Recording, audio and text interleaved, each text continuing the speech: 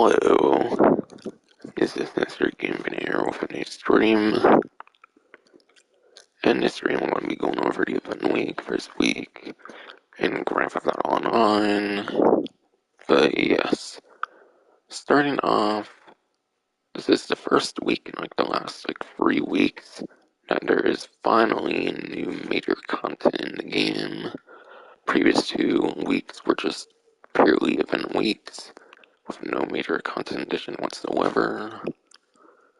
And it's definitely one of the more packed ones, I would say, lately, so that's definitely very nice. But yeah, starting off, the vehicle edition this time around is the Karin, Hotring, Everon. And that's on the San Andreas Super Autos website.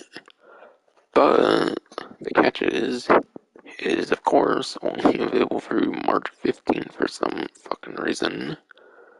Not sure why they've been doing the limited time vehicle thing. They actually did that with the last vehicle edition with the 200 Panther. They also did with the Izzy Raleigh that in this 300R and whatnot. They've at least done a good few different times at least. This DLC it's a brand new thing they're doing for some fucking reason. So if you really want this vehicle, you should probably get it this week. Otherwise, who knows how long the wait will be. I would assume sometime during the last dose, they'll more permanently release the ones they're kind of vaulting here, but yeah. I'll give a little, saying on, the numbers from what I saw from Ruffy 132, how good this vehicle is. But yes. Apparently, the lap time of this vehicle is 71st place. It is in the sport class, which has 100 vehicles. So 71st place for lap time is just garbage. It's actually a little bit worse lap time than the Hotring Saber as well. So yeah, between the other Hotring vehicles, it's actually worse lap time than the Saber was, apparently. And yeah, usually lap time matters over top speed, so that might be kind of pretty bad. But it is 15th place top speed for the sport class. So it's only a few placements behind the top 10 for the entire class, which is not too terrible compared to a bunch of other vehicles in the game. So yes, this one has quite the advantage for top speed over the previous Hotring Saber. So basically it's a slightly worse lap time option.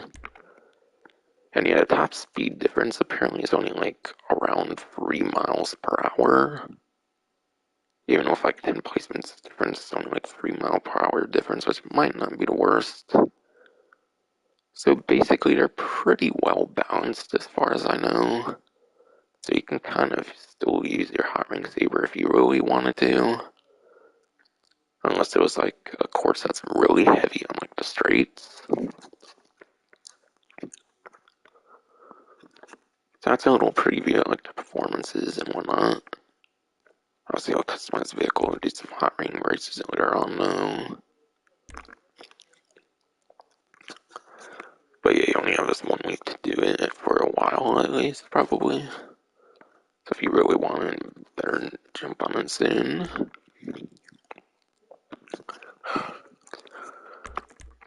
And then Hotring Circuit Races 2023.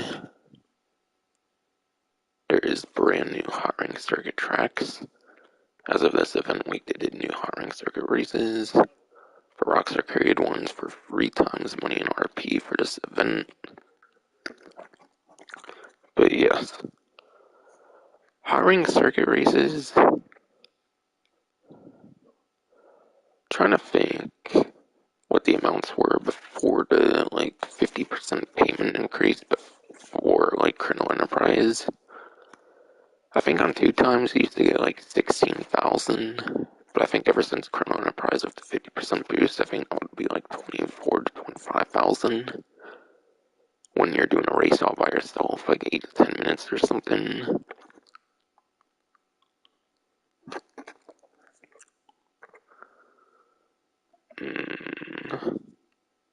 maybe you could get like 30 to 40,000 in a race for like 8 to 10 minutes if you're doing it like solo by yourself, if you purposely wait like for the maximum payout, which is kind of the most optimal way for making money aside for obviously just racing against other players and hoping you get the first place, which obviously relies on a bunch of luck, so I wouldn't really go for it for money.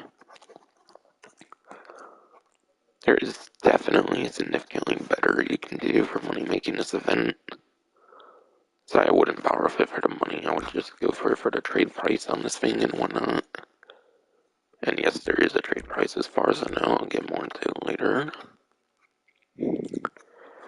And from what I've heard from these new Hotring circuit races is apparently they're not as like straight heavy as like some of the old ones are. From what I hear, there's actually more lap time in these ones than there was for the older Hotring circuit races.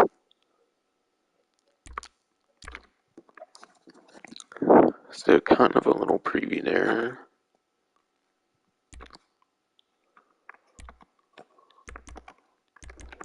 And yeah, reminder, if you're on the 9th gen version of the game, this is the last week for that subscription stuff. New subscription stuff will be around for next week. Also, I was actually already on this game on Thursday. I think they already like showed like the last dose thing. On this menu there was the last dose thing, but I guess they took it off for the subscription to promote it for whatever fucking reason. But last dose is coming out on like March 16th. So the last dose, like the last few of those like tax missions, whatever, from like the contact missions and not the Vulcan jobs, but the tax missions, the last few of those are coming out March 16th. So yes, the last dose is coming out March 16th. Not really too much to say on it. Newswire wasn't super detailed aside from making the trailer. Not gonna be going into the trailer now, so I cannot really do that on the stream here for the game itself. Plus subscription. They really want me getting that still. But yeah, as I was saying earlier, it is in the sport class. That's kind of the only real new tidbit there. Pretty much should have expected it to be in the sport class too, since the Hotring Saber is a sport car as well. So classing is not surprising.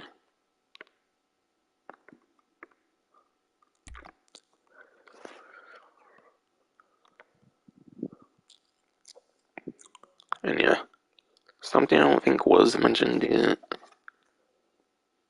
You can place top 3 in any of the new Hotring Circuit 2023 races for 100,000. But yeah, top 3 any of the new Hotring Circuit 2023 tracks for a 100,000 bonus. According to the wording, it sounds like you only have to do like one race top 3. That's pretty much a guarantee if you just do it by yourself. I'm pretty sure, so it's not something difficult at all. There's a little money incentive there if 3 times money in RP is not enough to incentivize you to do them.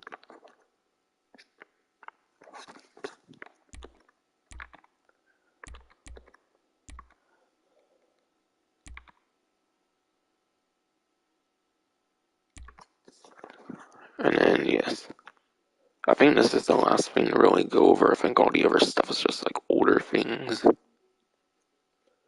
But yeah, 3 times the rewards for auto shop client jobs and then robbery contract finales. Some pretty damn good money events here actually going on. And any other ones I pretty much have to go over in the game itself. But modifying delivering the vehicles for those auto shop client jobs would be 3 times money RP. Those, I would say like 100 to like $200,000 at most it would probably make. And it depends on like the rarity of vehicle and that shows up at your auto shop client job thing and whatnot. I mean, it's like 3 different rarities, kind of like the import and export. Except it's all like completely random. You don't do it for like source missions and whatnot. So I wouldn't expect to make more than like a couple 100,000 per vehicle. And that's mostly if you do it by yourself, like if you actually deliver it yourself. Or of course, the more efficient thing you can kind of do is have your staff do it for you. But then you kind of lose out a little bit on the money. Personally, I think it's kind of better to just let the staff do it for you. But if you do want to tune a reputation, I think you do have to do it by yourself if you want to tune a reputation, though. So I would do it by yourself, like with your actual character, if you want to tune a rep. If you do not care for the tune a reputation, then sure, I would easily say to have your staff do it for you to turn into more of a passive income. You might as well take the risk on the staff when it's 3 times more anyways, compared to the usual rate. And then, yeah, scope the job board outside your auto shop office for those robbery contract finales. 3 times money in RP on those. Apparently 3 times money in RP, that's the very first time they're actually doing that. Previously, it was only ever 2 times money in RP. 3 times is fucking insane. I've actually already played a little bit on Thursday, when the event like first happened like off stream. And yeah.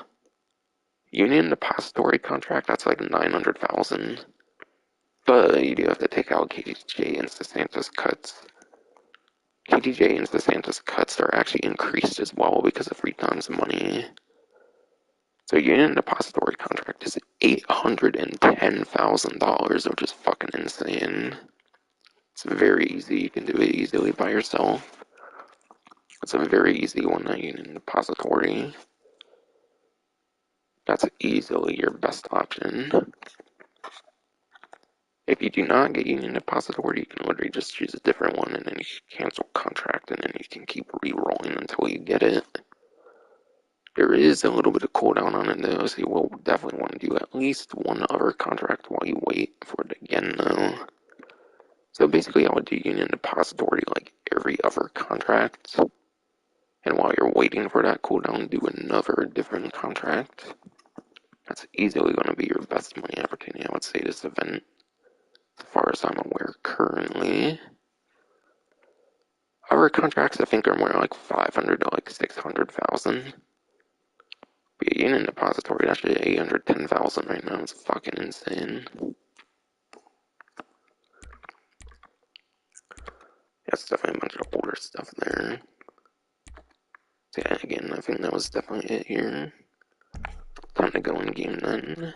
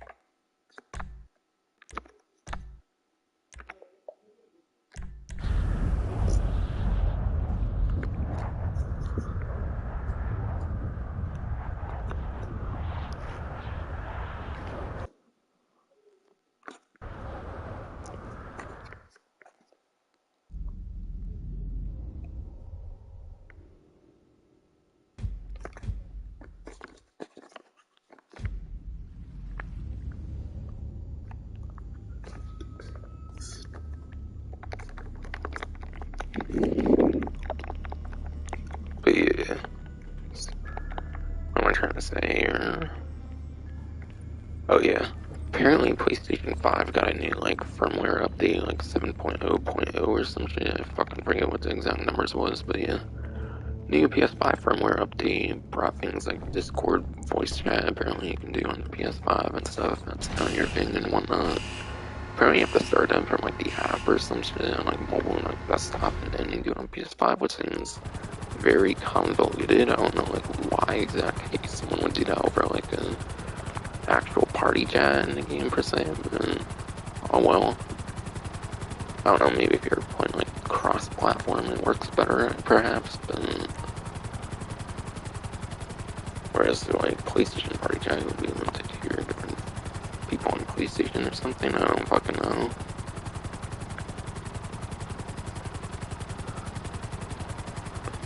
Hey, I noticed when I was saying about the live stream and stuff, apparently, like, there's all kinds of, like, more, like, loud noises it makes when you, like, confirm something or something. I don't know, like, why, but, yeah.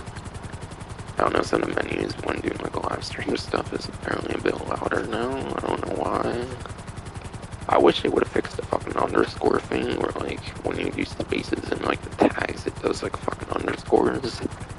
So ever since I got a fucking PS5, I haven't really fucking done tags on my fucking live stream because if your fucking space turns to a fucking underscore, I'm still hoping it would ever fucking change that, but no, of course not.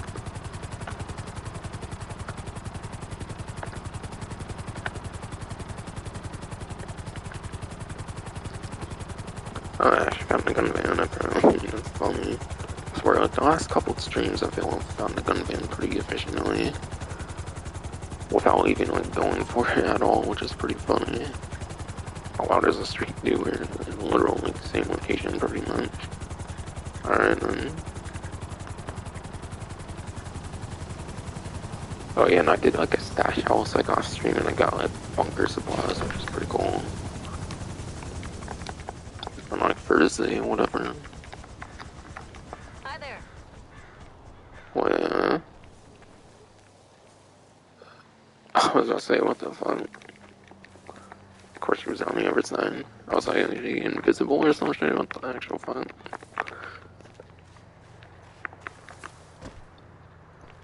Okay, character, I didn't know there was a hole here. Female street doer, to be honest, I wasn't expecting a female street doer. Okay, apparently it's weed for the one on top. I only really do the ones at the stars, so... I did get a weed resupply at one time for a stash house, so I think it might be good for a bit. I'll do that. I'm not big on business sales, so I'm definitely doing that. I'm really not big on biker business sales, at least in particular, because they're not very solo friendly. So sure, I will do that.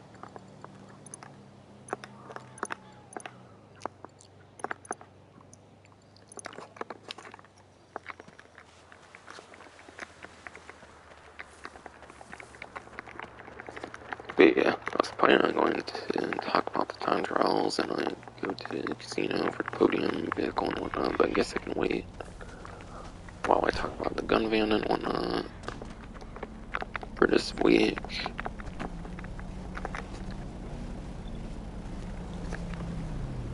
No one follows you, right?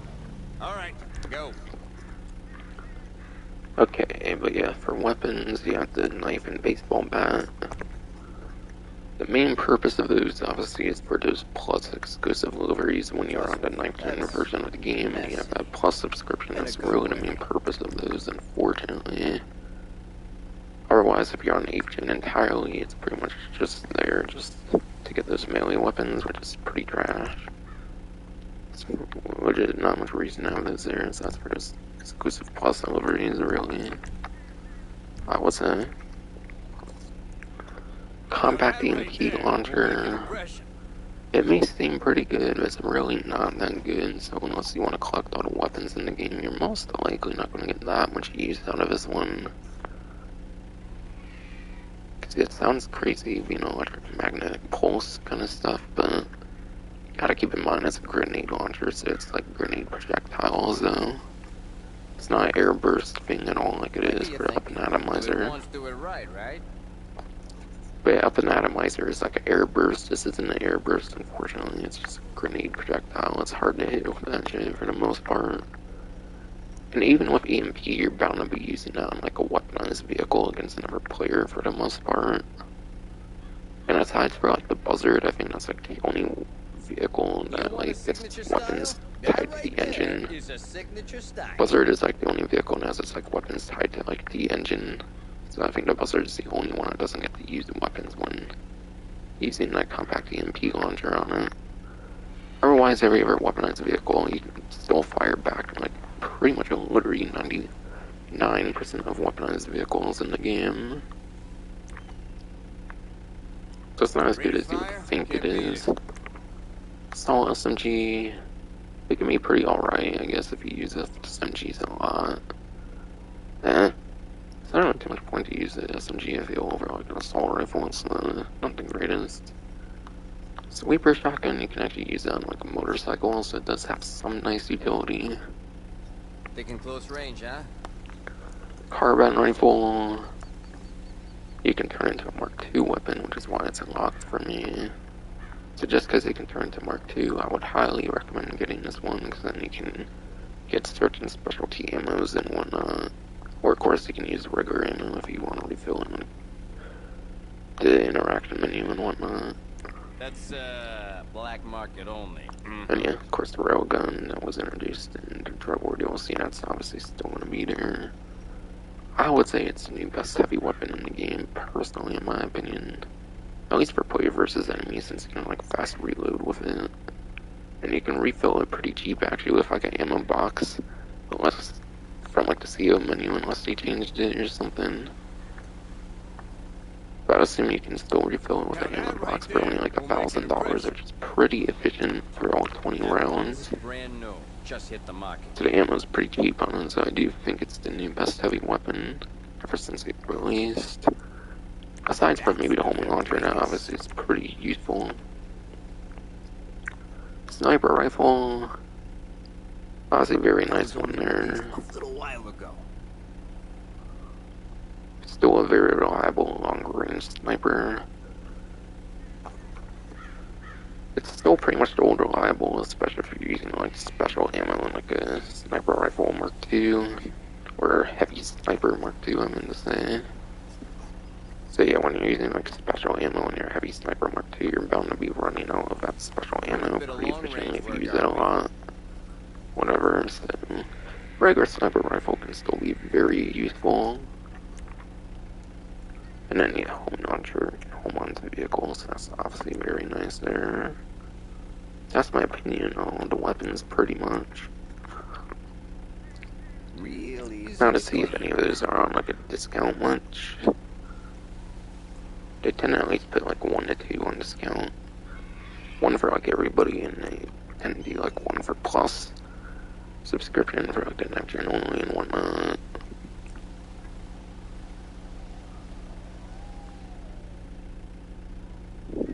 You land a blow with that? Good night.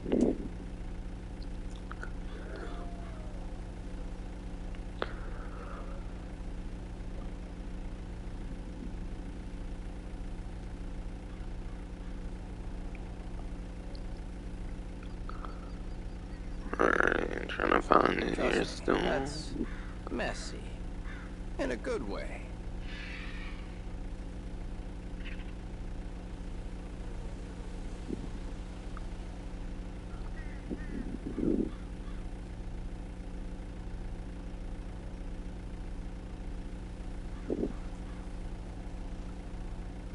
Real easy to clean.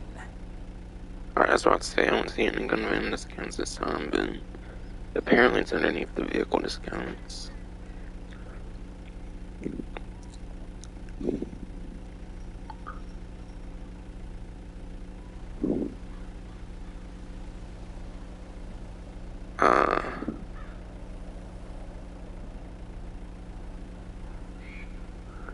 Okay. Land a blow with that? I'll read what it says because it's nothing that significant, it looks like.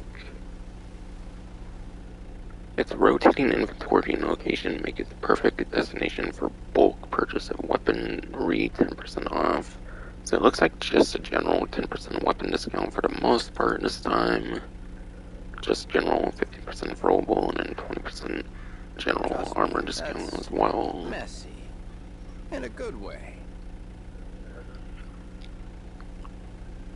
Plus membership boosts these discounts and grants exclusive markdowns on additional items like the homing launcher this week. So it seems there is a gun van discount for like an actual like singular weapon, but it is only for the 9 plus subscription, it sounds like. So it seems you'll get a discount on the homing launcher if you're a Plus member. Homing launcher I don't actually think is super expensive though, even without a discount, so it's not that crazy. You could probably literally do one Robbie contract and get all the money for it. That right there Even for is one a that's like signature style. $500,000 more so, not the Union Depository. But yeah, homing launcher on discount for Plus subscription is a very nice one. It's always a very useful weapon in the right circumstances. And you have throwable system. Aside for the Molotovs, which are pretty much always here, it's proximity mine and then grenade this time around. Grenade is whatever, proximity mine can be nice in certain circumstances. Deal. Oops. I don't know why I did that, but like, I don't know, it's just bothering me seeing that out, and it's just literally one on my character right now.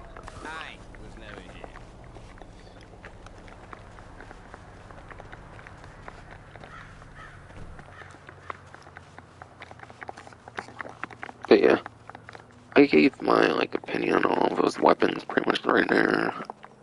Even the ones that are on discount, in case anyone's looking to pick any of those up. Again, the right circumstances, that compact EMP launcher can definitely be quite welcome for stuff like import and export source missions and whatnot. Granted, it does damage the vehicle, but it's especially nice for some to import-export source missions if you are going to use it efficiently for certain missions. But like I said, you're using an actual grenade, it's not like airburst, unfortunately, like Weapon Atomizer is, so it really ruins the potential of it. And again, if you're in player versus player combat, most weaponized vehicles can still use their weapons. I think like the only one that cannot is like the Buzzard, because the weapons are tied to the engine on the Buzzard, whereas pretty much every other weaponized vehicle, as far as I've heard, it's not the case. So yeah, people can still literally defend themselves in the vehicles they disable for those few seconds.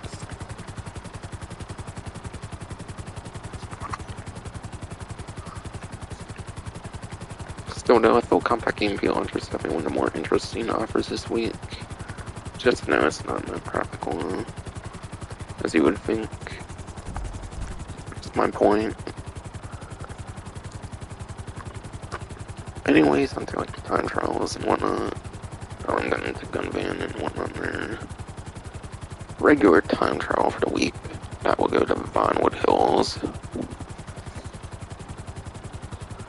Looks like it goes from Vinewood Hills to the beach at Shootmash, wherever that is. I think it's somewhere more in like the upper part of the map or something, if I recall.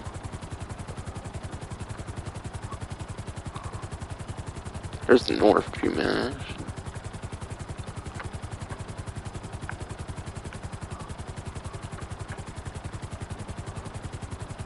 Shouldn't be too terribly far from North Shootmash, obviously. Going off of that like description thing. In like 2 to 3 minutes, that seems like a pretty fair amount of time for that distance, I would say.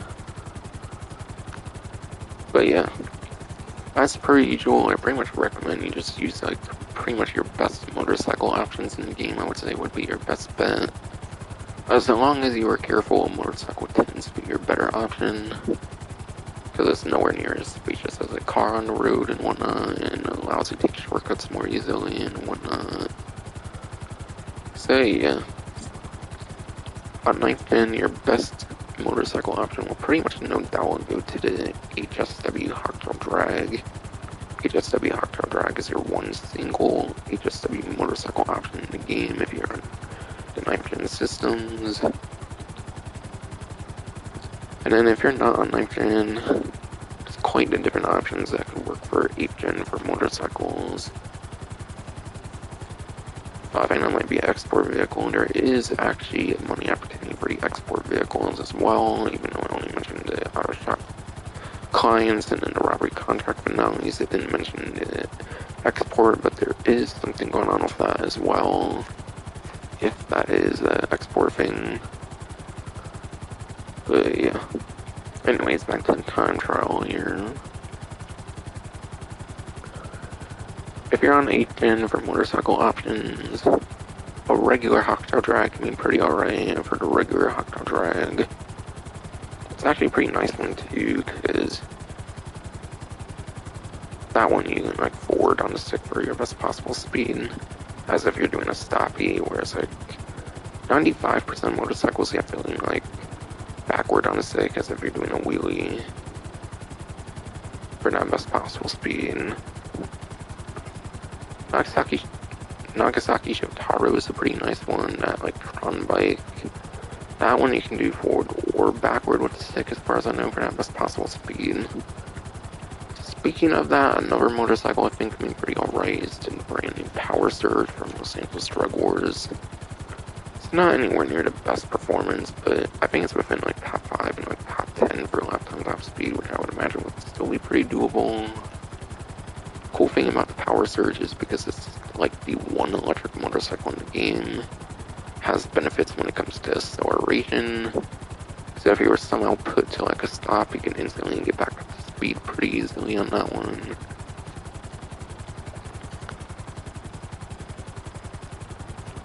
But this one kind of goes into sandy shores, so a pretty good top speed option that could work out for Adrian would be the Maibatsu Manchester Scout. The regular Maibatsu Manchester Scout from like Calprico Heist. It's a pretty good top speed option. And yeah, North Chumash. It says regular Chumash, but yeah, North Chumash is around like highways and stuff. Top speed can be pretty ideal.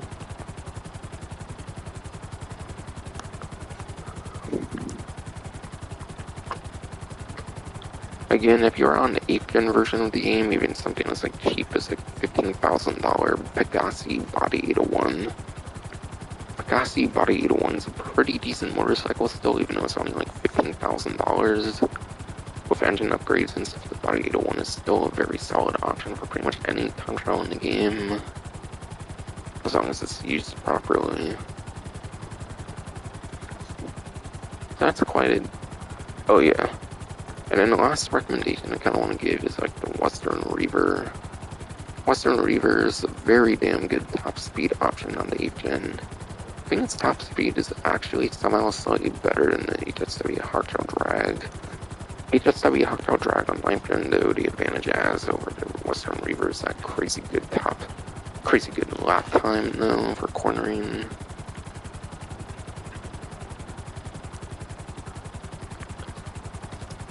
And then, yeah. RC Bandito time trial this time around, we go to Davis Quartz. This one's a pretty interesting one. Near the end here, you have to actually go from like here over to here. So near the end, you do want to use like a jump boost on your RC Bandito, I would say. It's kind of like the one usage. I would say it's like the one best usage you can get off the jump boost when it comes to your RC Bandito time trials. So that's a little tiny bit of advice near the end for the Davis Quartz RC Bandito time trial. It's the one actual good use of the jump boost, I would say, in the RC Bandito time trials I can think of. But yeah, RC Bandito time trials, they only pay like $100,000. Sure, your regular time trials only pay like $100,000, but I just don't find them very interesting. You only get to use like the one vehicle in the game. The RC Bandito is literally your only option for the time trial. Besides for the jump boost thing, you just gotta know how to like corner on it and whatnot, which over time, that's pretty easy to figure out. So I'll just go for it until you get it, essentially. If you do decide to tackle that.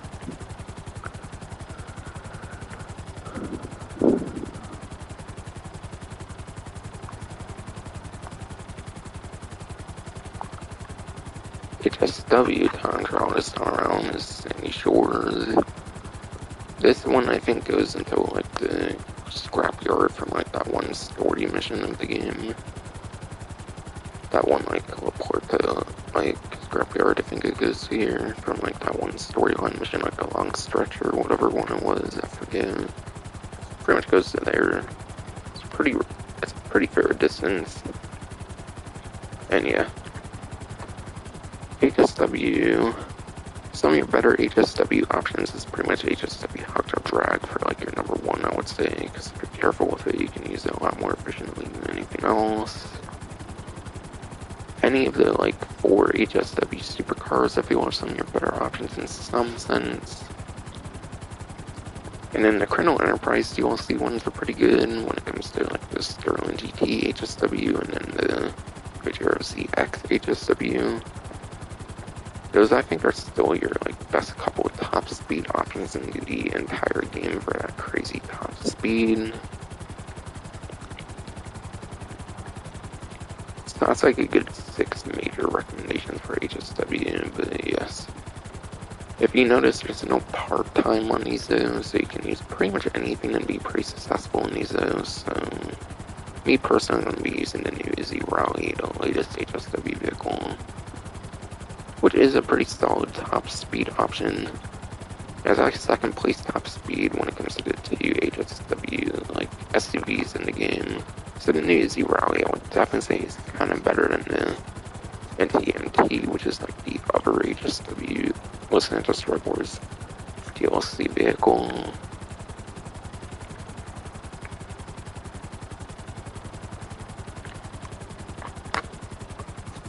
And yeah, premium race this time around is apparently for the Sport Classics class. I'll go into some options here for Sport Classic. When it comes to 9th gen, I pretty much know what I'm going to say already for 9th gen. Pretty much there's 2 very good options, I would say, for 9th gen if you have the HSW stuff and whatnot. And that goes for... There's the HSW Turismo Classic and the HSW Sterling GT. HSW Sterling GT prioritizes in top speed. As I was saying earlier, the Sterling GT is more for top speed. HSW Turismo Classic apparently will be more for your lap time. Most times the lap time is what you want to prioritize because a lot of different races can have a lot of like corners. But yeah, it doesn't say what the course is on the like pause thing here, but just check the map when you boot up the thing and then see if there's like streets or if there's like a lot of corners, and then that will basically tell you there for 9th gen.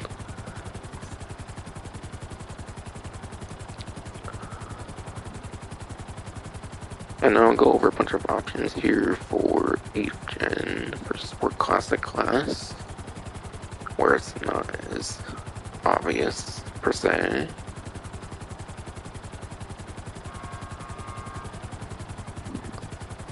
But yeah, the regular Turismo Classic can be very ideal for 8th gen. Since yeah, you don't have HSW, you'll pretty much have to use a regular Turismo Classic for 8th gen for lap time. And then the Cheetah Classic and then Rapid GT Classic are some of your other couple better lap time options.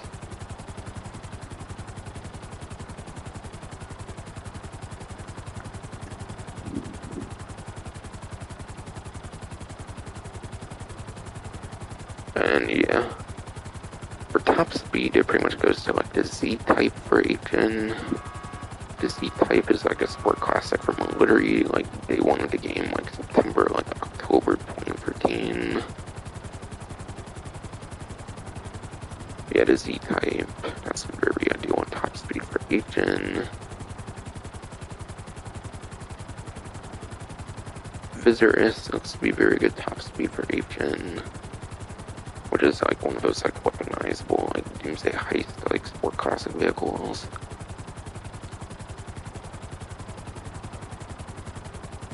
And then it looks like the Monroe can also be one of your better top speed options for Sport Classic on 8th gen. And again, like the Z-Type, the Monroe is literally from like day 1 in the game. So there's quite a couple options for less than $1 million when it comes to the top speed.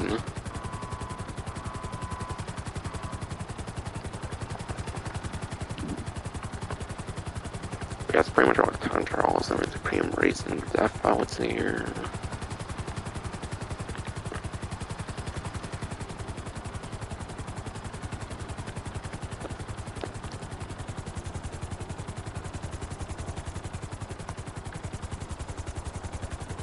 But I want to say this is an export vehicle. Yes, it does look like one. Yes. So I'll show off this money opportunity here then, since there's one over here right now. Ooh, Franklin's car in the story mode, okay. That's cool. Give me Franklin's Buffalo from the story mode.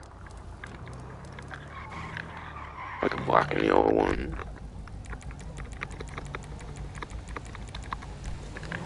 Black and yellow, black and yellow, black and yellow, black and yellow. I don't fucking know. I'm going crazy, kinda. It's kind of a muscle car, so can it really? Alright, yeah, I figured it wouldn't, because it was in the sport class, and it's from like 2013, which was before muscle car wheelies supposed to be in like Arena War. I figured it wouldn't be able to.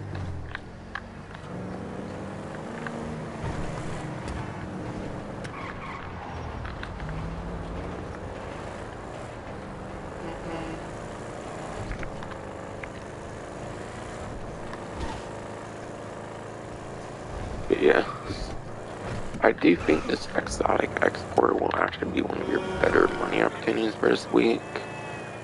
But yes, it is on a triple money and RP. At least triple money, probably RP as well. I don't think tuner rep is increased at all for much of his stuff when it comes to like the client jobs, robbery contract finales, and then this. It seems the reputation is completely unaffected. It's just going to be your regular numbers when it comes to the tuner reputation in particular.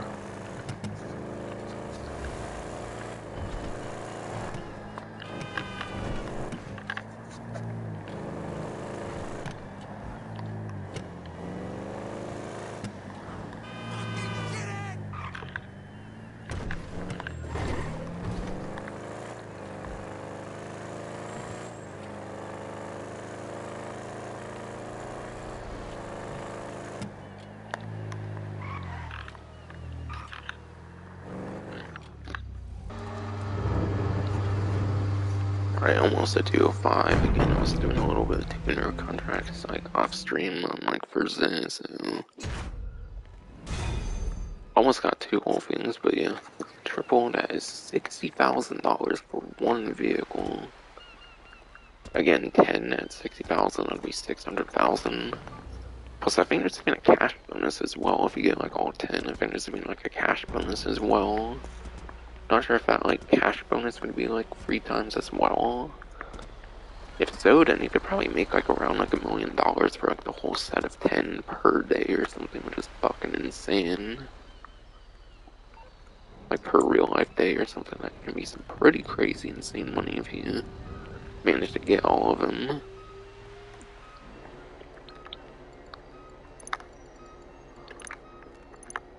But you pretty much just find them randomly across the map as like just blue dots. If they're one from like day one of the game, then you can find them pretty efficiently, like driving around sometimes. Like they're ones from like 2013, maybe even 2014 in certain cases, you might find them around the map. Otherwise, they're pretty much just purely the blue dots if they're newer vehicles from newer DLCs. Hey, y'all need something? I'll request a list here just for that case.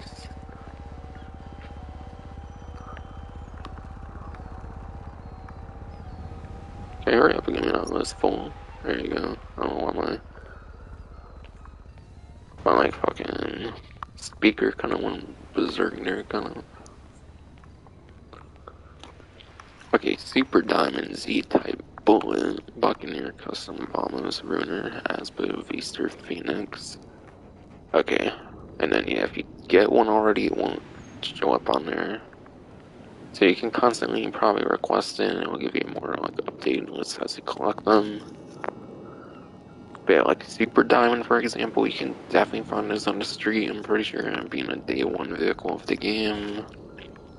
Z-Type, even though the Z-Type does, even though the Z-Type is from like day one of the game, I don't really think they tend to show up on the streets. The Z-Type would probably be one you would have to pretty much find like from a blue dot.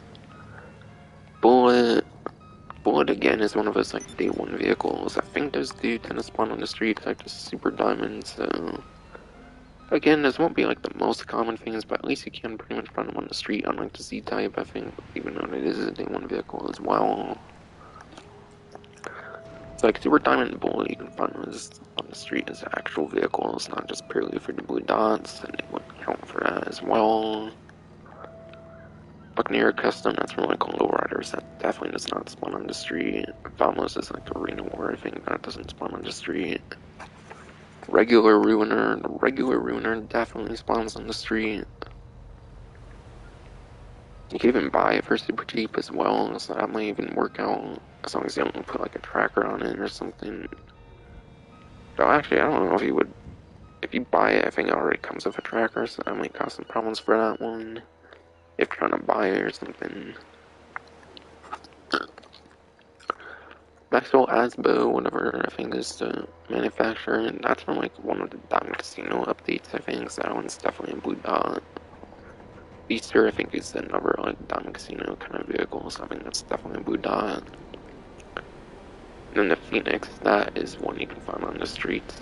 In fact, you actually cannot buy the Phoenix, so you would have to find it on the street, or of course as a blue dot, if not. So yeah, my advice is try to go for as many as you can without the blue dots in some sense, while also going around the map as much as you can for blue dots at the same time. Kind of try to vary it. Perhaps would be your best chance of finding all of them. If you want to go for that as much as possible.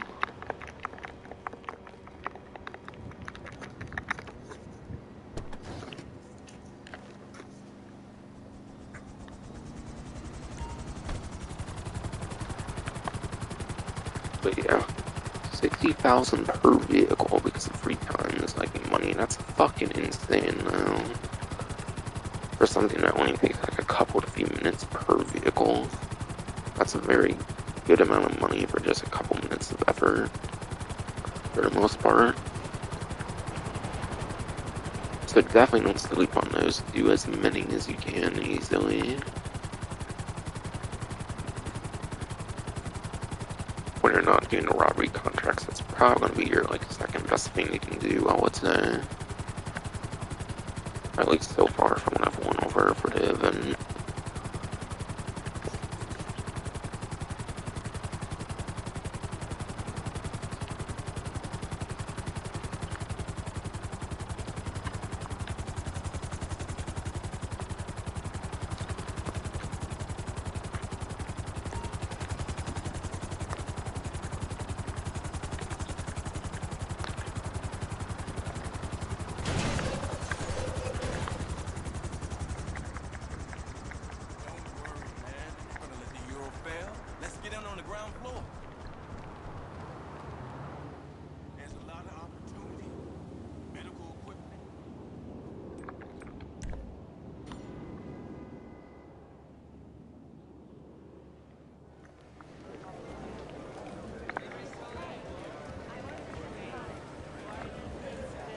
The Diamond Casino and Resort presents a brand new car available to win today, simply with a spin of a wheel. Yeah. Podium vehicle, that is definitely in the BF Club there. I looked at it before in the newswire, and it's a very distinctive looking vehicle there. That's actually a very good compact vehicle or whatever. I think it's definitely very solid in class. I think it's definitely a very nice one to obtain. Explain more later. Ready for some real excitement? Bet on the ponies at the Inside Track, the premier horse racing lounge at the Diamond Casino and Resort.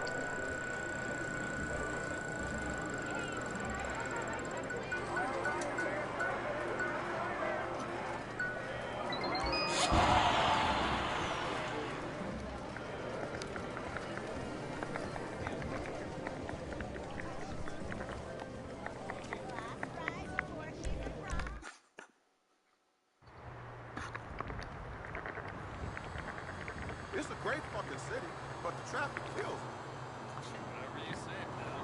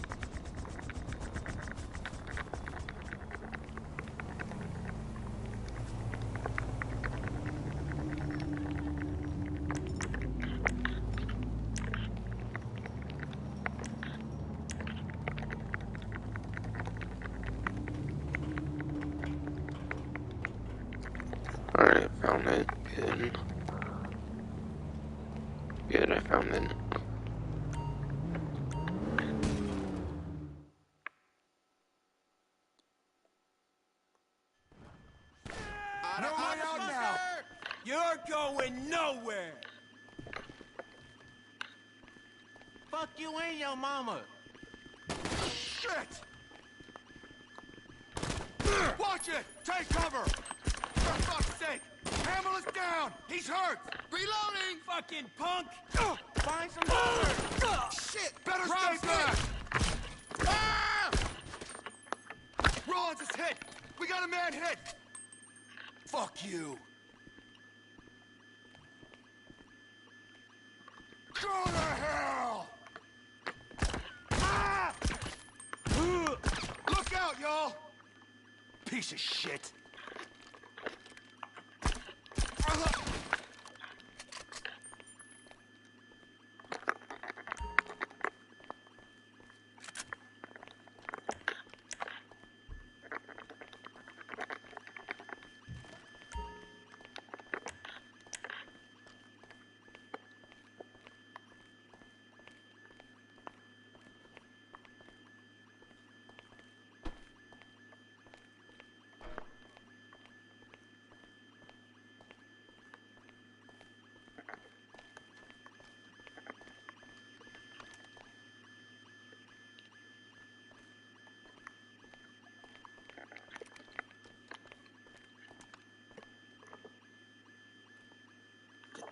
Alright, 73, 27, 38.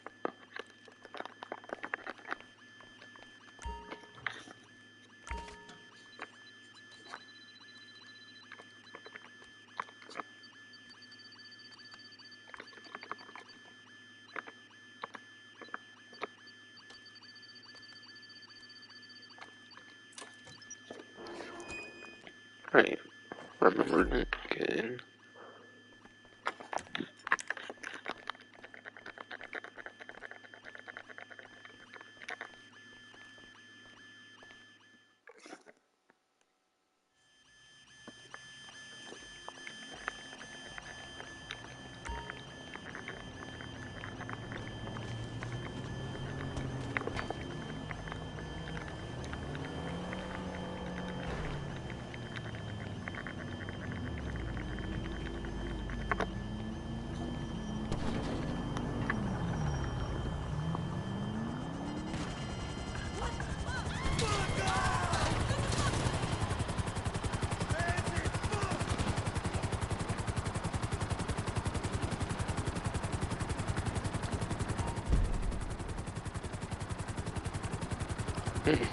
That's a lot of looking. I've actually never really got supplies from the acid lab, like buying supplies or resupplying. That's kind of a first for me in general.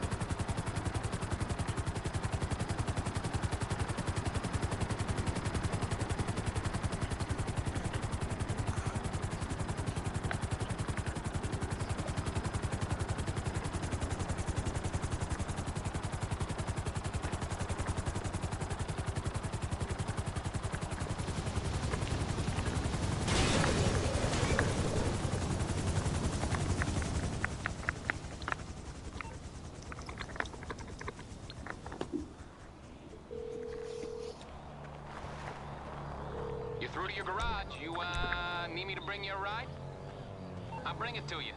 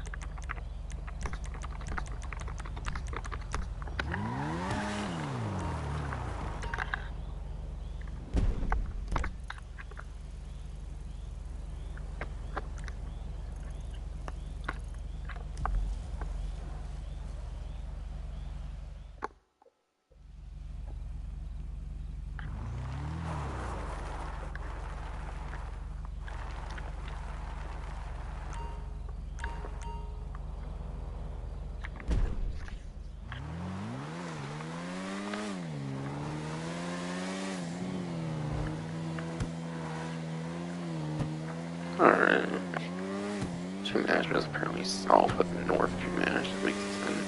That makes lots of sense. I'm not calling South Chumash then. Whatever.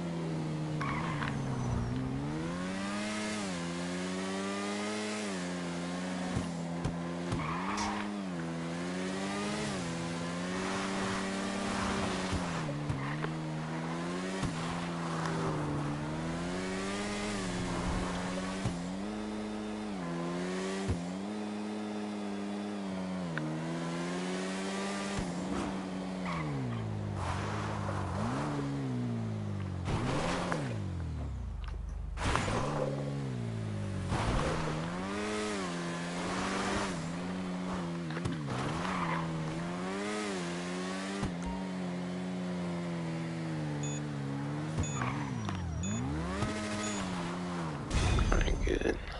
Thought that vehicle was gonna be in my way. Turned out it was not.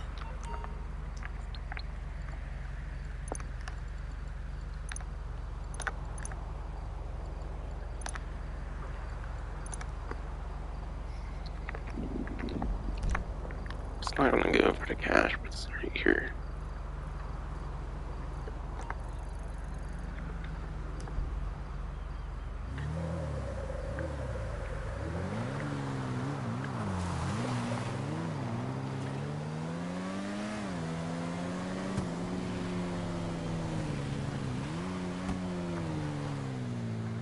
So I might as well go for it.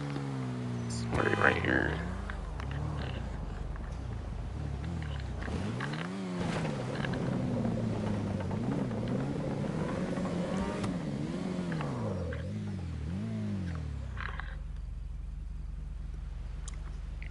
I was out late there and the bottle wasn't doing.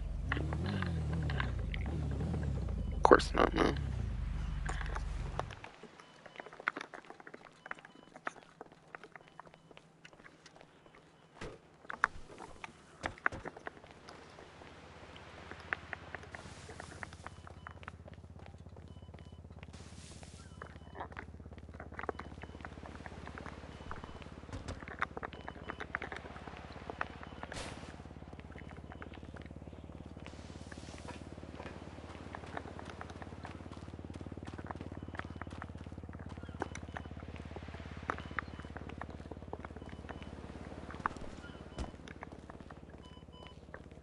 Right here it is. Almost thought I missed it somewhere. Oh, of course I get the one all this time. It's 9,000 there.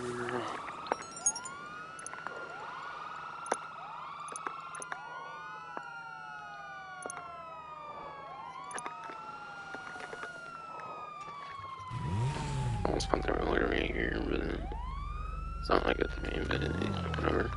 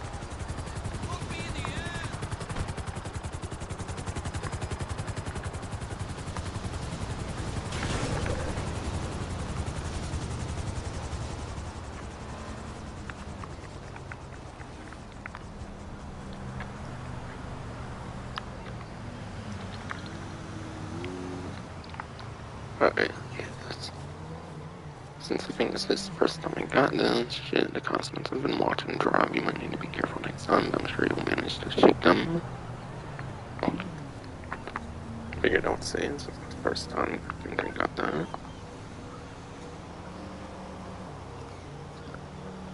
But yeah.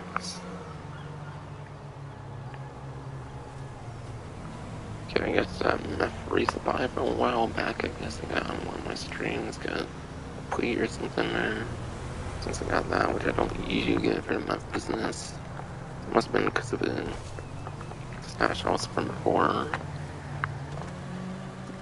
And again, I was planning on like Thursday when the event kind of first happened in a sense for some robbery contracts. So I could grind more Tino rep and get some amazing money while it's free times.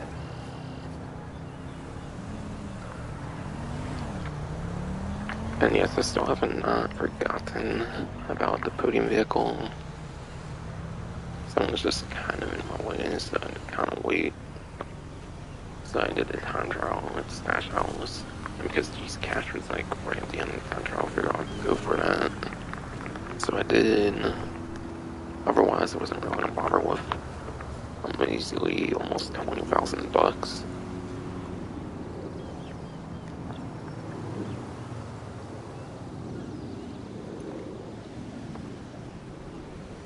But yeah, that was like my first thing with acid lab supplies from the Stash House. It was pretty cool. I never actually really bothered with the acid lab yet. Maybe once like Elastos comes out, I'll be doing more of those like Wolgan jobs or something. I think I'm like 8 out of 10 on the Dax Wolgan missions. Still need like 2 more, I think, for that equipment upgrades. So just kind of haven't bothered with the stuff yet. I kind of want acid lab, but I guess I'll take it. Although I want out my turtle and grenade, but probably still. Thing I collected, honestly, yeah. Dock there. Cheese cash.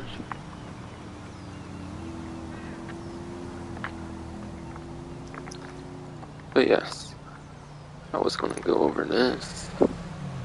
I actually might be on San Andreas, I forget, but the BF Club is the podium, I believe, right now.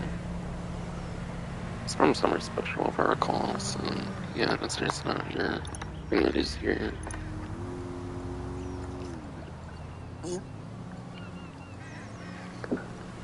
I got down from stomach being a bitch, but yeah. I'll double check to make sure on the newswire that it is indeed the club. For that podium vehicle showed off earlier when I was in the casino, but yeah.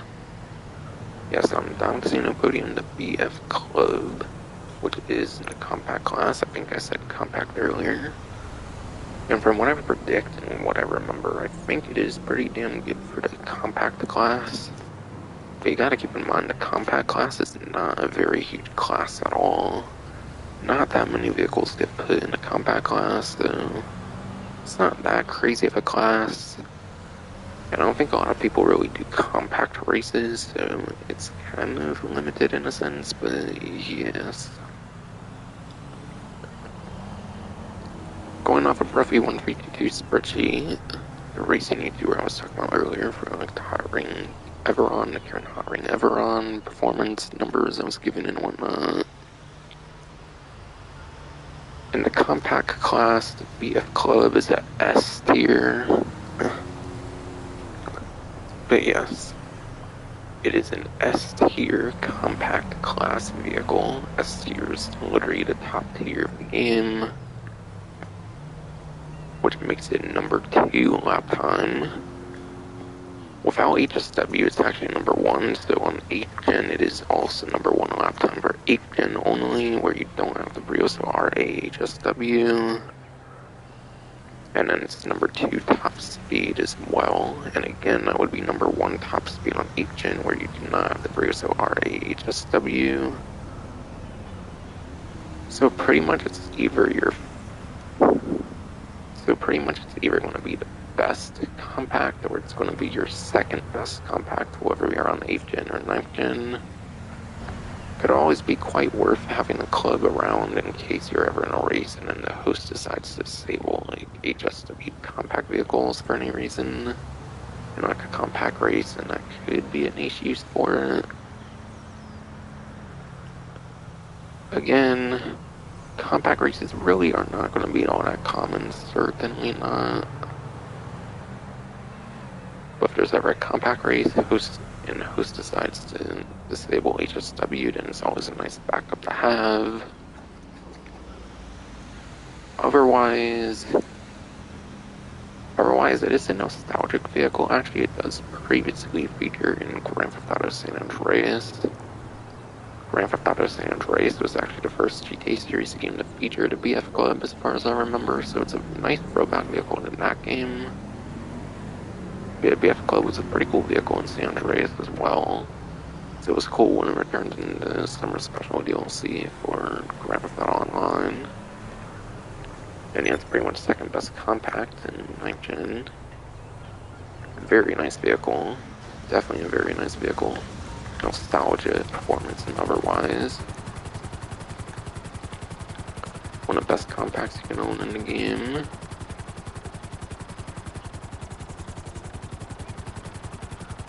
And yeah, there's only like 16 compact vehicles in the game.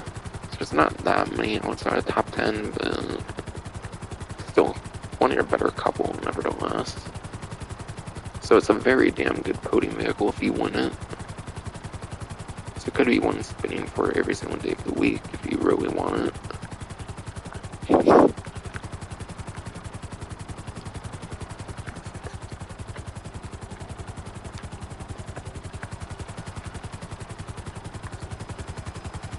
Yeah, if it's another export vehicle, then I'll do it for that triple money. It seems it is, definitely. Yeah, it's a super diamond, it looks like. And again, you can find a super diamond on the streets if you were to get the super diamond. Pretty sure it's a vehicle from like day one of the game. Well, I guess I don't know. I'm gonna take a picture of it, and when they would resell me, probably stealing it.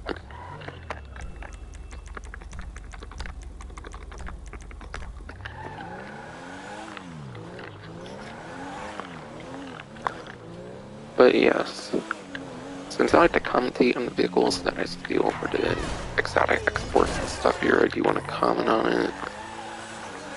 And yeah, Super Diamond is a pretty interesting vehicle. It first appeared, I believe, in Grand Theft Auto 4, the Baldigate Tony. It first appeared in like the Baldigate Tony and like Grand Theft Auto 4 like story expansion, which was pretty damn tight. Each of them here even owns like a gold like cabrio version or something as well in that game. It's pretty cool. I wish there was a fucking roofless option for this in GTA Online, but unfortunately there's not. It's only a thing in like the Baldigate Tony and Grand Theft Auto 4 story expansion. But it's a very interesting vehicle in Grand Theft Auto 4 Baldigate Tony especially. In Grand Theft Auto Online, you actually can use it as a secure reserve vehicle now, so you can actually buy one and then you can actually own it as a secure reserve vehicle, which is nice. I think the market price for this is over $100,000, so you do have to buy one. You cannot steal one and store it in the garage. I think you do have to properly buy one. But it is kind of worth it to have it as a secure reserve vehicle, definitely. It's not anywhere near the greatest secure reserve vehicle, but if you want to just collect all the secure reserve vehicles, so you can spawn them for free instead of paying like a small fee, then that's something pretty cool you can do.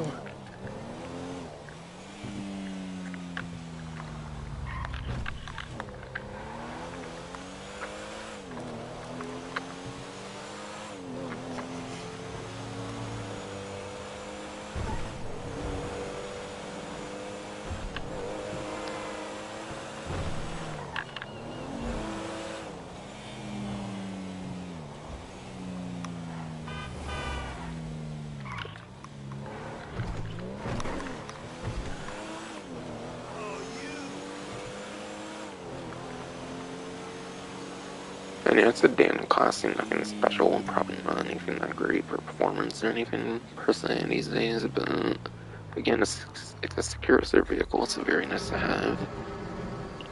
As a personal vehicle, I own one purely just to actually have one as a secure reserve vehicle, and that's the only reason I actually bought one of those.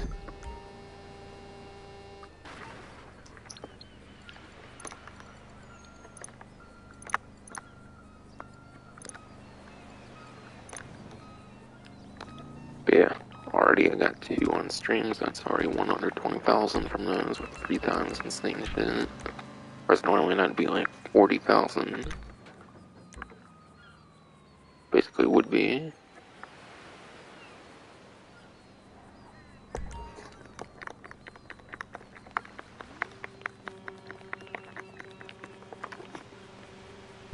And again, I wasn't really going out my way for that, I was just flying around to the car meet or some shit. That was where I was going for to talk about the test track vehicles like I usually do after the casino. Yeah, I decided to like stash out on trial and use cash for doing that for some reason, I guess, but yeah.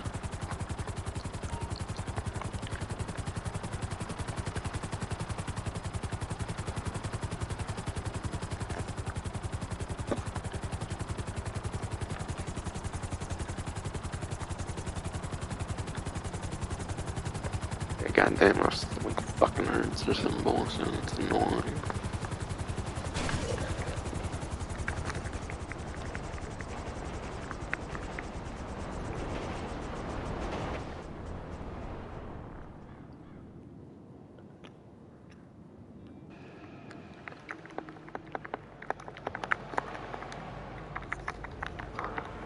As per usual, we'll be doing a couple things here. I'll start with the test drive vehicles.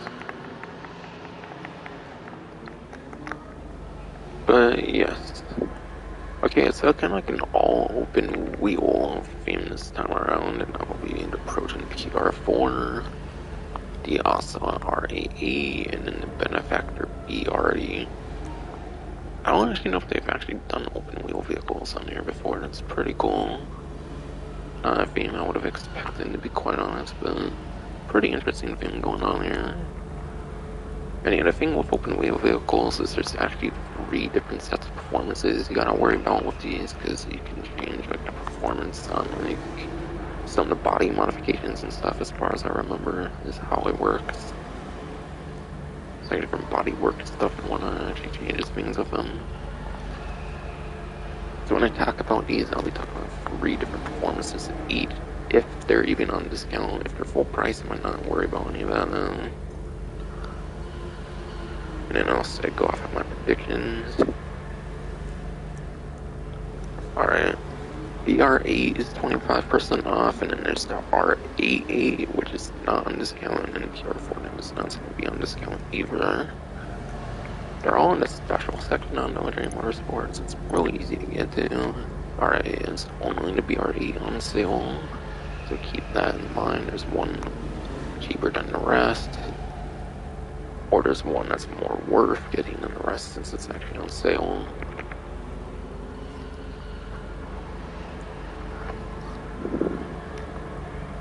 I'm trying to think here.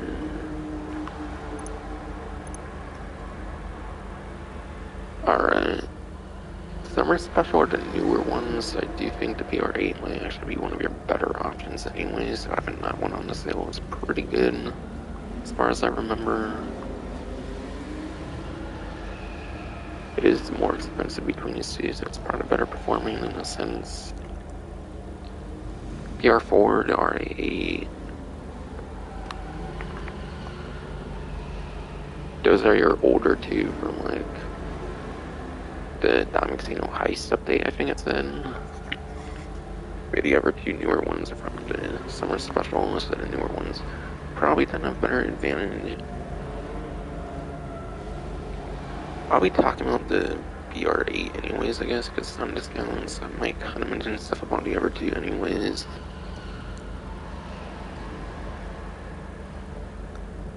A very interesting thing here, definitely this time around.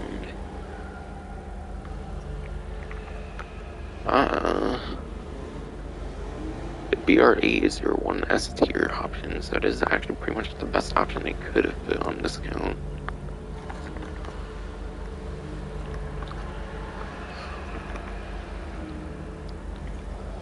But yeah.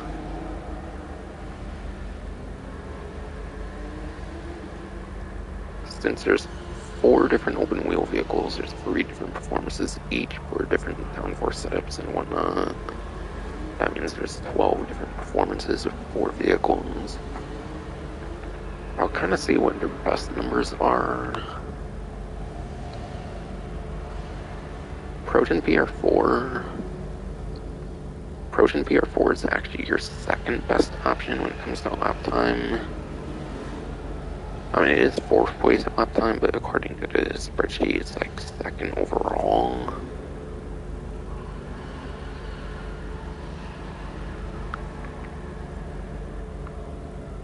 R88 is actually your worst option when it comes to like their top performances, it looks like.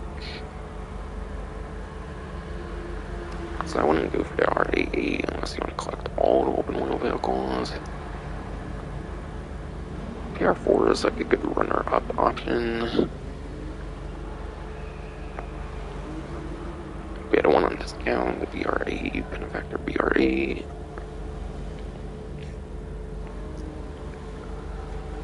That is your 1S tier open wheel vehicle in the game. Being a 1S tier, that's pretty much your number 1 option on a mid downforce setup. Mid downforce setup is actually pretty much your best option on all of them, it looks like. Mid downforce setup, that gets you 1st place for lap time, and then it also gets you 4th place top speed. That totally explains it being number 1. Being within like top 1 and top 5 for a mid downforce setup. And there's a bunch of different setups for each one. BR8 on a max downforce setup looks to be a 2nd place lap time and then 6th place top speed. And then BR8 on a minimum downforce setup will be apparently 3rd place lap time and then also 2nd place top speed. So yes.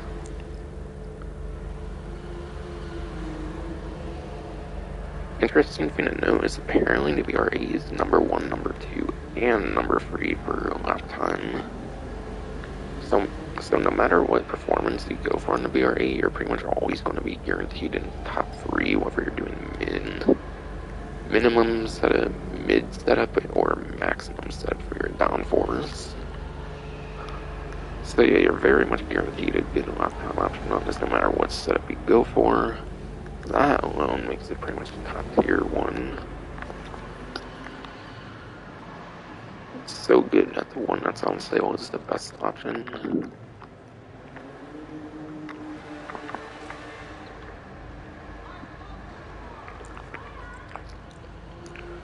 Prize ride this time around, go to the Seminole Frontier. Just like the BF Club, I think it comes from the Santos Summer Special DLC. Also, just like the BR8 on discount, there's a Summer Special DLC as well, I think.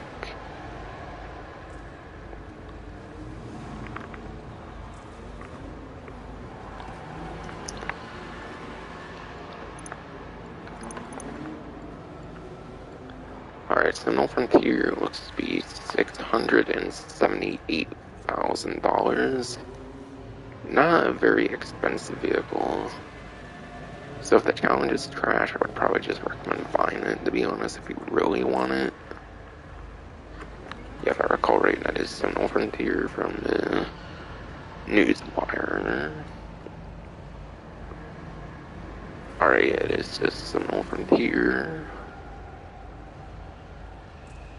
And yeah, that's an SUV class vehicle.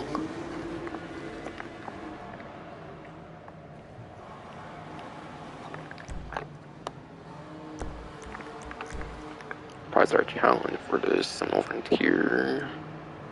That will be the street race series, and that's placed top 5 for 3 days in a row.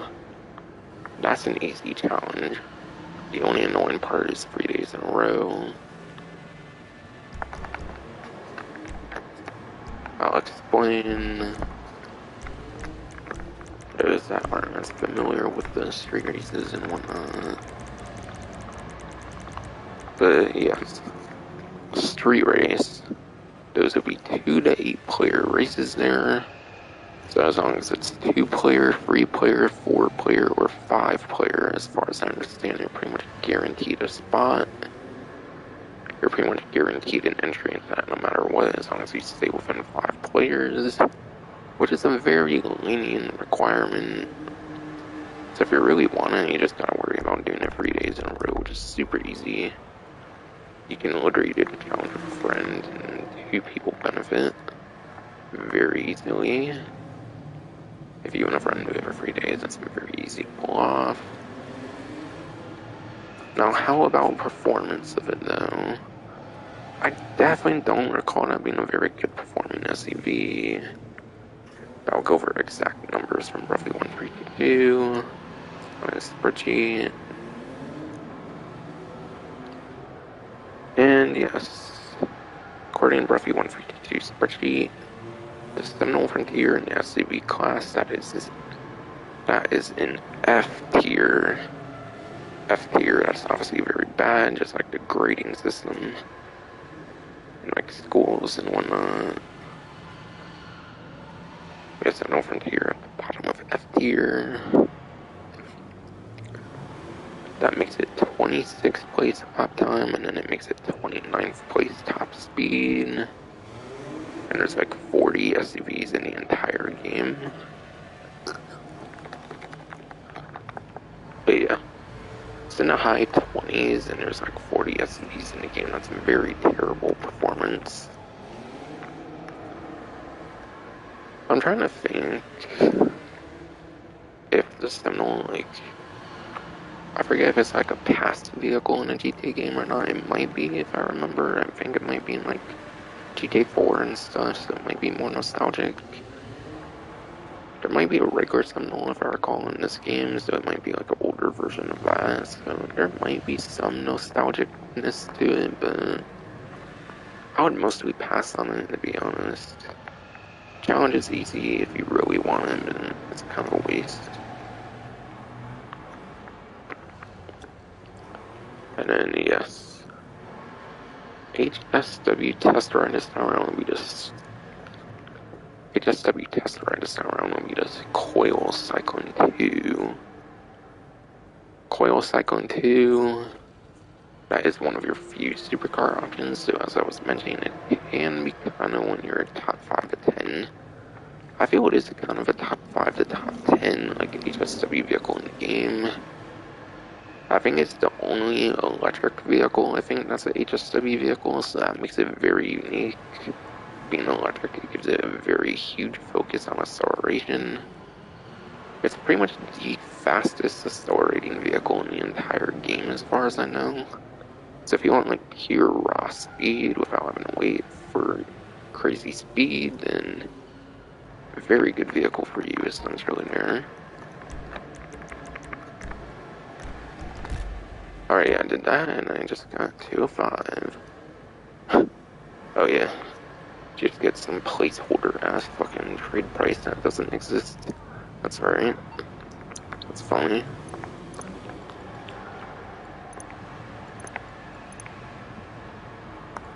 I wish it would go back to other vehicles and put some trade prices on them and then actually use that kind of feature, but oh well. If they ever do new tuners like they did for the coupe tuners, then I guess eventually they might get to it.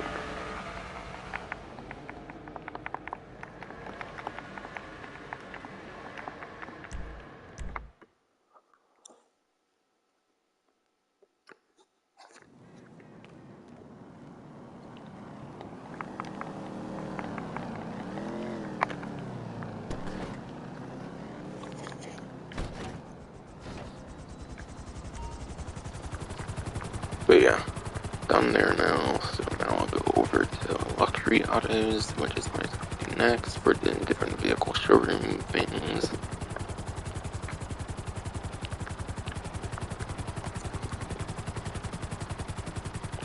But yeah, the first discount so far for vehicle one over there was a BRA, very damn good one, like I was saying.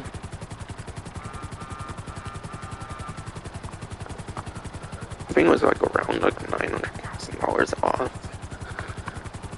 Right, hold on here. Yeah. I think 850,000 is the savings there. 850,000 savings for that, definitely very nice.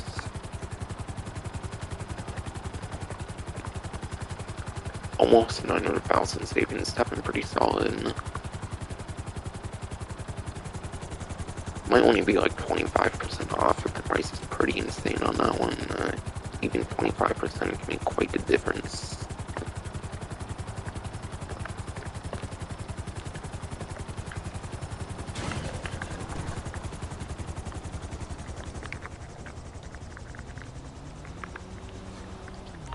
But yes, luxury autos here.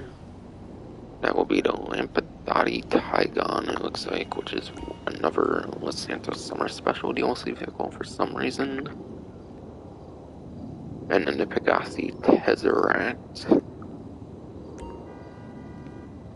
Tygon, I don't honestly remember being that good. Tesseract might not be the greatest, but there is a niche use for it in like transform racing, if I recall. I won't go into huge detail if there's a sale on either of them, but yeah.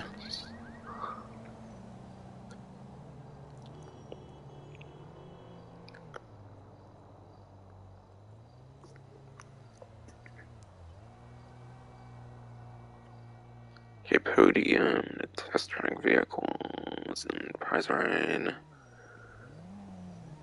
Okay, I was about to say that. Don't forget to put down the newswire. Alright. Lampadati Tygon will be 25% off, but the Tesseract will be on full price. But yeah. I want to mention something about this. I kind of already said it. I think I remember a very certain transform race that does use the Tesseract. I want to bring attention to it. It's a pretty niche use. It only really matters if you do the transform races a lot from rocks are created here. A little previous on that. But yeah, one I can think of is size matters. Yeah, and there's a Tesseract right there. So yes, certain Rockstar created transform races that actually go out of their way to use the Tesseract. So even though it's not on a discount, you will get some sort of advantage on that transform race, for example, if you have a custom one. And yeah, I remember doing it, and it does very particularly use the Tesseract. It's not anything for the supercar class, it's very particularly the Tesseract. I think there's at least one or two more that might use the Tesseract as well.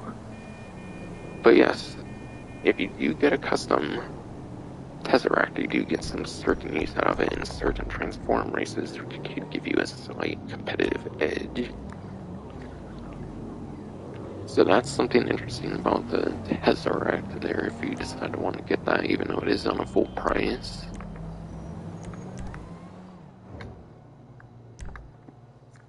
That's definitely the full amount there, plus a little more for delivery.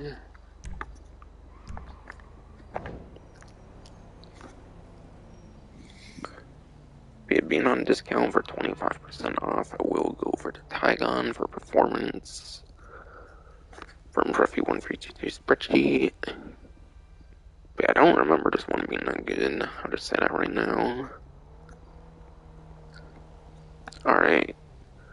According to Ruffy 1322 spreadsheet, Lampadati Tygon supercar class, it is in the B tier.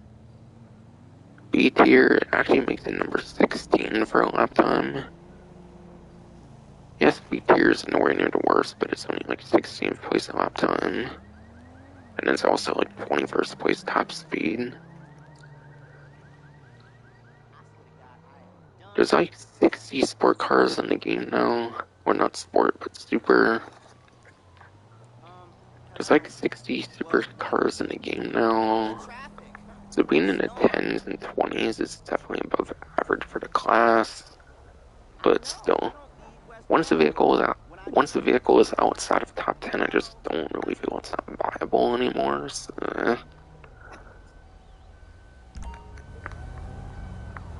I would honestly personally pass on it. I don't really feel it's going to be anywhere near your greatest value of a vehicle, even though it is on a discount. So I would only get it for a personal preference kind of reason.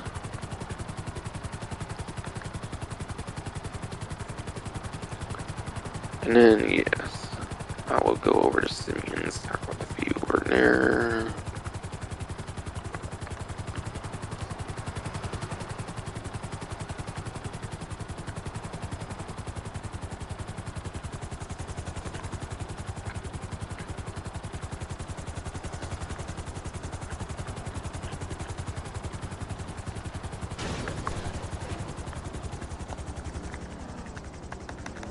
Alright, right away, I think I can already see the new vehicle over here, so that's cool. Alright, that's Karin, Hotring, Everon. They also decided to do the Hotring Saber, which makes a lot of sense to go alongside the new Hotring. Of course, they brought the old one here.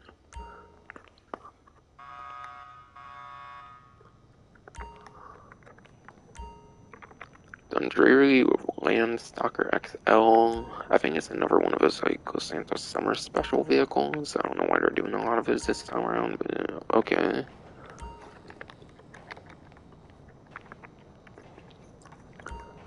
And this Hellion might have been one from around like the After Hours DLC. I forget.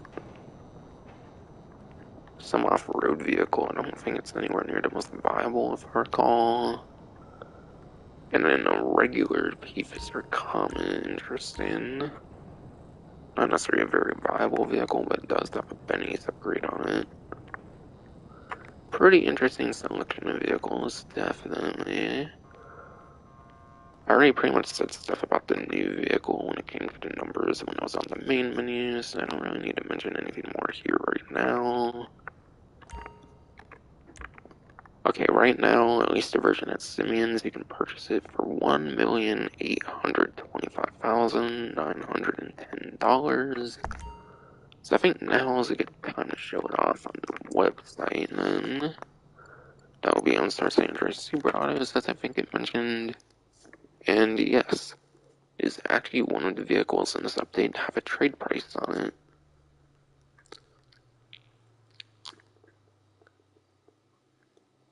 Looks like you'll get around like $450,000 savings here with the trade price. That's very nice.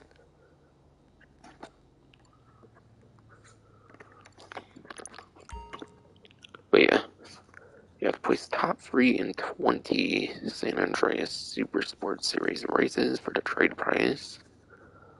$10 trade price for the vehicle. So I'll probably be doing all 20 so I can get it for cheaper. I'll do anything for any sort of sale kind of. I assume that should make this one cheaper as well, which is the one I do want to pick up. So this will probably be more like 1.4 or some shit, I don't know. Assuming it affects this one too, which it should.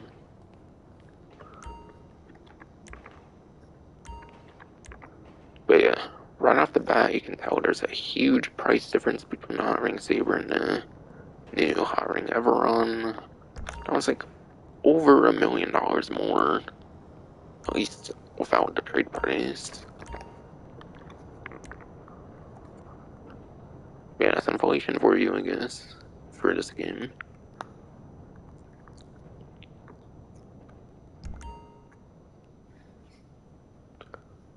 And again,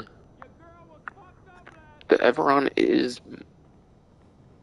like a couple miles per hour better top speed than the Hotring Saber, and in terms of number placement, this was like 25th place top speed, this is like 15th place top speed, and yeah, this is like 69th place lap time, and like 71st lap time. So yeah, both are absolutely terrible lap time for the entire sport class. But of course, you can use them in those Hotring races, and that does give them some utility regardless. So even though they don't have the greatest lap time, they are kind of worth picking up just purely for the Hotring races. If that's kind of your thing you like to do. Though granted, if you already have a Hotring saver, it's not the most necessary, I would say, to do that. Again, performance differences aren't anywhere near that significant. Sure, 10 placements, top speed better, a couple miles per hour, that could be kind of a substantial difference. But lap time is almost no difference at all. So,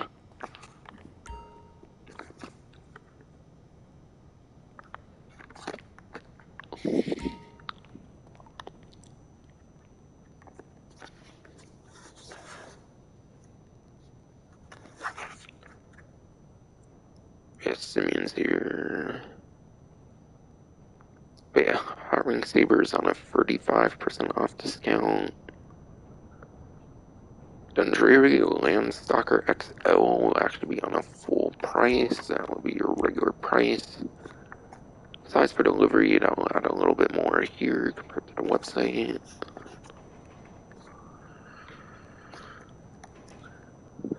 But yeah, it's not on a discount, and I think it's a SUV, but it's nowhere near like the top SUV in the class, so I would probably just avoid this one, to be honest. I don't really feel it's worth getting pretty much at all. Might be a nostalgic vehicle from like Grand Theft Auto 4 though. There might be a Landstalker XL in like GTA 4 at least or something though. Maybe, I don't know.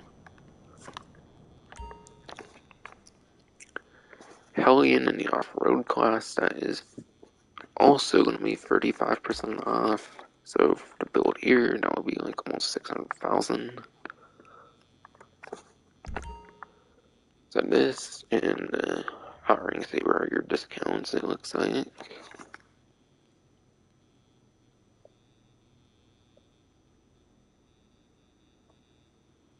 And in a comment will also be full price. Granted, that one's only like 100,000 though. It's not that bad of a price.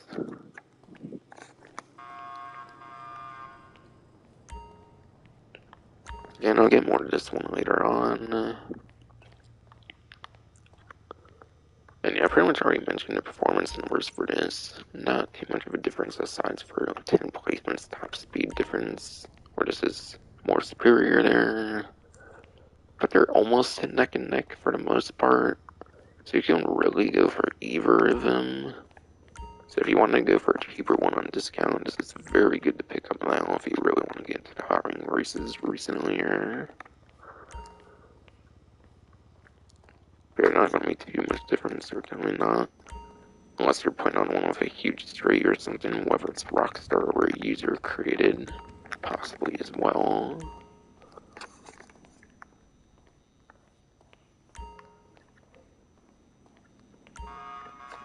Again, I'm not going to really cover this one too much, it's full price.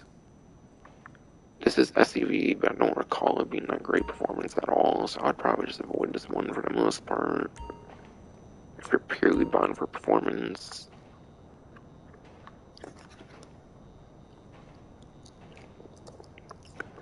And this Hellion 35% off for off-road class. Again, that makes it almost 600,000. So very similar pricing to the Hotring Saber.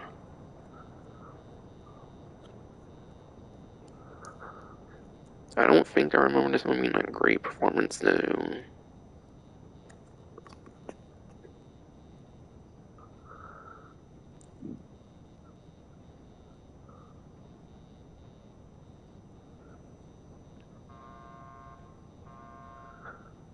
Alright, the Hellion, okay. Yeah, I found out in the spreadsheet finally.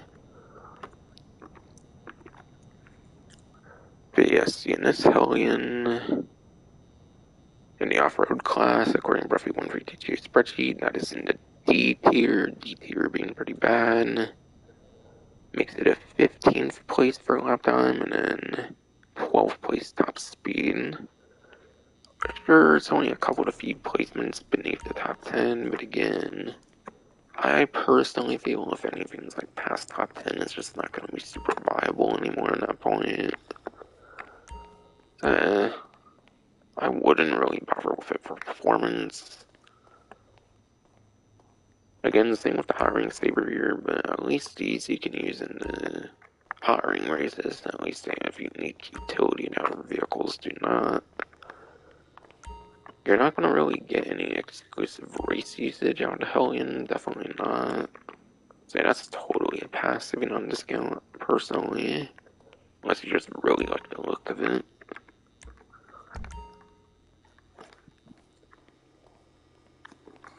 And then, yeah.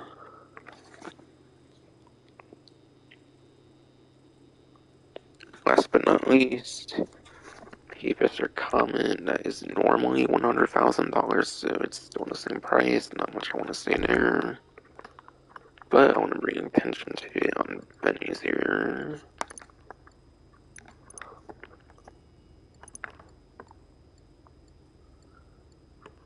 So yes. Even though it is not on discount, you can turn into the customized example the Comet Retro Custom. Being a retro older version of the custom, not custom, being a retro older version of the like Comet though, it's definitely not going to perform really like better at all though, I would imagine, compared to the regular Comet though. So I wouldn't really get it for performance, I would only get it for customization. So that's something cool you can do with the Comet at least. So yeah, definitely the highlights this time around go to the Everon, the Hotring Saber. This just because it's on discount. And then the Comet Retro Custom for the Comet here. So I would say this is definitely number 1 priority, number 2 priority. Probably number 3 priority here, number 4 priority, kind of. I would say these could definitely be interchanged in that order, and then I think undeniably this is probably going to be your worst option in a sense. Unless you really like it being a Lane Stalker, which is a very nostalgic vehicle in other GTA titles.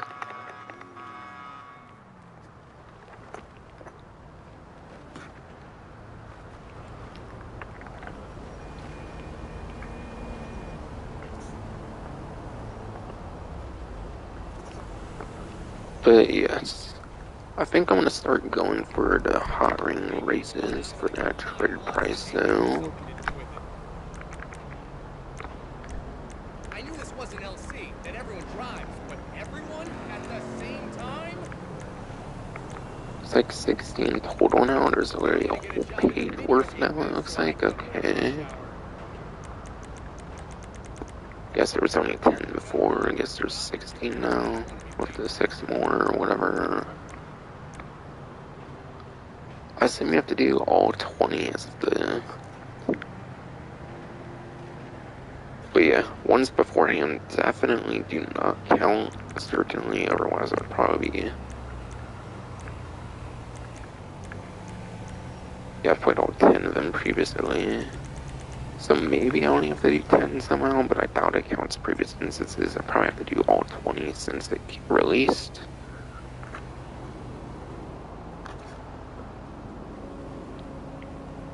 I don't know, I guess I'll start with the older ones again first. Why not? Wait, what? Okay, this one's on free times and it claims that I've done it already? What? I have not played that already. If it's one of the new ones, I definitely did not play it. Looks like it's just the new ones on free times, it's not the old ones as well. So keep that in mind if you want to identify them better. Plus they're on the newswire if you want to know the names of the new ones. I don't think you can use Everon here. As far as I've heard, you cannot use them.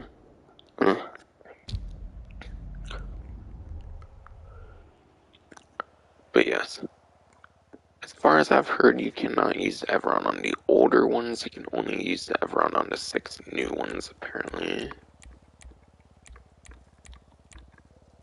I just want to get through 20 pretty quick, especially on these older ones. I'll probably just do one lap, at least for now.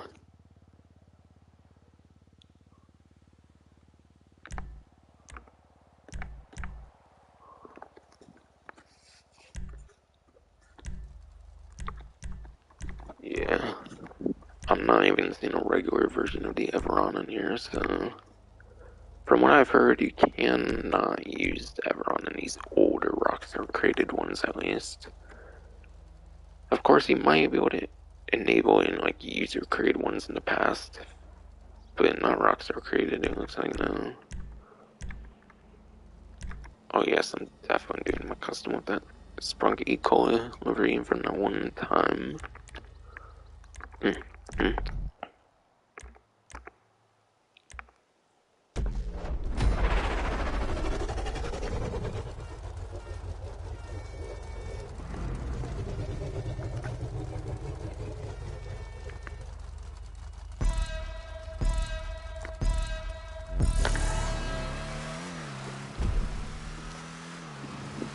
I don't want to be doing these forever, so yeah, I'm definitely doing one lap, at least until I get the trade price, probably.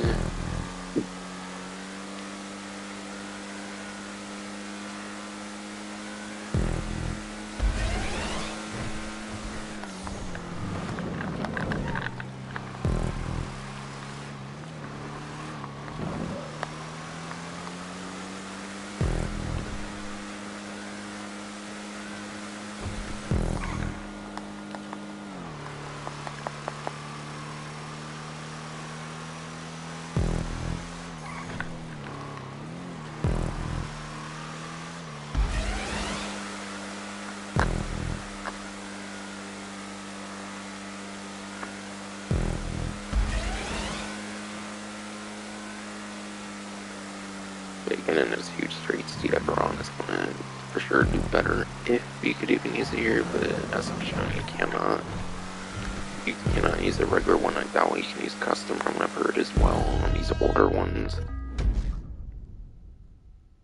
It's only the new Rockstar grade ones that allow that, apparently, for the new one.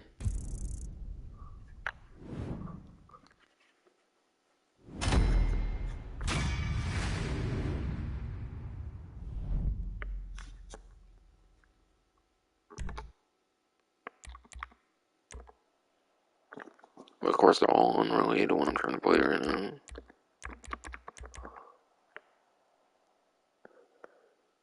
And don't. Oh wait, they do let me refresh, apparently. And it's nothing related again at all. Wow. I don't want to play the same one every single time, definitely not. So I'm definitely going to vary it. And I think there's also one in the new set of community stuff as well. But yeah, there's a new batch of like 6 or 7 like community jobs or whatever, so probably playing a few of those as well. I think one's a Hotring race even as well.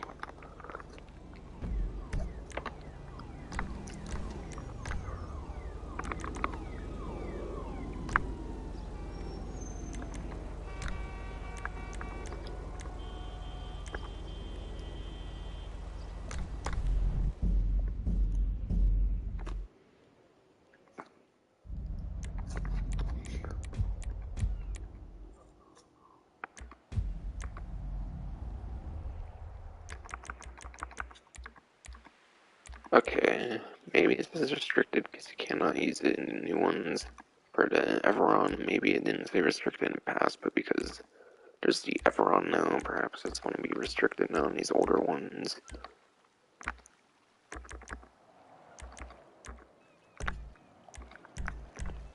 So that might be an easy way to tell which ones are legacy and which ones are not. Once the free times money ends, obviously, and then the news wire becomes older and whatnot.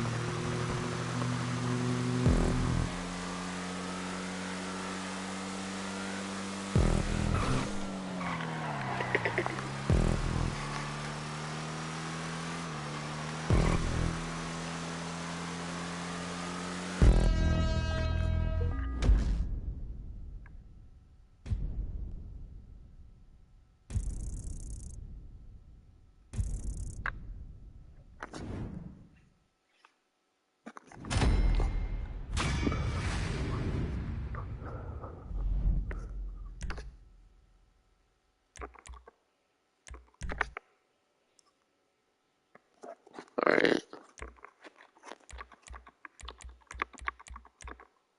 Yeah, that's straight to there.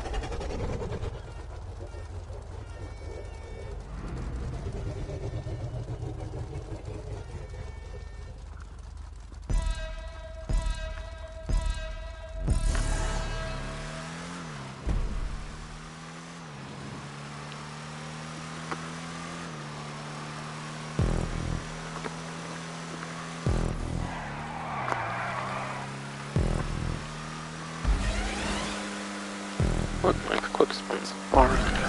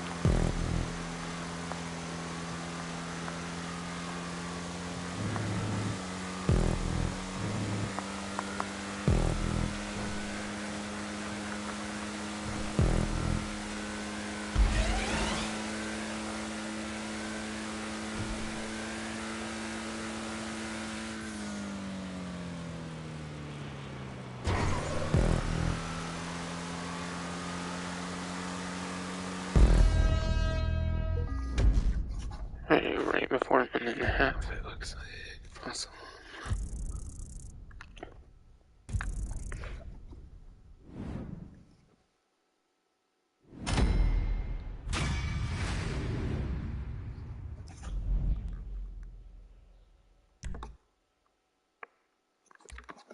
What I finally recommends one there. I think the next one's right off like a P in alphabetical order now.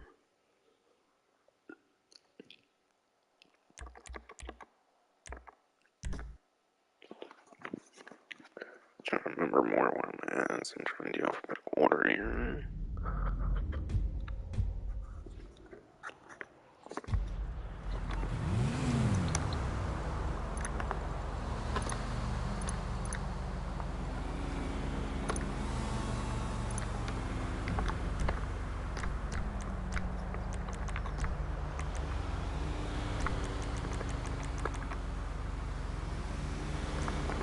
Yeah, that was like the one after.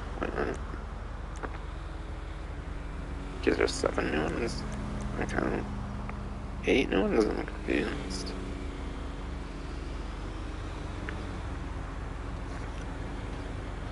Let me look at the news wire here.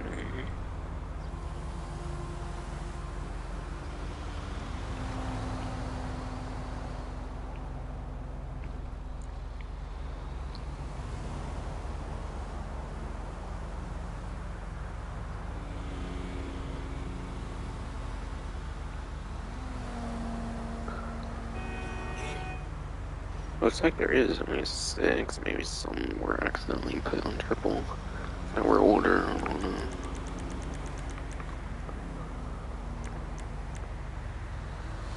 This one is starting to work on. Yeah, that looks like an older one there. This thing showed a new vehicle there. I don't know, I guess they mislabeled some of them on the free times. Because I assumed they only meant to do the new ones on there for free times, but it seems they might have accidentally did a couple extra.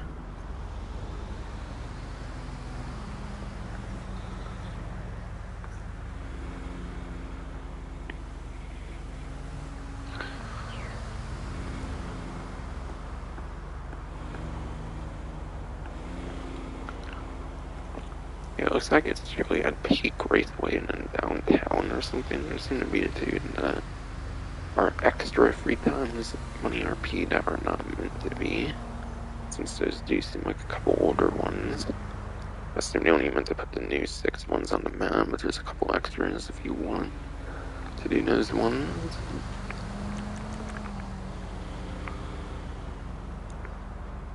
But that's currently a new one there.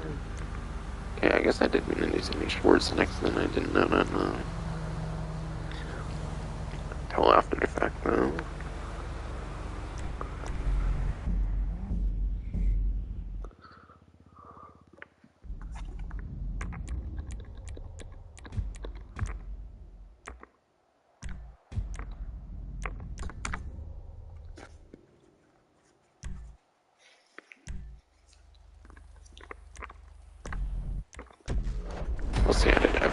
support modes ever too. Yeah, I don't know unless they added Everon support modes ever too, but probably not. They probably just accidentally oofed and did 2 extra ones in 3 times.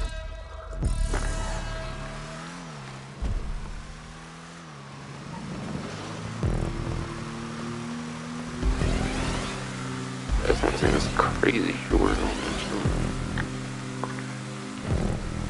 Unless that's a hell amount of time or something, it might be then. Yeah, that's gotta be a hell amount of time or something. Unless it's purely PS5, then I don't know, like how that almost look at that at a time like that.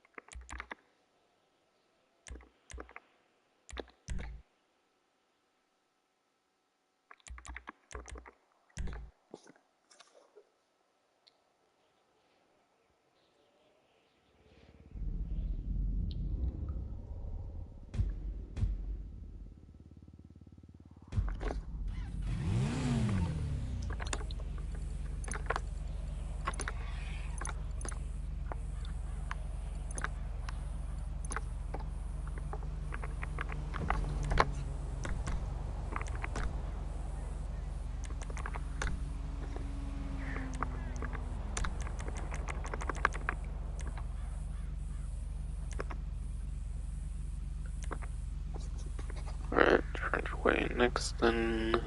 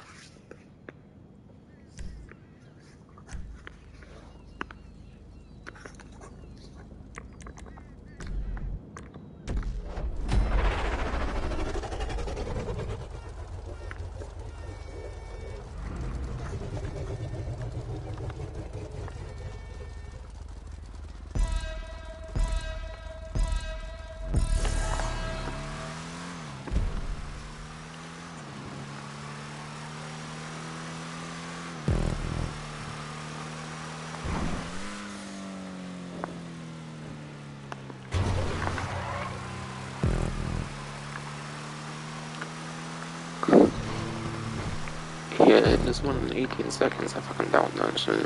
Yeah,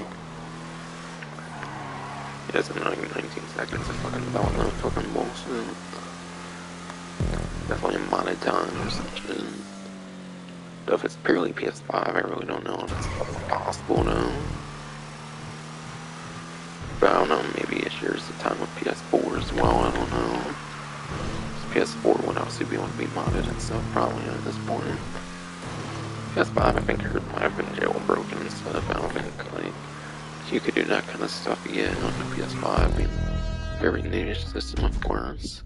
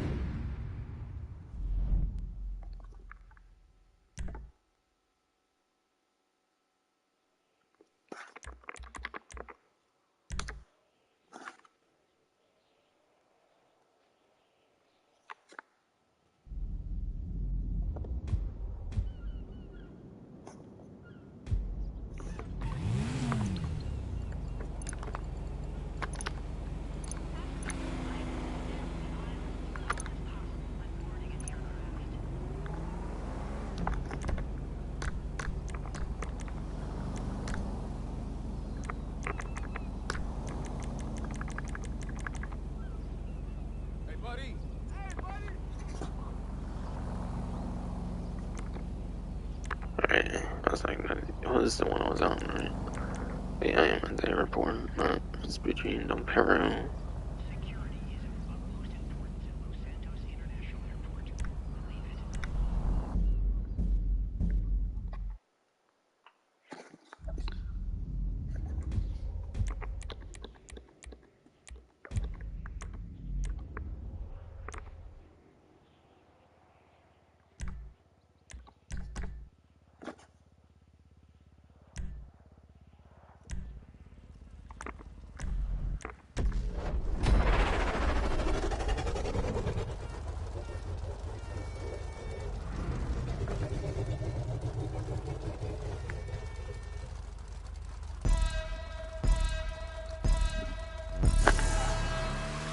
Believe it.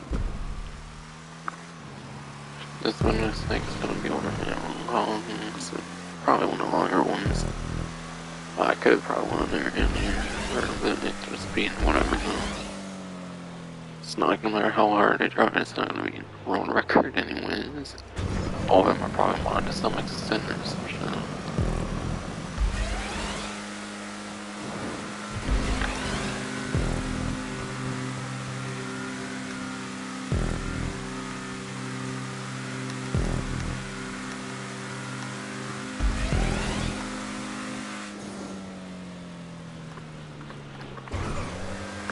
I don't know, that sounds actually kind of looking believable, like a couple of his latest ones from beforehand.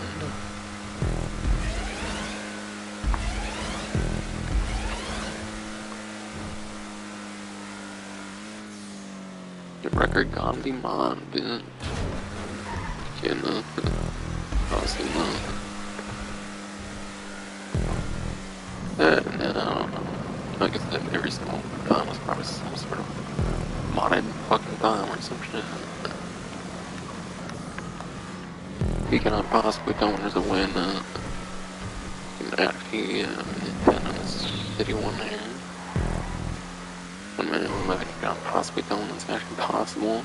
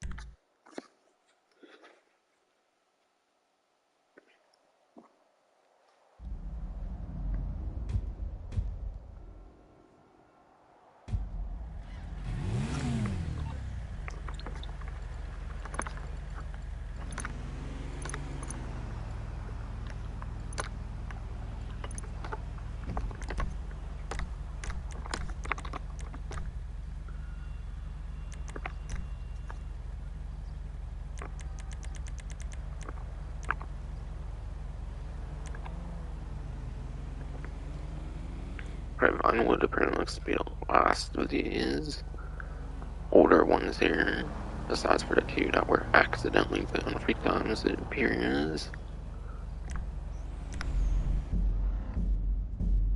Cause pretty sure it was only meant to be the 6. I don't think they meant to do 8 for exactly half or anything crazy.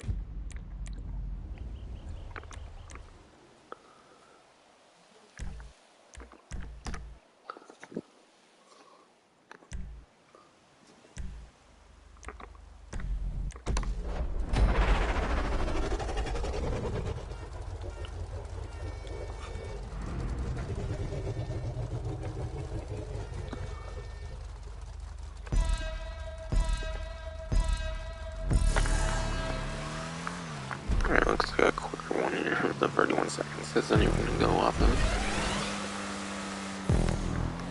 But yeah. I want to announce that yesterday, March 10th, 2023, I had the fucking spicy double down and fucking KFC. I guess that's something worth announcing. But yeah, they actually brought back the double down apparently from KFC. I don't think they've done a spicy one before. Of course, with the newest food trends, pretty much everything has to have a spicy version, which I like, because I do like my spice. Hell fucking yes.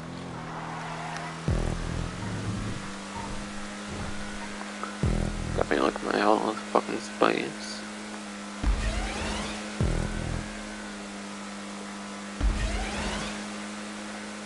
Sauce fry has like cheese and bacon, and then 2 like chicken.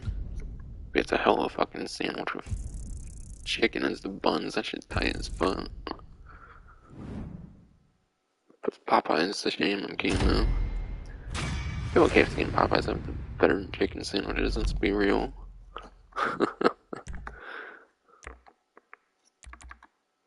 And no, I'm not stereotyping or some shit. Don't wanna try that on me.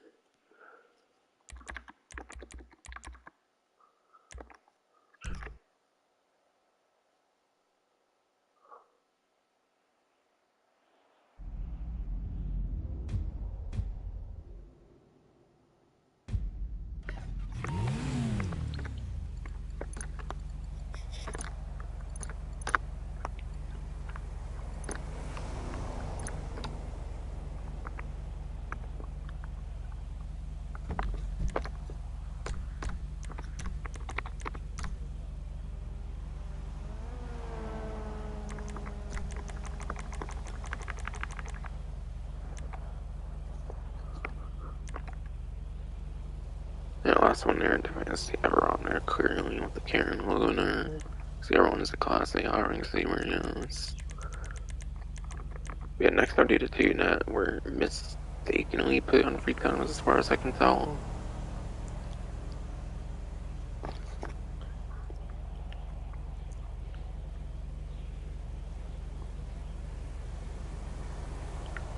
Ultras Camp or Keys is their name.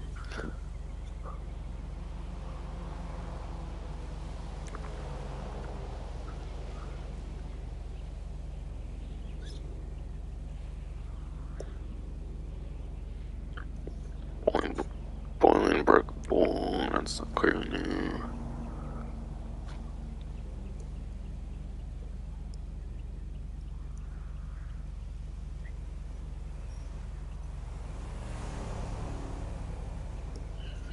Yeah, this one was definitely one that was mistakenly put on free times money RP. It has to be, because it's an older one, totally. Must be updated for it. Must be updated for the Everon support. Fuck. You can't even do you can't even do 1 lap on this anymore. On this one with the phone. How come the other ones allowed me to, but on this one with the phone? Weird. Guess I'm doing 5 laps then.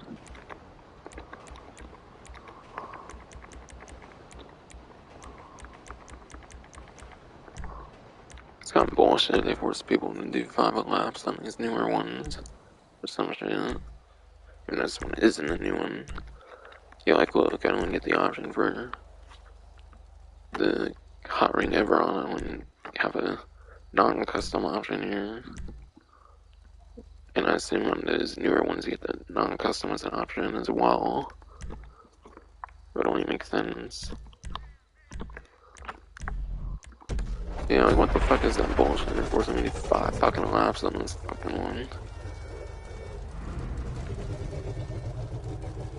Only because it's one of the ones with the modifiers and bullshit.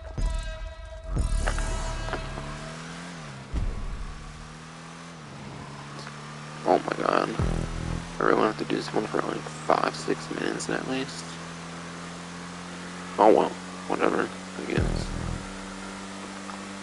Guess I'll get a more interesting payout at least. So there's that is. Okay, what the fuck? That's what the roads are supposed to be this bad, what the fuck? I have literally no fucking clue, to be honest.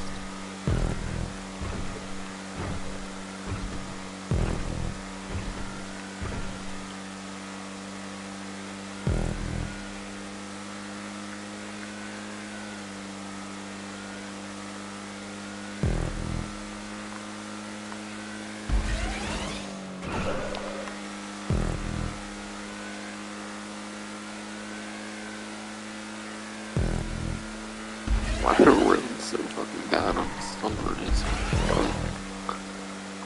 where the Hotring circuit racing. Yeah.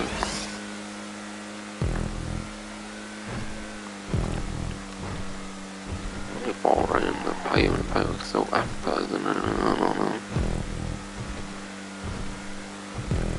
But yeah, honestly, I almost want that fucking bacon, like, cheddar sandwich or whatever the fuck. It's basically the same thing as Double Down, but it has like actual fucking buns and not chicken dusted buns. Yeah, the buns are actual buns, not like actual chicken like the Double Down that was brought back. And then the shit has like the cheese, the bacon from the Double Down, and then it also has pickles and I miss the pickles having a fucking Double Down because it doesn't have that shit. Still, had a new spicy version. I don't think they've ever done one. They've previously had the Double Down. That's actually a mistake. Though granted, I had a spicy version too, but I figured I would miss out on the buns and the pickles for extra chicken. Why the fuck not? Extra fried fucking chicken. Yeah, aside for that, since I like to try a lot of the fucking new shit, I was thinking these fucking wraps or some shit. But the spicy one is like fucking coleslaw, and fuck coleslaw, and big on fucking coleslaw. Shit's fucking mayo and like cabbage, and you know, fucking, granted it would be spicy and shit. Hell, fucking cabbage. Or, I don't like cabbage per se, but I'm not big on fucking coleslaw. Or at least I've never really bothered to try it, because it just seems an appetizing or some shit. I'm big on like liking a lot of shit, so.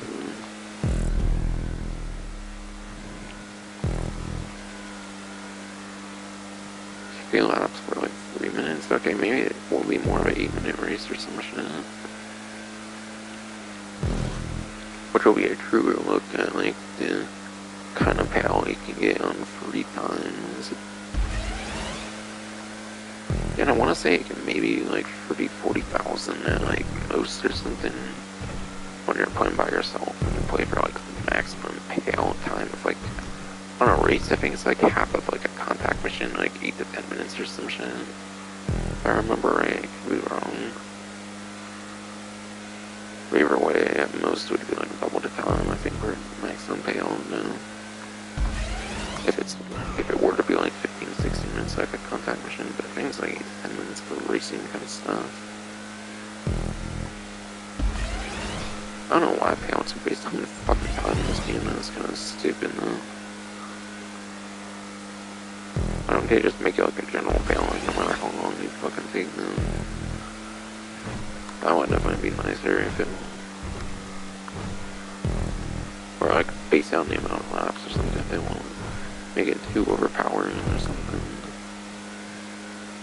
It's like 40,000 for like one lap and like a minute, so you'd have to be overpowered, you know?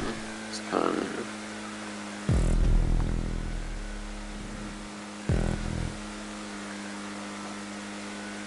I didn't really pay attention to what my lap time was there for the current lap, but it's probably not really much different at all compared to the Everon.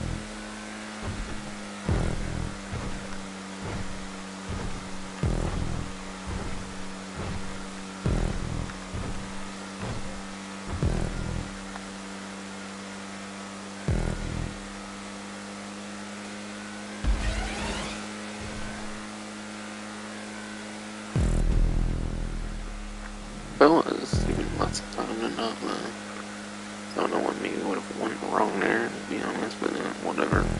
Not a big deal enough for me. I'm just trying to get to 20, whatever, I'm not caring about time per se.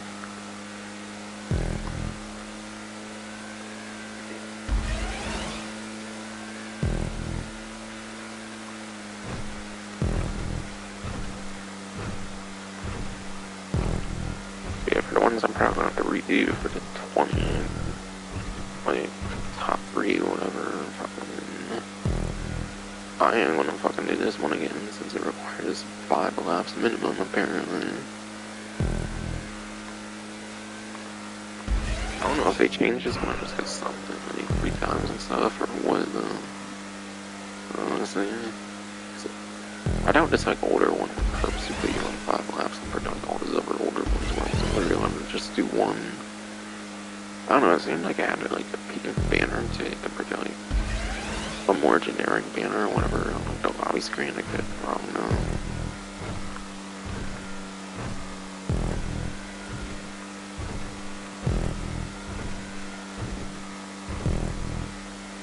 And yes, I didn't forget about the other money opportunities and discounts, so still do that, obviously, by the way. For anyone interested, possibly.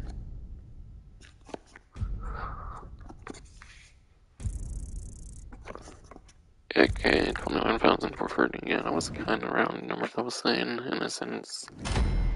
For like, max tail, fucking... To be fair, it's 8 to 10 minutes, and I was more like 7. So it would have been a bit lacking there, yes.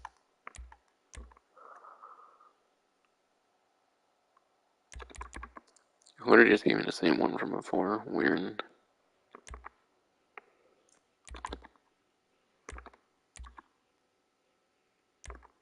Oh, I can't refresh, alright, for them.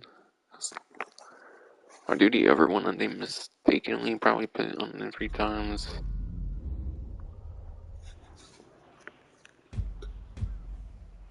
Yeah, that's fucking bullshit. They made me do fucking 5 laps soon, but I guess I gotta get paid on it at least.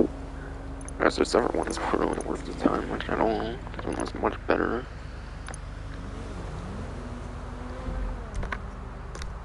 Granted, it's on the money up to me and whatnot. Still, main reason was because it forced me to do 5 laps on that. It's downtown, I think it's the other one here. I think they mistakenly put on the money opportunity when it doesn't allow for the new vehicle, apparently. Yeah, it's not Waterway, Palmer, Taylor, Ball, and then there's a couple of like the A, whatever, and for its computer, it's not this. FAA, B, P, W, yeah. City downtown here, and it's well done. It's probably gonna force me to do 5 fucking laps or some bullshit again. I feel ones that are on the 3 times didn't have like the pink to it. Yeah, again, it is gonna fortunately force me to do 5.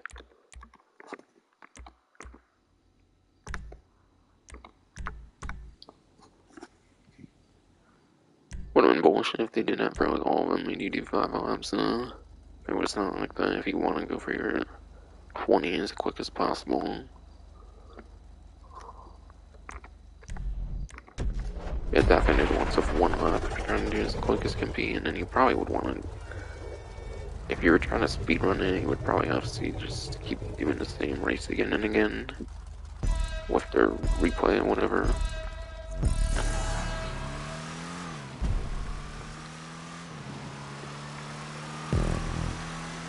I feel I tend to do that headlighting. Oh, I could have used that. I could have done it.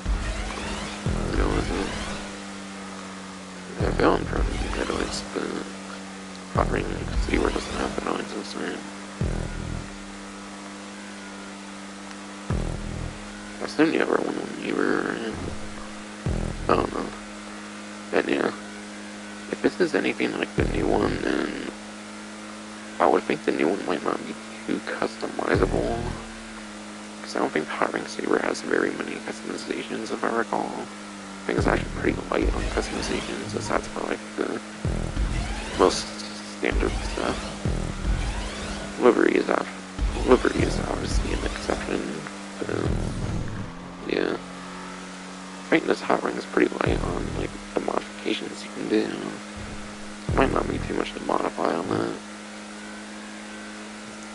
So if you're thinking of getting the new vehicle for modifications, it might not be strong there. I'll have to see, obviously.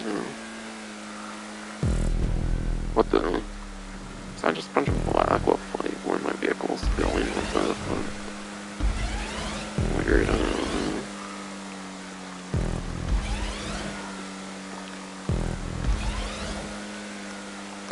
This one definitely seems to be a bit quicker, especially without new 5 laps. So it'll probably be like maybe around a minute quicker, I don't know.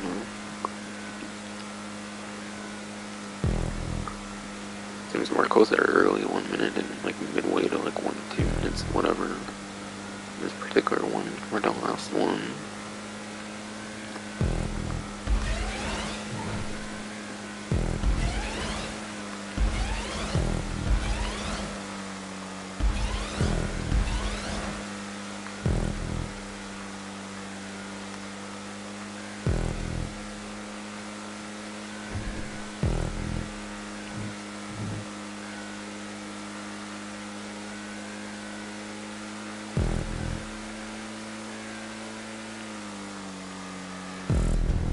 I don't know, some visual illusion park road or what, though.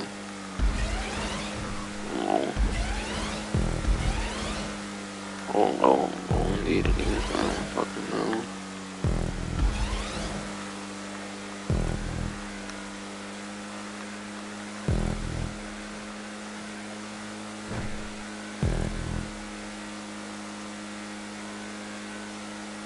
But did I even like check the like vehicle list on that one? I think I'm gonna not, but I mean, it's had like restricted and stuff on it, so, and I meant it's like the other ones, so, up to this point, so yeah.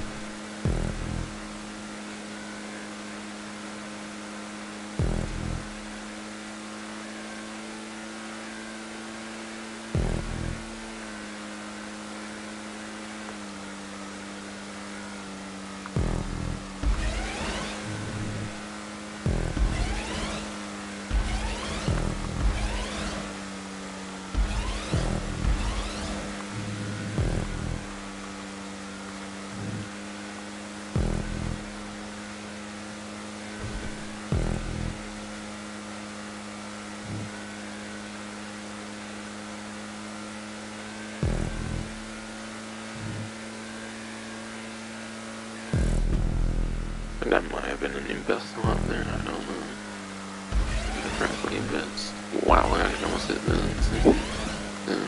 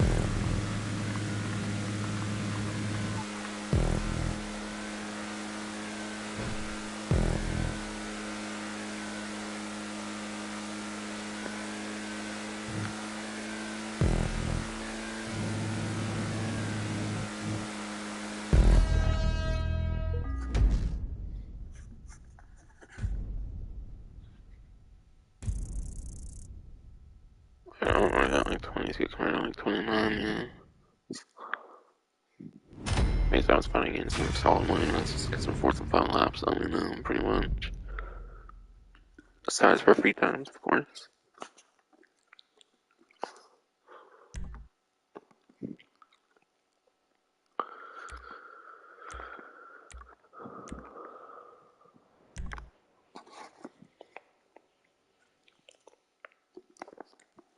That should have been 10.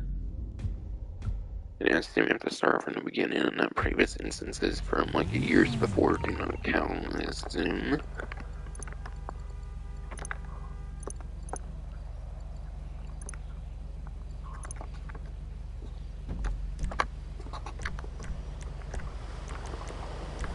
But they got at least a single run on each one with the Hotring saber.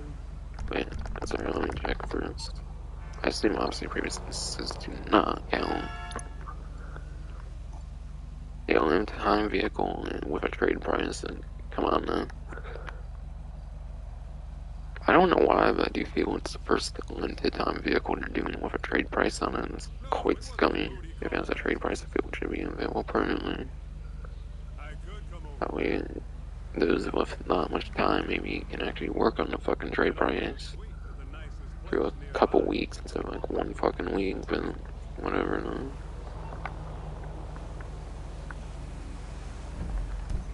That's the new era. That's the new era Rockstar for you, I guess. Then, I guess though.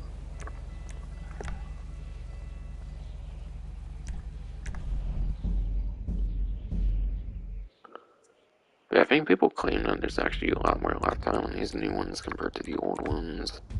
Yeah, of course.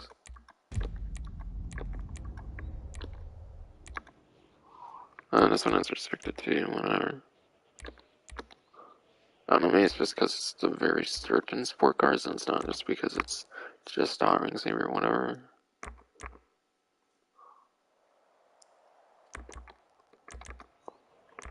Something like that.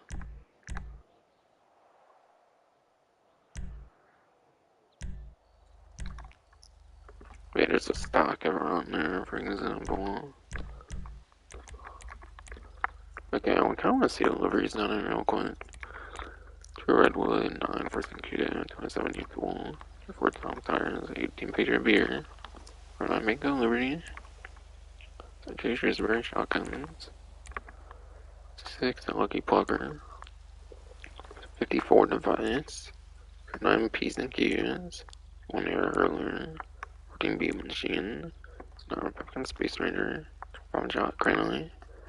2 Big Logs. 3 Flint Tools. 40 Globe Oil. 4 LTD Gasoline. 41 Lager Light. 5 Cover Paints. 44 Rain. 21 Mindbot. 26 E-Cola. Fun fact, by the way, here is actually like a new E-Cola like logo that's actually used on this vehicle. Apparently there's a new E-Cola like livery used on this vehicle that apparently appears in like a certain thing of leaked gameplay, apparently of an upcoming title. That's what I've heard at least. 23 auto exotic. 28 Weasel Network. 17 Berkshot. 46 Bronco Extreme. 62 Rugged Rum. Which one was the one at Simeon's? 4 Power Metal. 2 Redwood. I feel there's like about 30 liveries. I think there's like 28, 29, 30 or something. Things that list.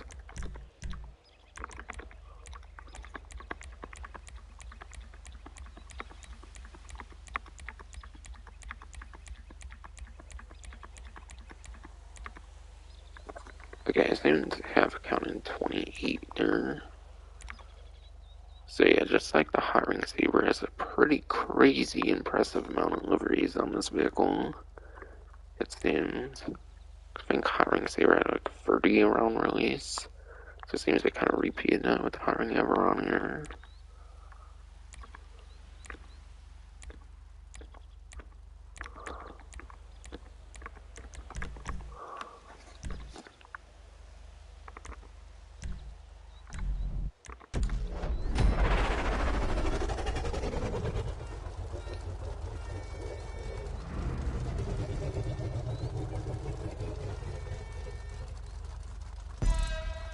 I might try one of the stock Everon since I'm gonna do like 20 of these anyways. I would have to do a new one though with 5 laps, which is kind of annoying though. So maybe I won't, to be honest. I'm not really big on wanting to use stock vehicles anyways. Because I can always do that at Simeon's anyways if I wanted to run the stock one for a little bit.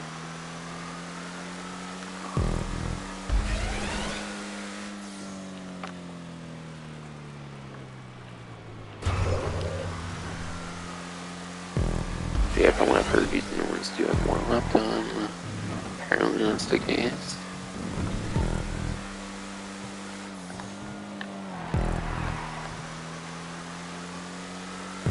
Yeah, this one definitely seems much shorter than those other ones where it forced me to have 5 laps at least.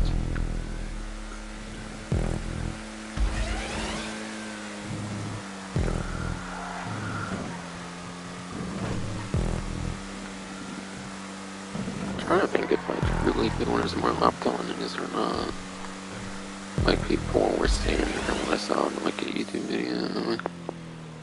I don't know, like this huge area here is like a jump and then shortly after is kind of no lap time, so I guess people weren't really making that up, I guess. So yeah, perhaps there is more lap time focused on these new ones. Probably make it more balanced between the two Hotring vehicles now.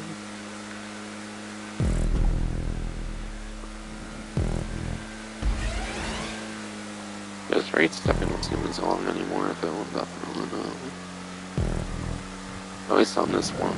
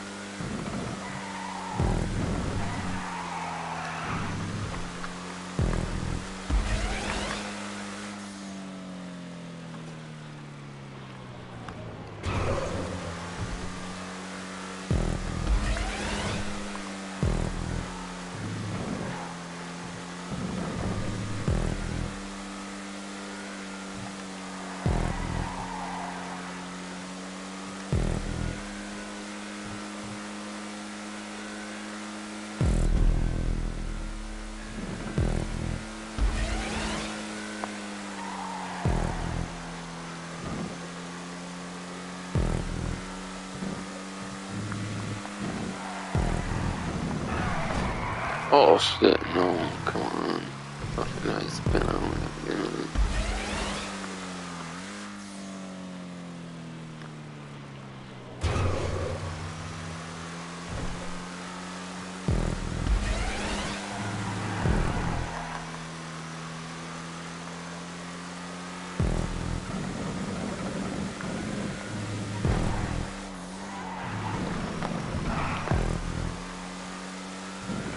That might end up being my weakest one because of that fucking spin out. Let's be real here.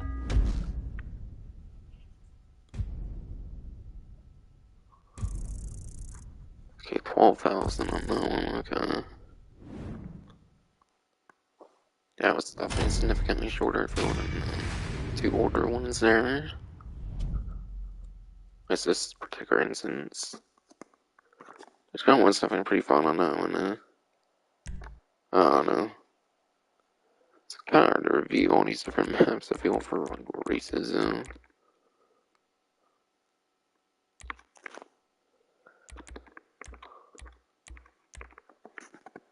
Okay.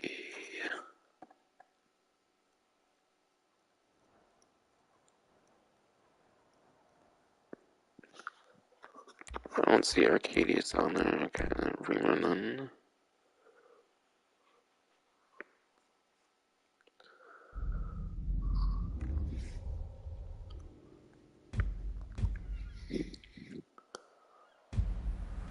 But I don't know, I feel because those walls a lot of times isn't too important per se. I could be wrong though. And I doubt two placements is to really make that much more difference. So yeah, he probably just wants more top speed with the new Everon. They probably did their best to make sure that you pretty much had to get the new one, pretty much. They probably did their best to make sure you pretty much have to get the new one. So it probably is still mostly focused on laptop still, but with a little more laptop maybe in the new ones. Just maybe.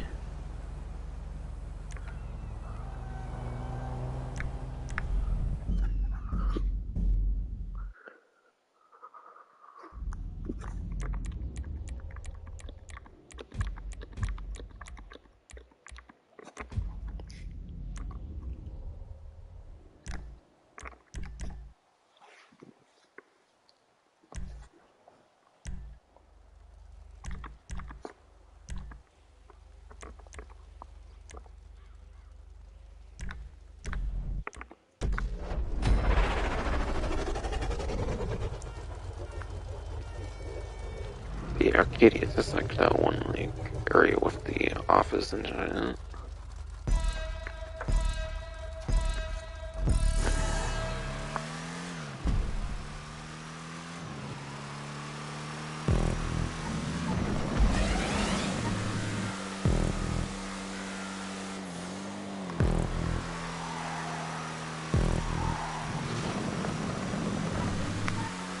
It was kind of hard to see like the lockdown area starting there with that building. I can pretty understand this Arcadia's map here.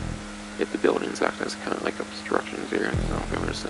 I don't know if it was much of a lockdown in the previous map. I don't think so. It is.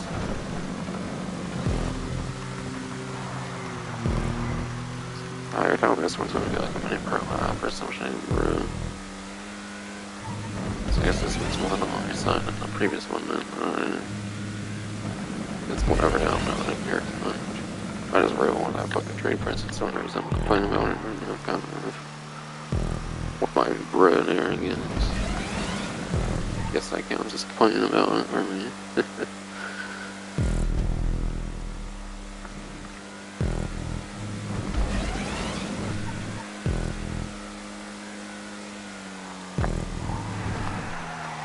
Yeah, that building there definitely, I feel, acts a little bit like an obstruction, especially if you're still around. It probably trick you a little bit. Almost. No, that was kind of easy in Arizona. Kind of go more full throttle there. So I like how it starts like that, kind of there. Definitely. Whereas the main thing I like about the Everon is just that jump. Oh, fucking come on now. I don't know how I fucked that up. Oh my god.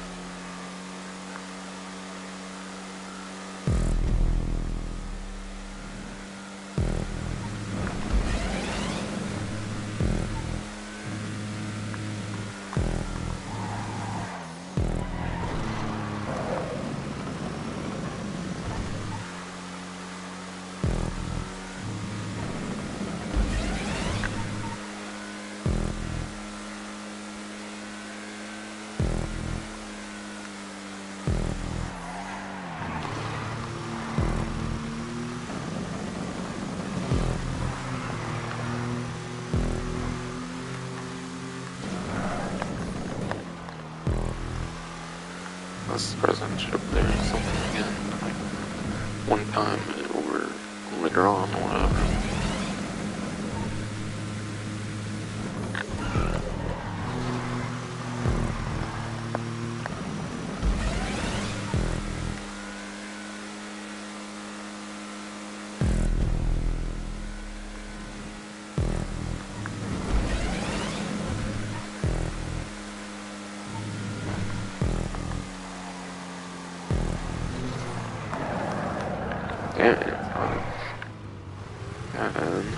still on them walls and shit on those older ones, I feel.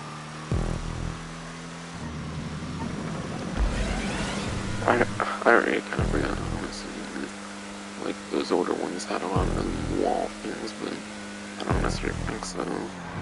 It's not a lot of them, if any of them even. Kind of keeps spinning out of it. And if I'm getting out with like number 25 top speed, I'm gonna go number 15 top speed or something as that then. Or just I can't handle on this shit. I forgot about that shit. It's bullshit right earlier. Holy shit.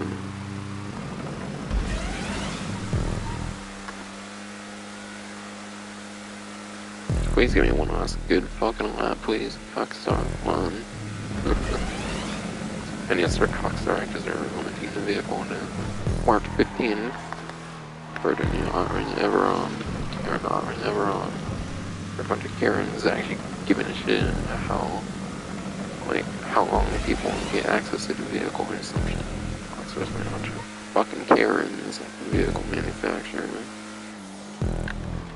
Because they actually give a fuck how long it's available for purchase. A fucking virtual fucking game and shit.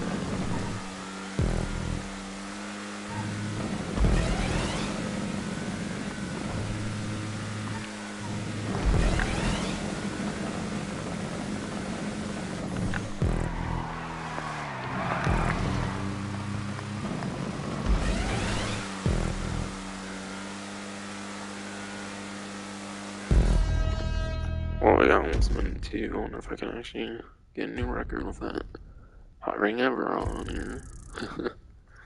If only. Okay, no, I don't expect to. But, yeah. Just throwing random conversation pieces on there, I guess.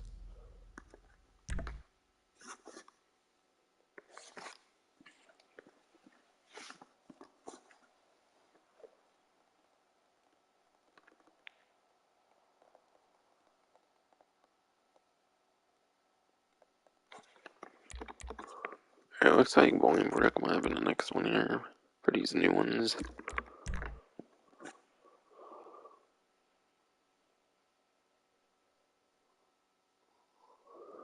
According to the Newswire, yes.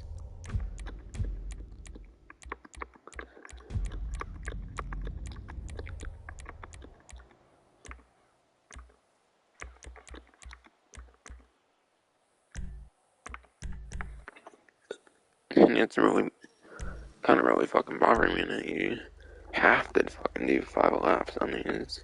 Sorry if I kind of flicker back and forth between it, just kind of bothers me fucking hell, man. But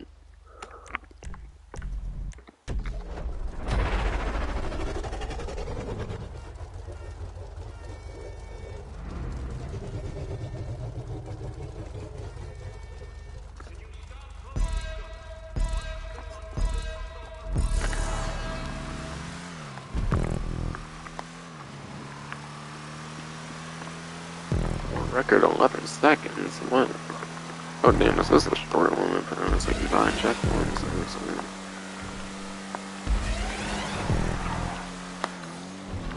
Wait, damn. Oh my god, okay. Damn, that's crazy.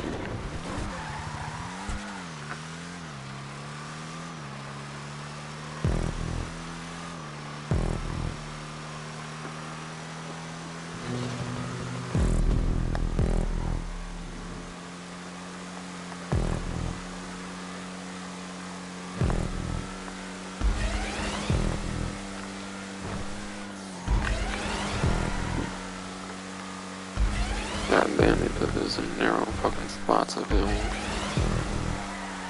Honestly, I feel this makes it the funnest one so far, easily. The shorter amount of laps. The crazy cornering on this one and shit. Okay, I think this one is definitely did a good job differentiating it from the other ones. Gotta give them props on that one, for sure. Definitely give them props on this one at least. Definitely did a big up job on this one as far as I can tell.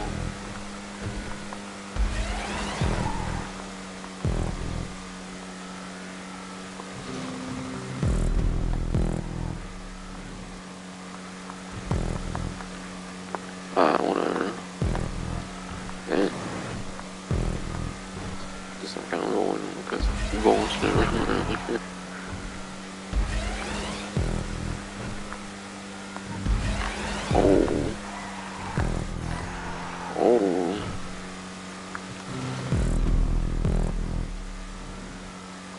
Holy shit, this one's so fun and different, I feel, for sure. Oh my god, whatever. Fuck no.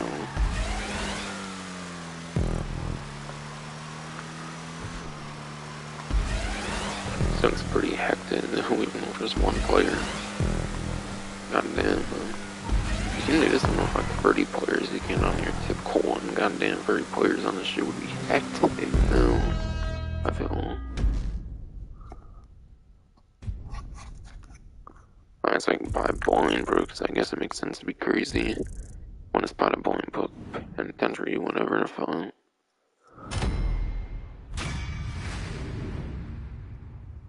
That's definitely my favorite one. Between the old and the new ones, I think. Definitely. It's not just newness hype either, I don't think. Wait, no, I did Arcadians, no.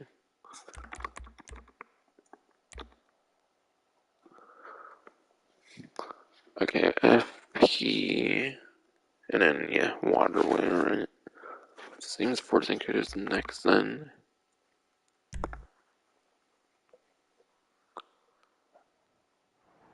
Being a crazy restricted area like Bolingbrook, I'm expecting this one to be crazy too, and better fucking be.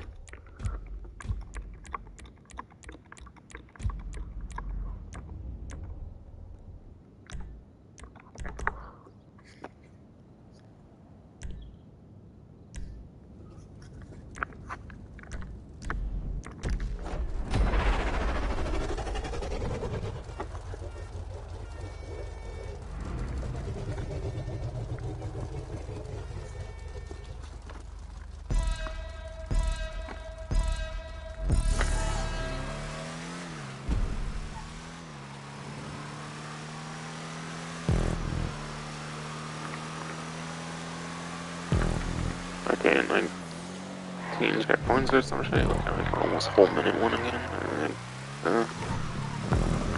Honestly, it doesn't seem anywhere near as hype as Bolingbrook then. Already, it seems. That's cool, they have a laser yet, just stationary, that's cool. Yeah, that's actually really cool, the vehicles around like that, I feel like the scenery in this one compared to Sony. It's pretty much all the other ones. God damn it, joked.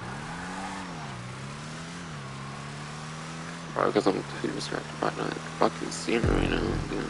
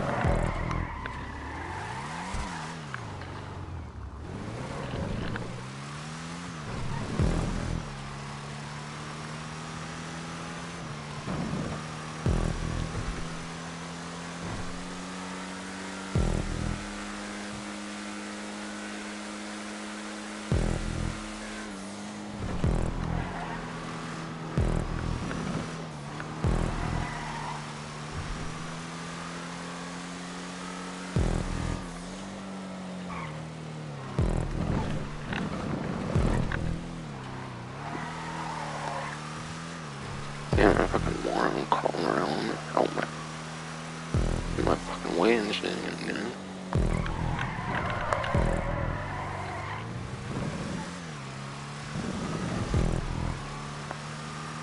That's why I choked it up too, and that's why I choked up too. Someone was in my fucking way, dude.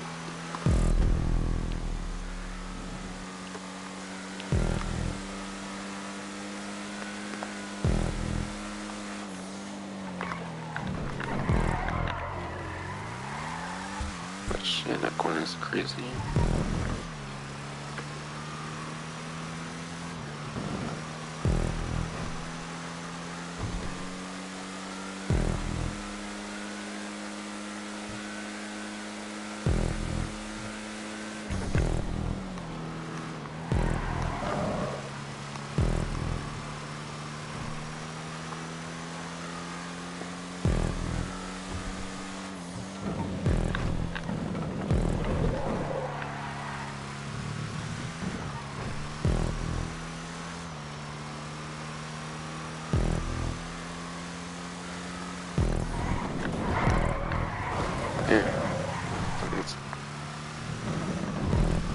beginning and corners are pretty fucking the same though.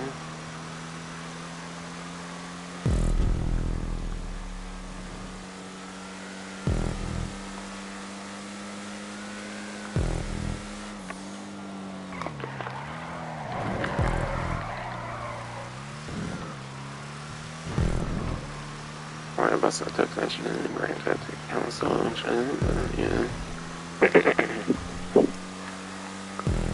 But yeah. Left brake and handbrake pretty much.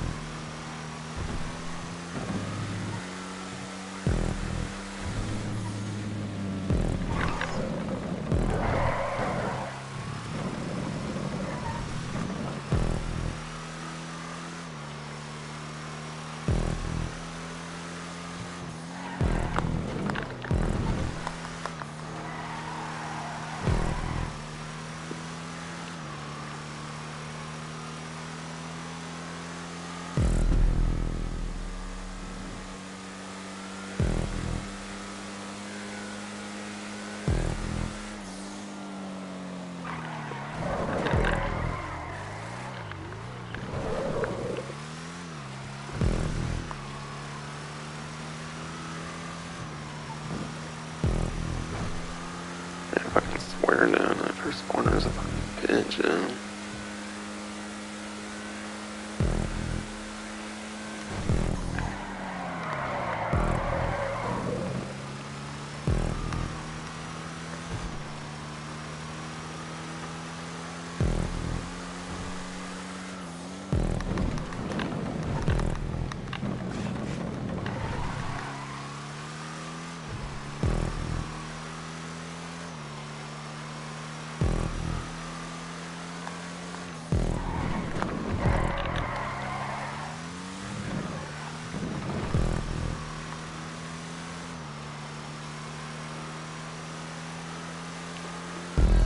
I don't feel out a single good lap on this one.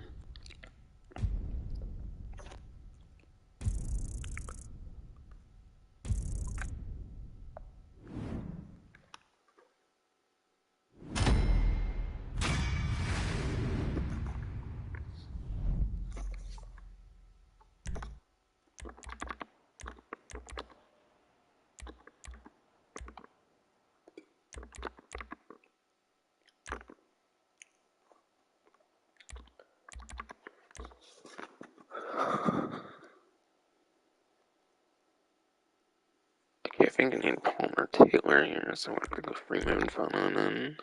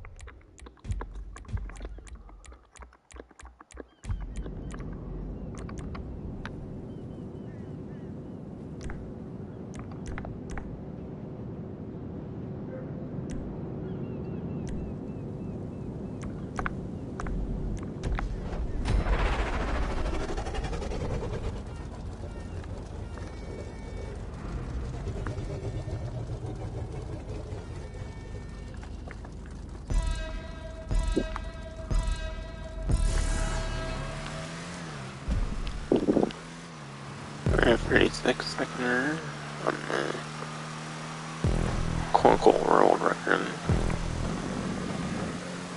When most of them feel modded as shit.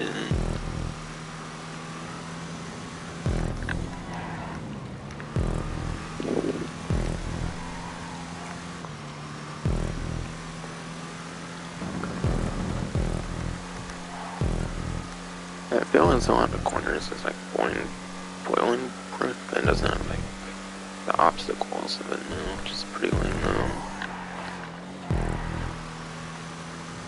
That's what I feel, at least. First impression there.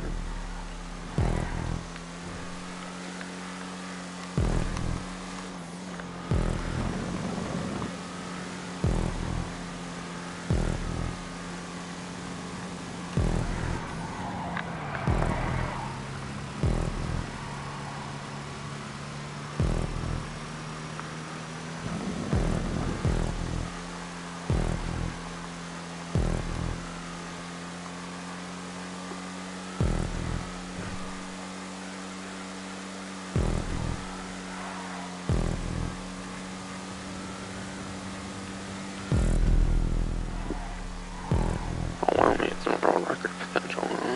Probably not though.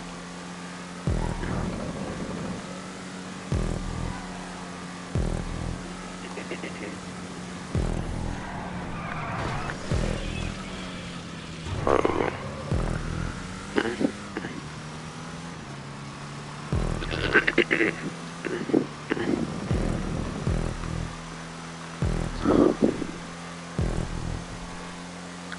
Fucking low, that shit was a bitch though.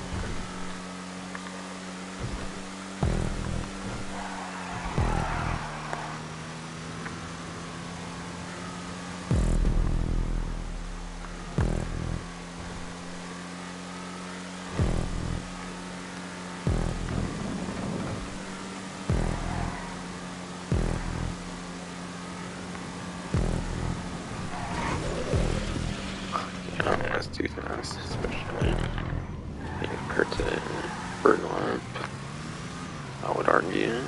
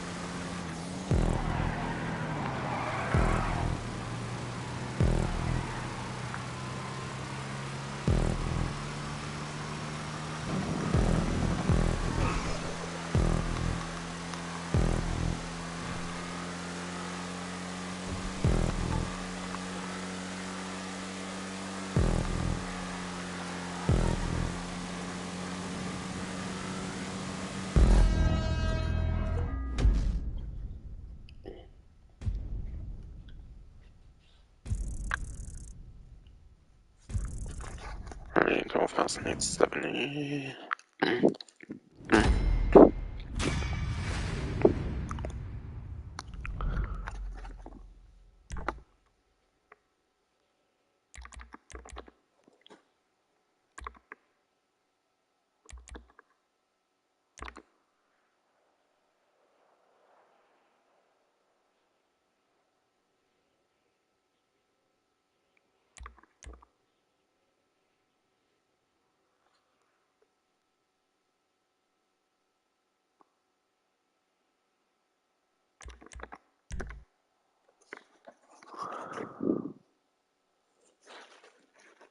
Yeah, it is pretty freaking good at what I just did, and then thing is, one for the last one here, of course. To touch on it all here.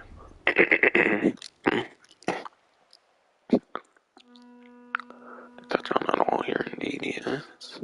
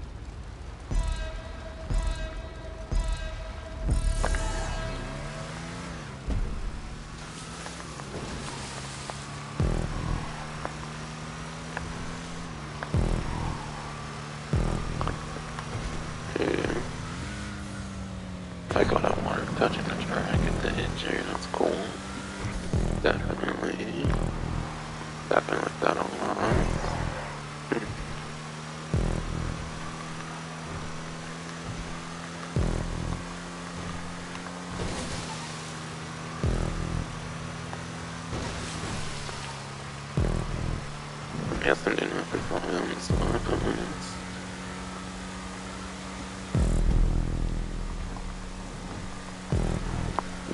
I'm actually taking this shit serious and hopefully.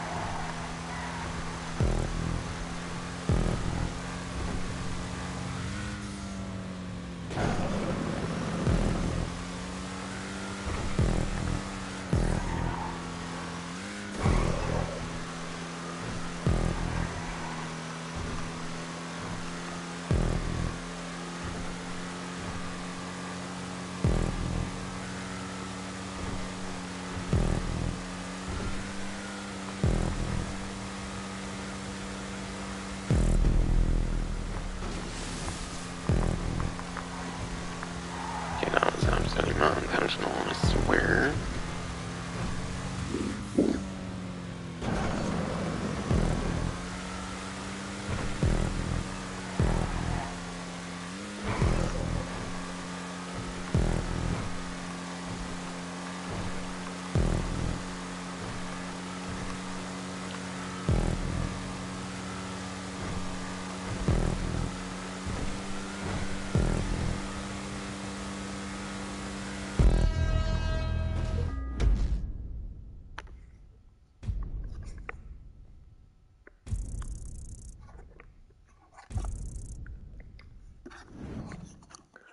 Alright, it's all 6 new ones at the one time. I think I need like 4 more now. We're at 20 now. And I trade price.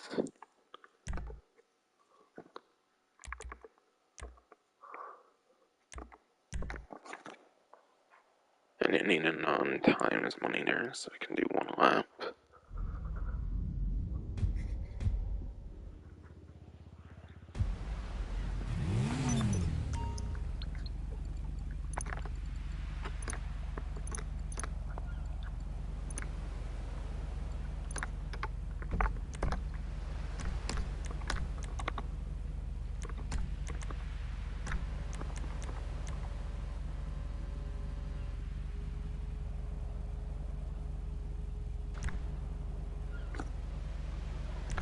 Alright, I just went like 3 more times.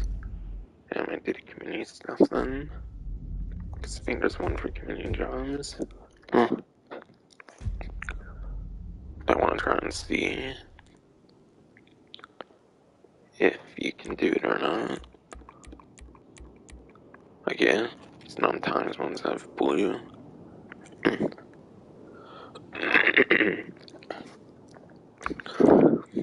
But yes, the non-free times ones have blue, like I was kind of thinking earlier. Yes, indeed.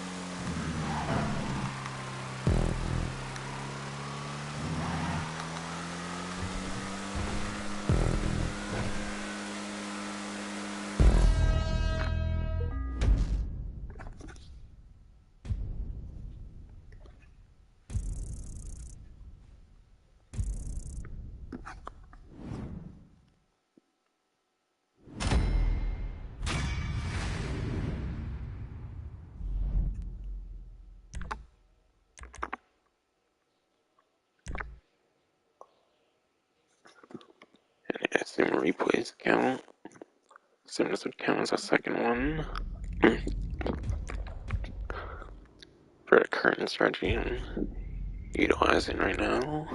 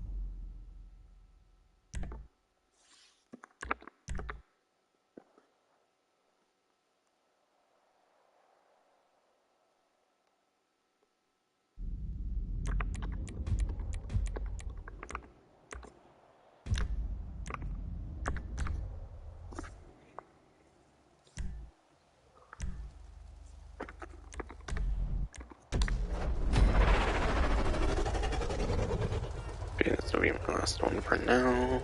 Because I think there's a community job Hotring race. I believe so, yes. That was just released with the new badge, I think. I'll be checking on it just in case. Or decide to do something else.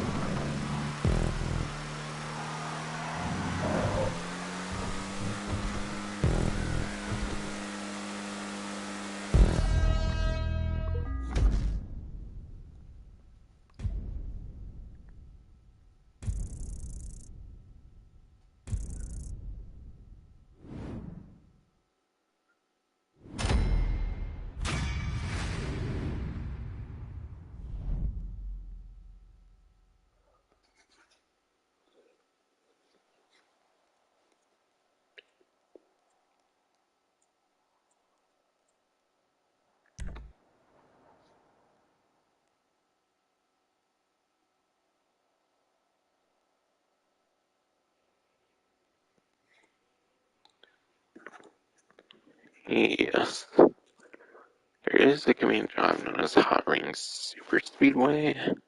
Not sure if it's just named Hotring or if it's an actual Hotring though. So I think I'm gonna switch up to some command jobs then.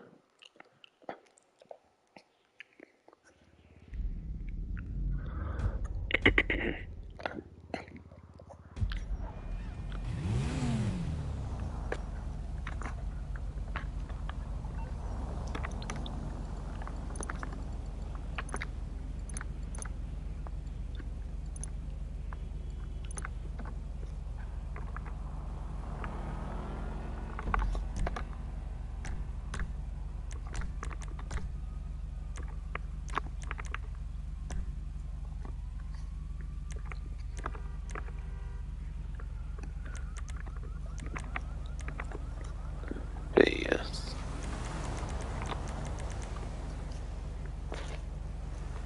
Come on, game. Work.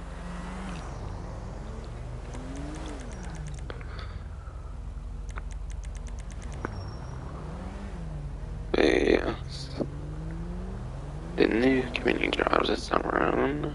For stun races, there's hashtag WDG Cubits Castle. I'm so into this paleo diet. Frontal Jockeys RX. Hashtag Frontal Jockeys RX.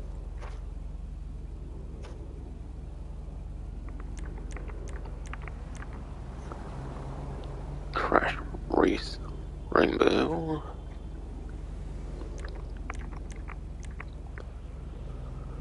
Ring Super Speedway. Looks like it's a proper hot ring for sure.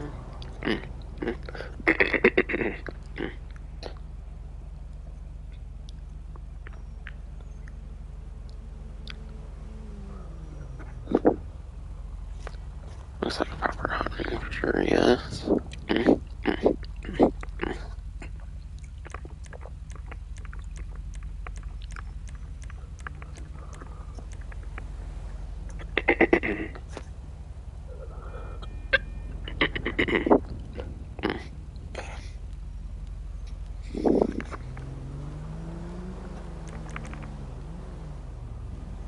Looks like 4 stun races this time.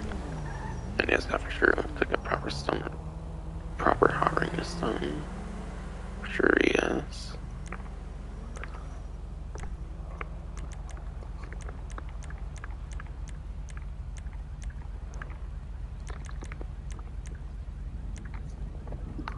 For deathmatch, it looks like there's one new one for Royal Brawl.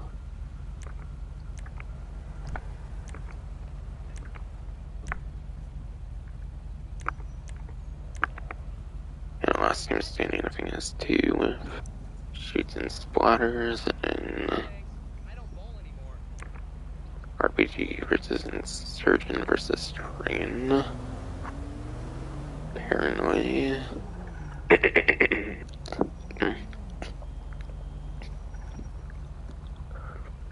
Apparently, yes.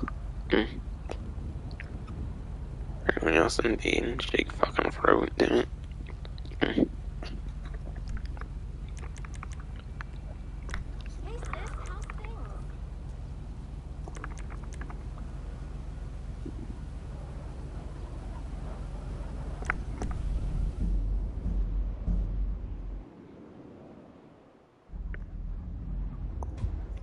Canon contact.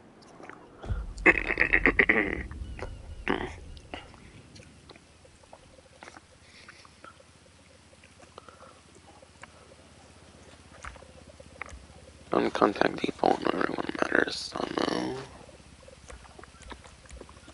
Got on one map. You can change the actual vehicles, apparently. Cool. I'll keep it in go kart default there. Definitely.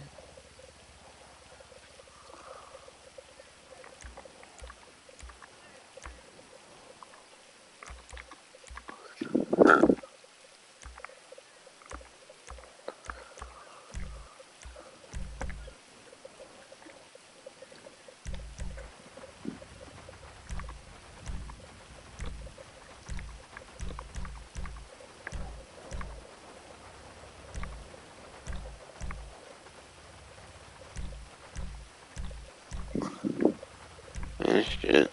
My braking isn't look improved, so I don't know if I even modified it much with engine upgrades, but yeah, I don't think my braking looks improved, so might not even have engine upgrades on it, but still doing my custom one regardless.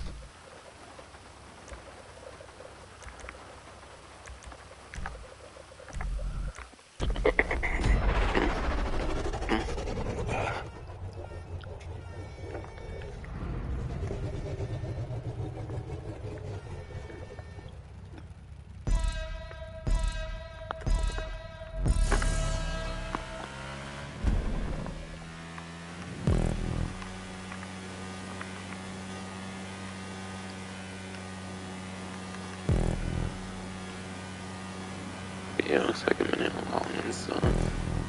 I never know if that was with a different class of vehicle, since you can choose different classes, it looks like. On this creative, this creator one area. Holy shit, I'm agree.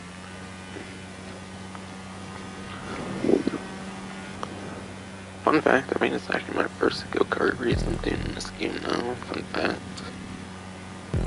For sure, yes, I think. Indeed.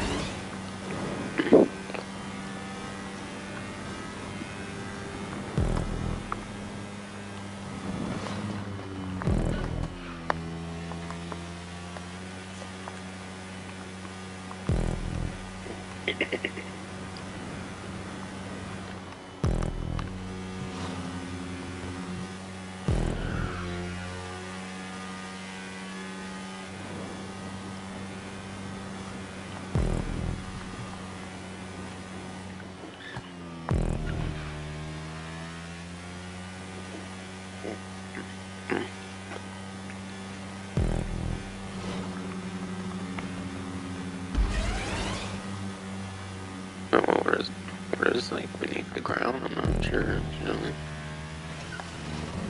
Maybe, maybe not.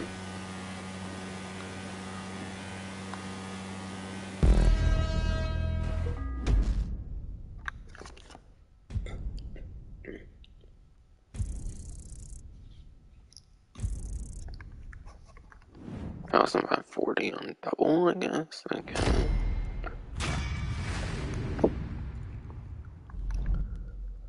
I wasn't even 2 minutes on yet, so I guess it checks out.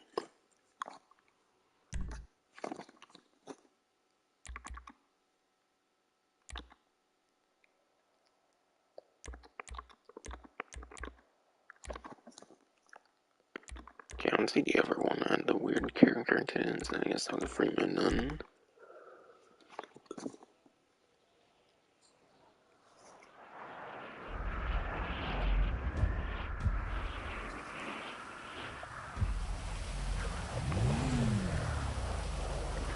Oh wow, that's injected apparently, okay.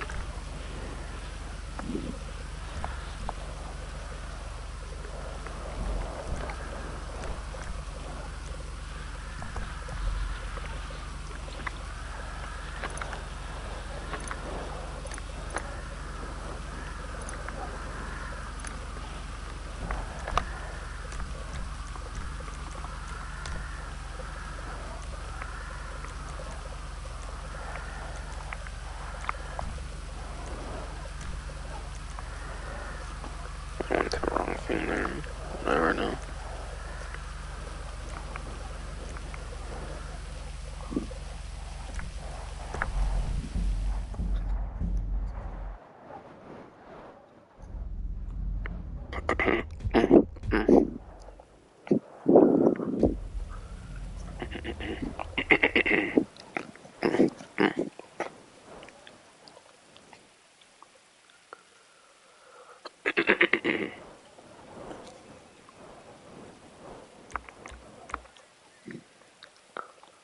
Alright, it starts at 6 laps, so perhaps it's a really short one then. Forgot to say something like that made for the over one, but whatever. By default standard, doing one lap, then not being on it forever. You can change the class on it.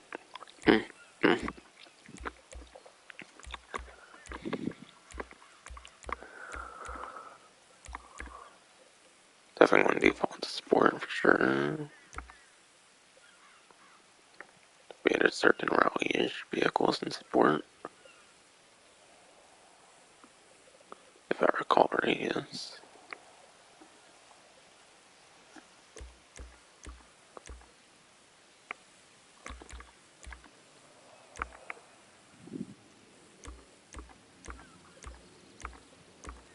Alright, this looks fine here.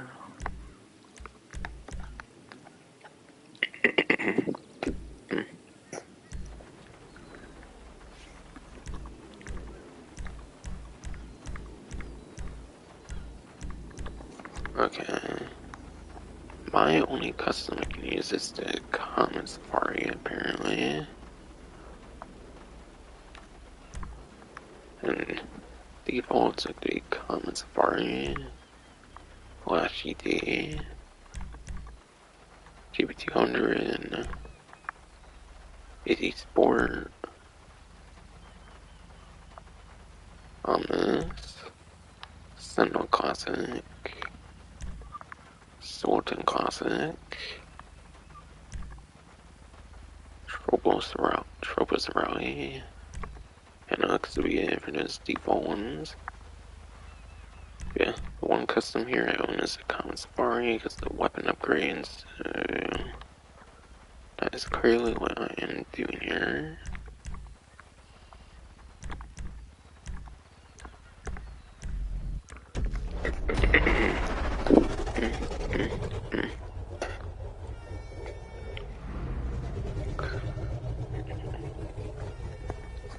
Gives me use for this thing since I don't use it for the weapons or like money making or anything per se.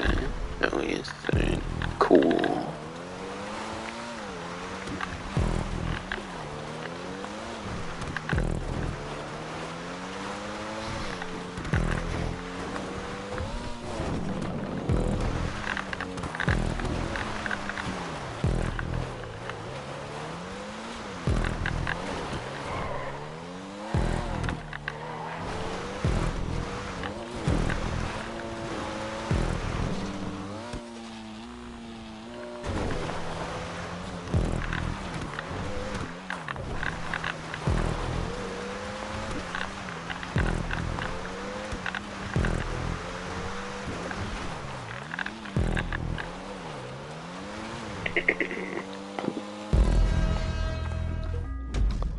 That was definitely pretty fun there. That was definitely fun as hell. No doubt.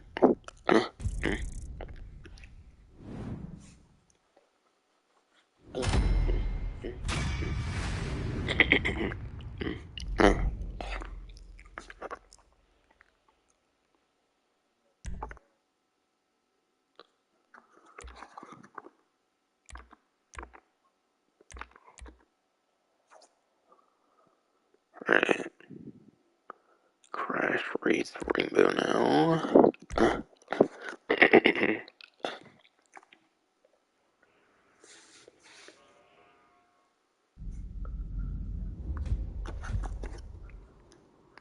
Alright. Standard.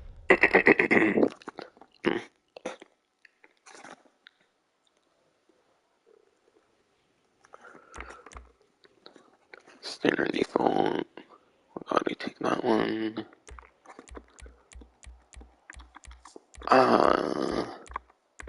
This one wants me to 7s. Yeah. Whatever. Better be quick then.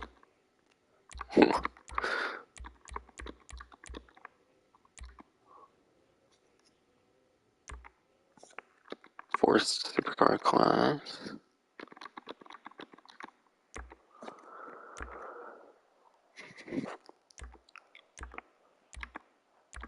Restricted on custom vehicles, so only certain ones that I can like.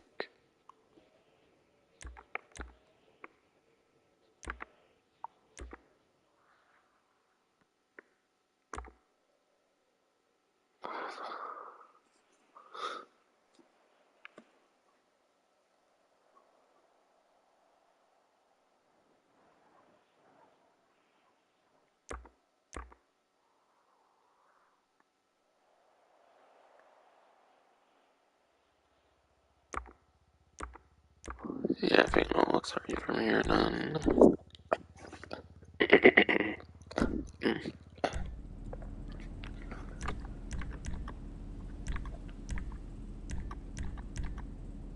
Okay. Looks like there's only 3 options for non-customer involvement, it looks like. That's the E, which even has HSW upgrades. It seems I can use HSW here. Krieger, which is a very top tier supercar in 8th gen, which is cool. And XA21, not sure why that one's there per se, but it's still mainly have it for transform racing. So I can have that one too.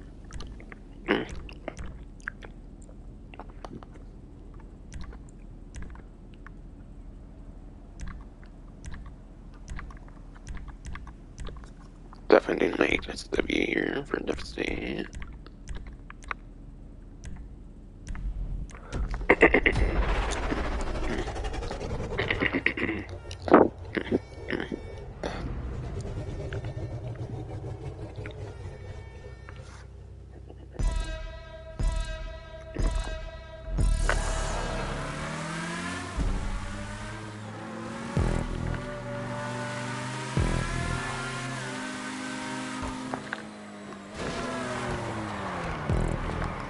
Or do you want to use pop size at some point? Or would be a bit annoying.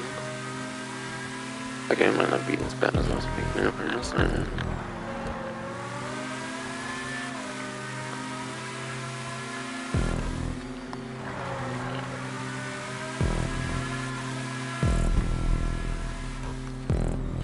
Alright, so like it was saying, figure 8 each lot or something. Okay.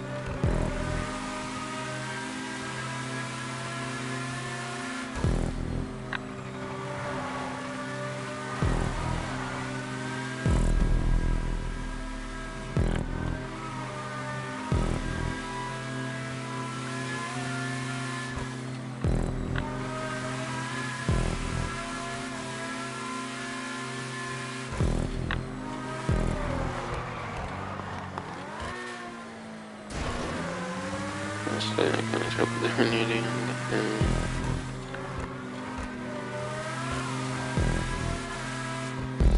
That almost choked there near the end, definitely.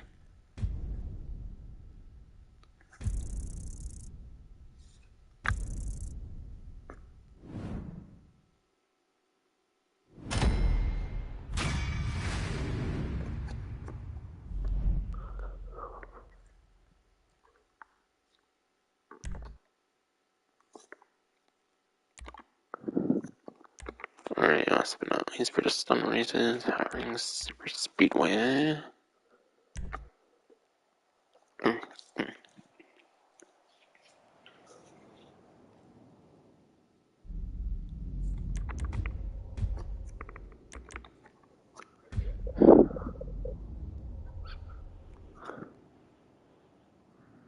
And standard default, 8 laps for default. Alright, cool. I can do just one lap on this one at least.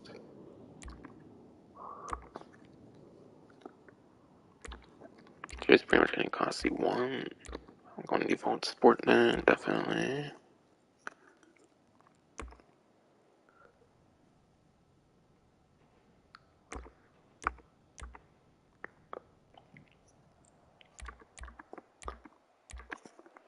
Custom on, honestly.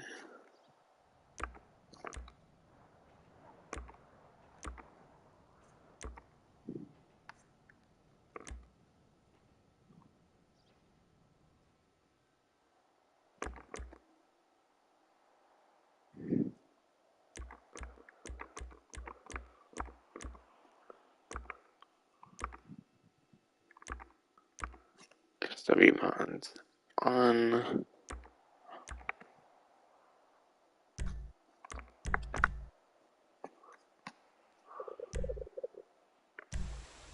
And of course, not fucking proper Hotring again.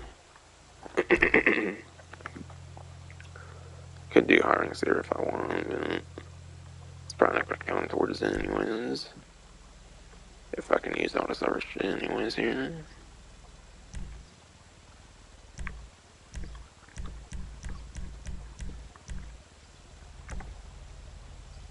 I could have some top speed then. I'll do my S95 for the HSW now.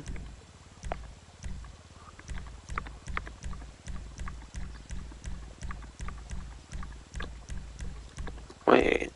Oh yeah. For some reason you can use the Sterling GT in sport car races as well. That's true, apparently, that's right.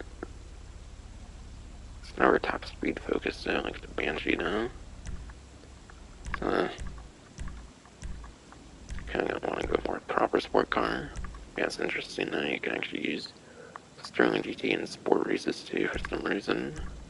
Not sure why it's like that, but it is. Probably makes sport car races even more unbalanced since you can use the HSW1 too like that then.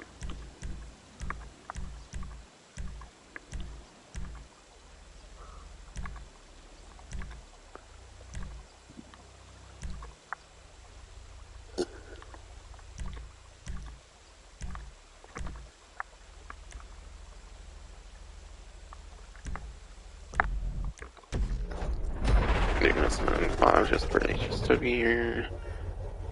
In between it, the Banshee, and the Sterling, it's the one lifetime focused one. If I recall right. Between those HSW options, yes. It's probably like Sterling GT again in those sport car races. In addition to the sport classic for some reason.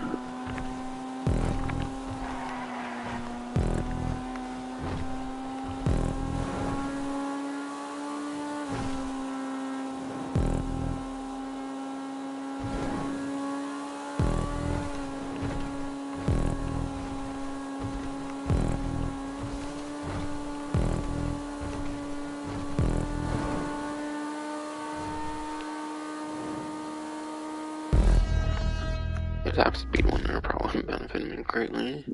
Should know it because it was called Hiring Speed Circuit, whatever the fuck it was called, if you kind of forgot already.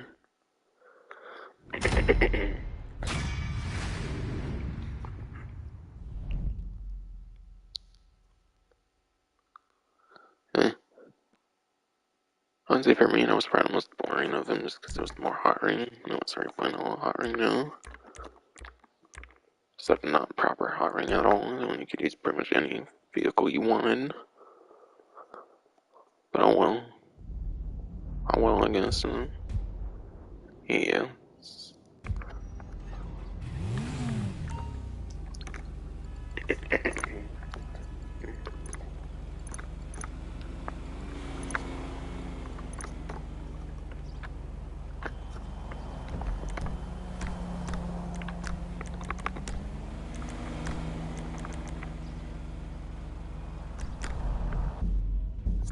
Just one more should get it for me, I assume here.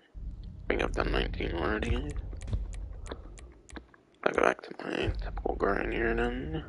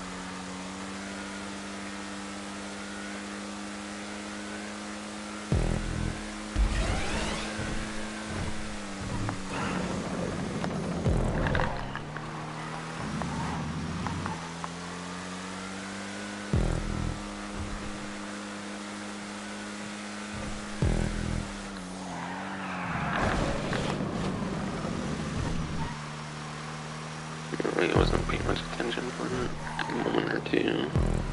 For some reason. Some fucking reason, yes.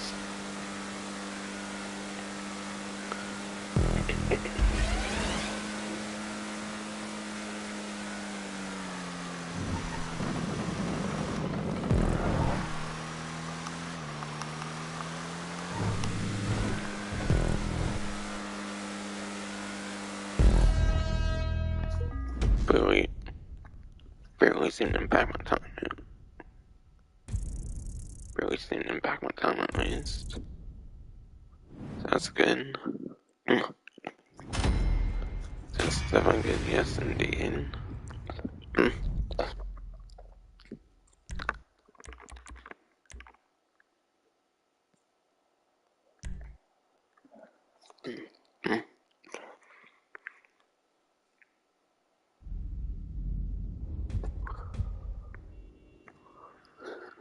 And I should be 20.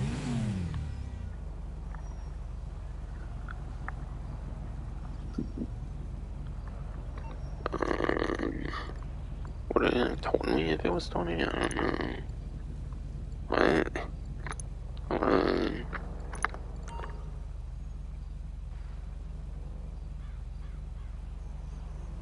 Do you have to race up against other people? I'm fucking confused. I'll see you at the gym.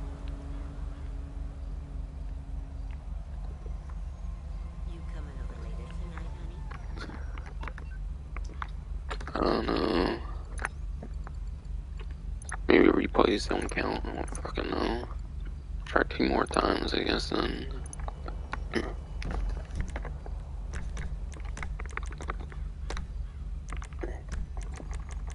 Call me at the...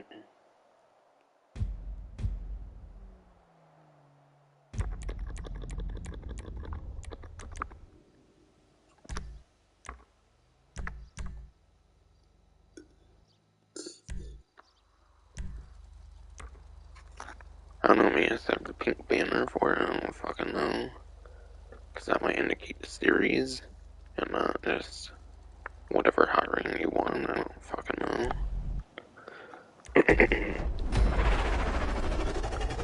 If I would get after 2 more, like, separate ones of this, then I think I'm just gonna buy a full price in.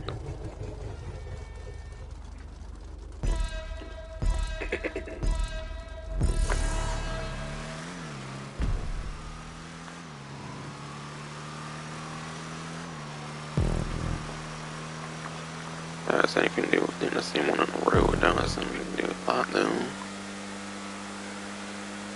And, like, I don't know if you actually need another player or anything to fucking count for it, no. I wouldn't think so. I don't think other things in the game work like that. Like, your street races have a 2-player minimum, so it's kind of hard to tell. Well, I think if there were a 2-player street race, I think if someone leaves it doesn't actually kick you out, and it would be like kind of a solo street race in a sense, and it would still count. As far as I know.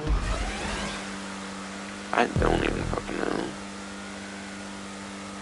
such a loose terminology if it was top 3. Because I mean, you just have to have like one other person to play with or something, and that can guarantee you a spot. I'm fucking actually confused. But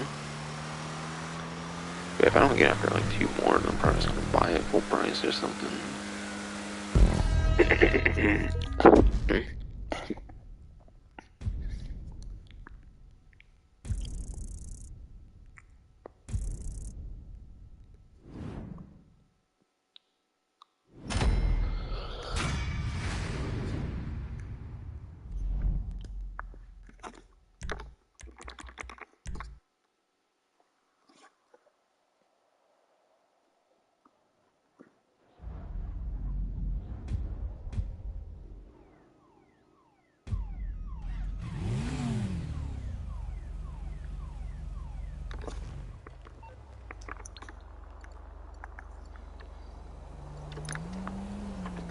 Yeah, I really don't fucking get it.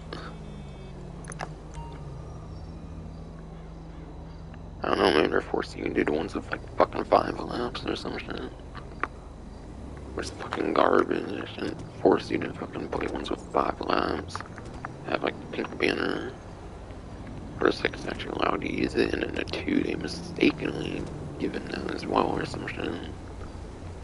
I don't know, pink is usually the series icon, so maybe it has to be just pink ones 20 times. I don't fucking know. Such a loose terminology that they use there, I feel. Kind of.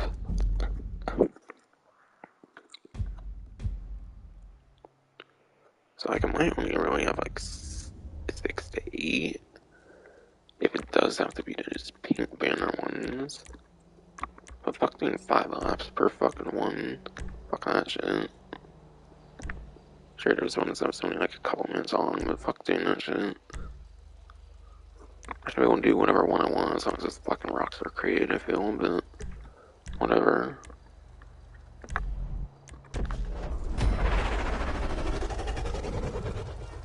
I don't know, maybe I'll even do one more just in case after this. And then if not, then I'm buying it full price.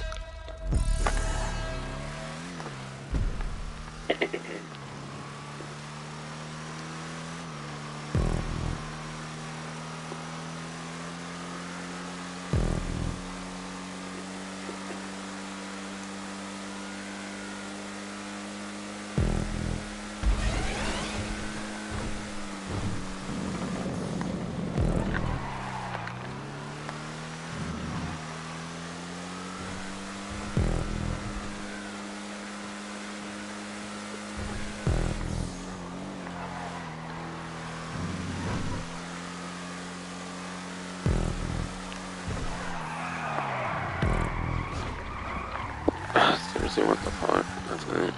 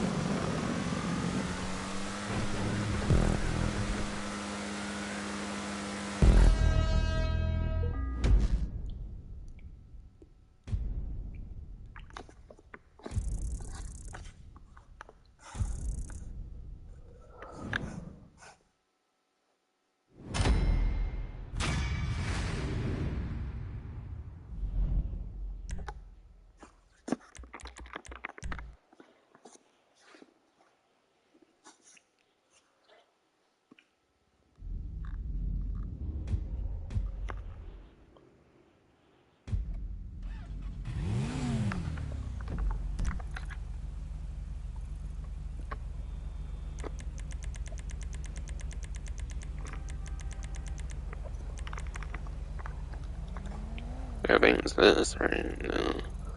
It's a Super Sports Series. So yeah, it's probably gotta be fucking pink one. Fuck that shit.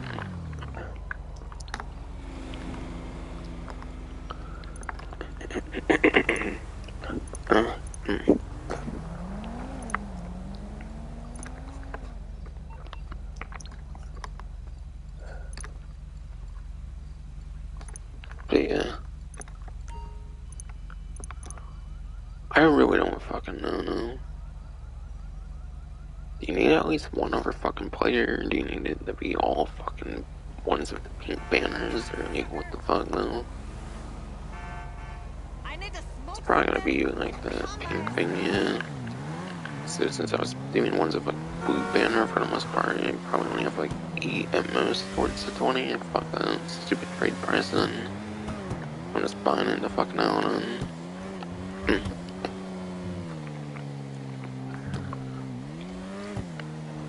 Well, at least they ultimately make a bit of money on it for now. Hotring races, and it was kind of fun revisiting them anyways. But nah, it's much more complicated than it needs to be, unfortunately.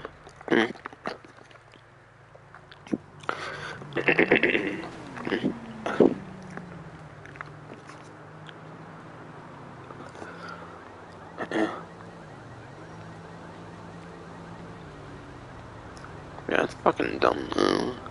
I feel any 20 of the Rockstar Creed ones should count now. Probably has to be all 20 of the pink ones that force you on 5 fucking laps at minimum.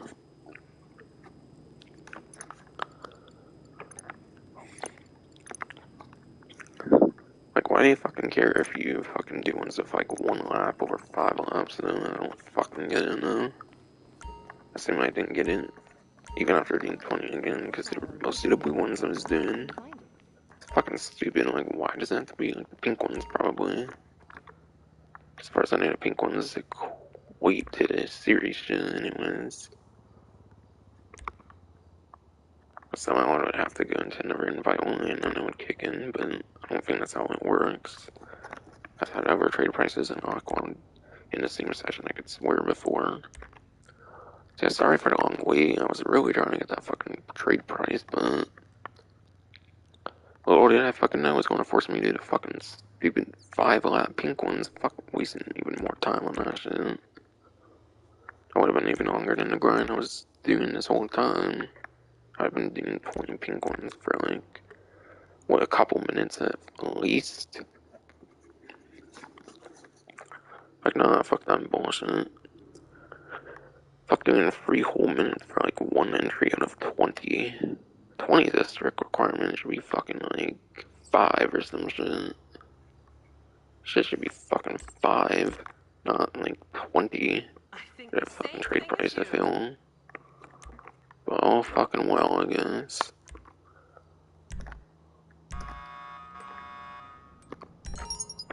There. So yeah, sorry for the long fucking wait.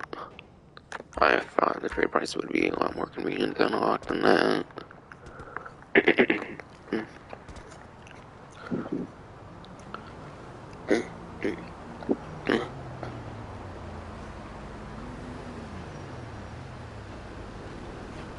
Yeah, probably still gotta go over some money opportunities and like discounts and stuff. Since, yeah, ever since Simeon's like started doing like more gameplay stuff here. But yeah.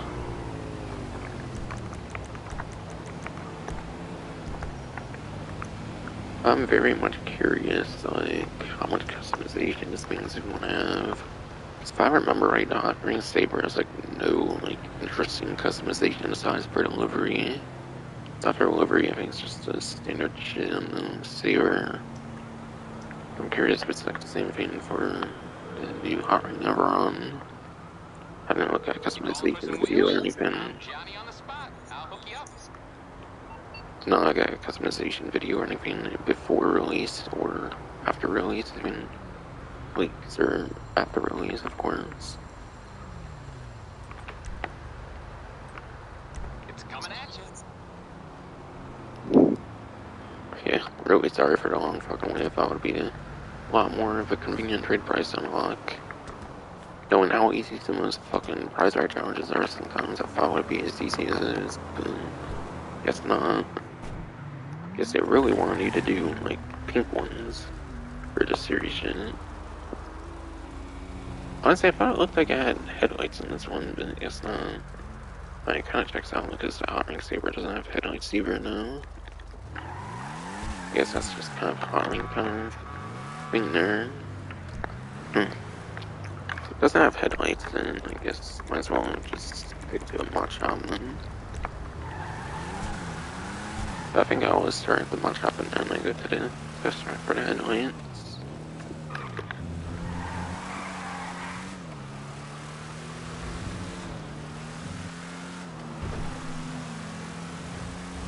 I'm not custom. I'm not non-custom top speed though. It's already pretty insane. Foul upgrades even. And yeah, it's even foul upgrades.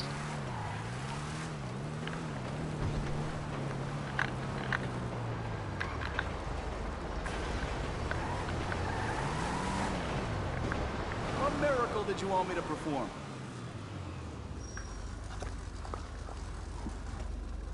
Alright, yeah. Does look pretty simple and standard and stuff. Say yes. Like I was predicting, it's not gonna have very amazing customizations whatsoever, pretty much. I'll put it like this. It ain't gonna rust. 1,000 armor.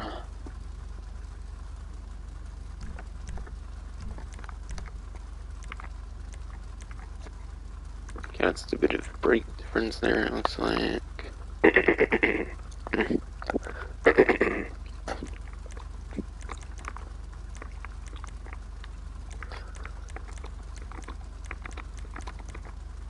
Yes, that's definitely a bit of a break difference there. Stupid fucking throat, damn it. 60 to 0 in like 2 seconds.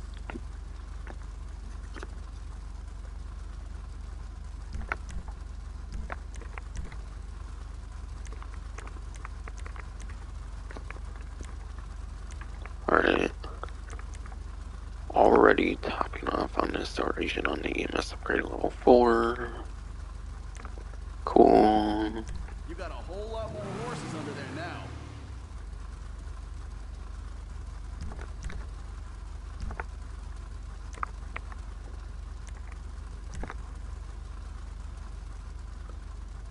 I'll see that trade price is the real shit, so I'm gonna put a side trombone on it. Fuck it.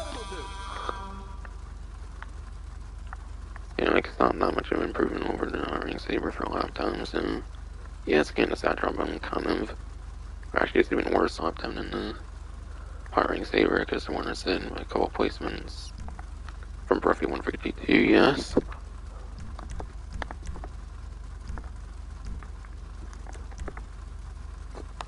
Yeah, no headlight option whatsoever, just neon kit. Just like your Hotring Saber, yes.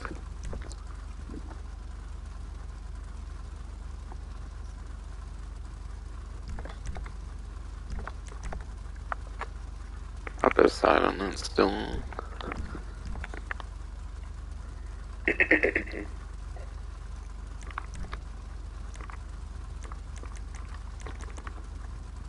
Okay.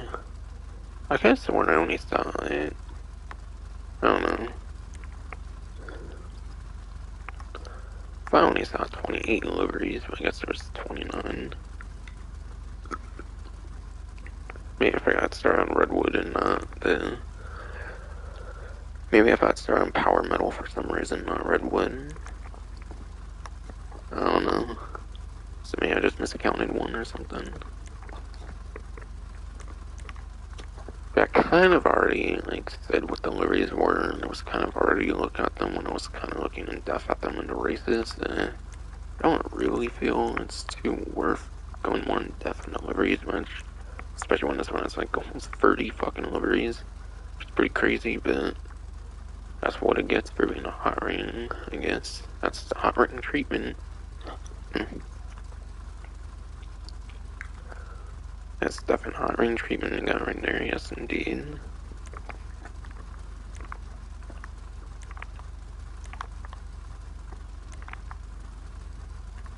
I really like the Patriot one with how colorful that is though.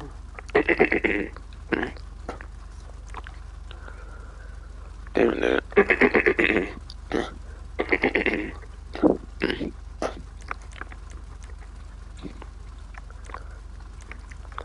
Yes, I really like how fucking colorful this one is now.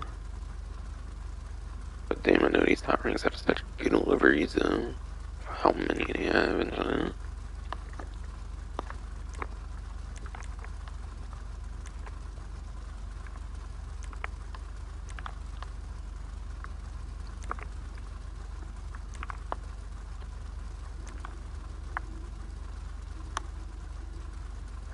It's 69 now.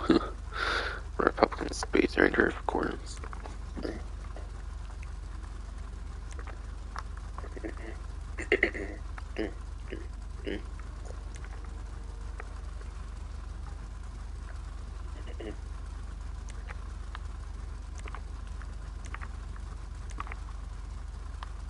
Holy shit.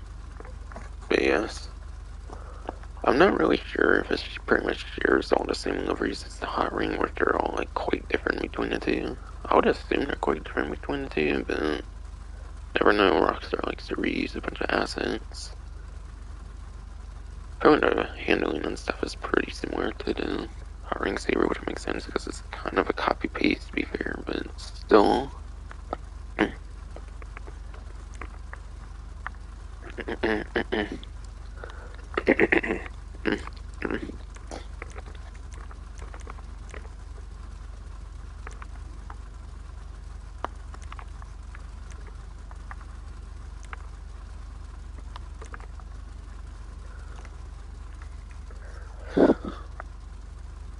But yes, so I do hear this is like a whole new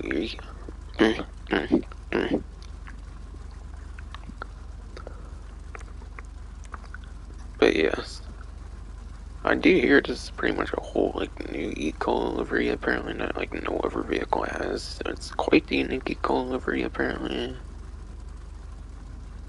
it has like quite a high resolution texture and stuff from what I hear. So eco one's definitely quite interesting to sell around for sure. For one I want to put more attention to.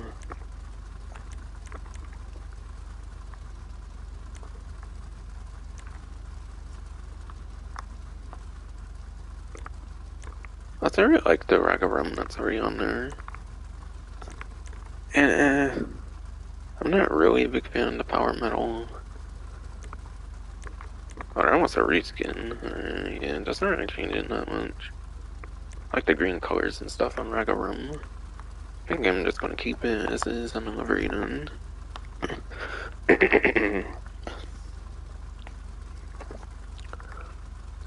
But yes, I'm definitely keeping it as is on the livery, I think. So many fucking trees from on this.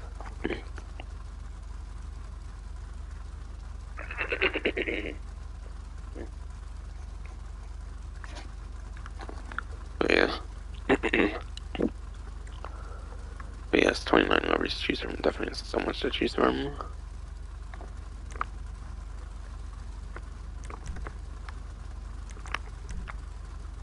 Alright, more sponsorship.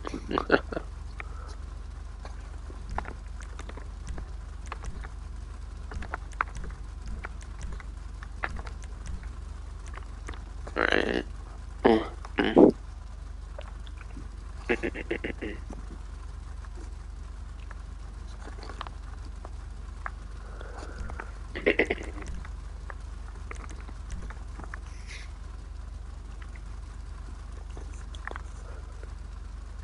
Starting off with a metallic black.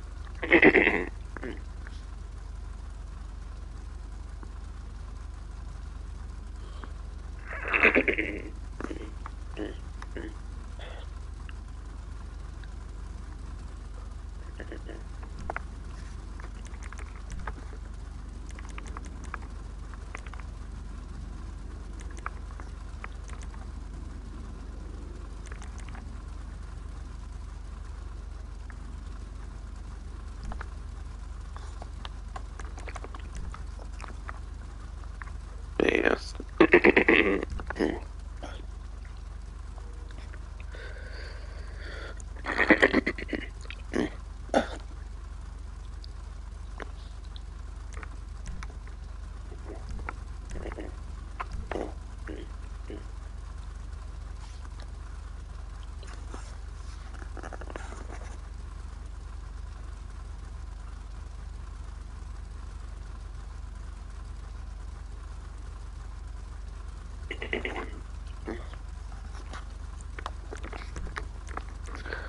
Oh my god.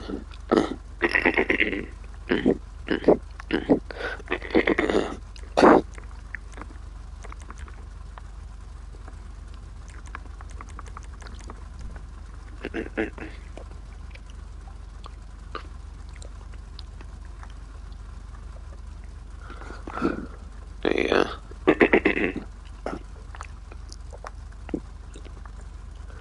God damn it, bro. Can you speak? Damn it, fuck.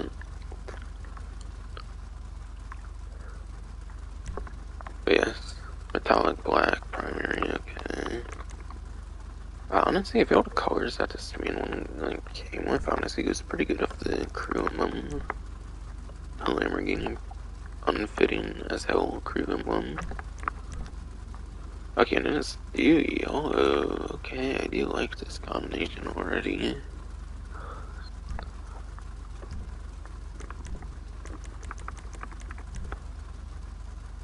I think I have crew. But yes. I think I definitely have crew on my like Hotring sabers. I like going pretty like crazy. I like to go pretty crazy color themes and stuff, I guess, on my other Hotrings. I guess I'll go pretty crazy on this one too. Black prismatic pearl then.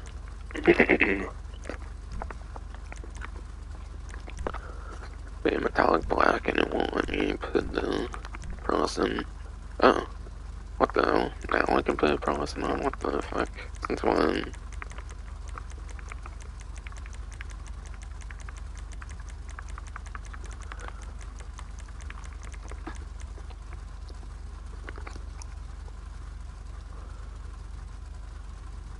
Oh no, man.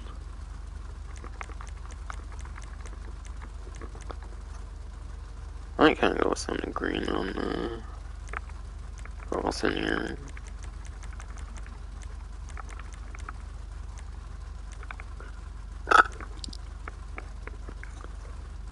What's a good color to go with? The yellow? Lime green, if it.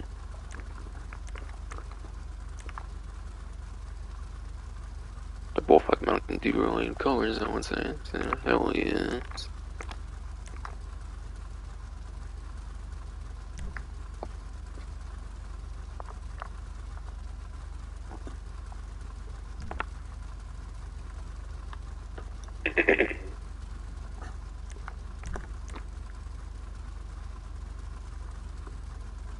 Yeah, I most definitely inserted the Protestant there. I kinda decided another Protestant to go with it. I feel it was mostly already how I wanted it. Cause I like the black and yellow with the Riga remnant. It's pretty fitting. Black and yellow and the unfitting Lamborghini sponsorship. Fuck it. Lime green it is. And go with the green Riga rum. And the green delivery. Also to do with Riga rum, of course. Yeah, I think that's my build right there. Just the Protestant change this time because I mostly liked how it came actually. I mostly liked how it came this time around though.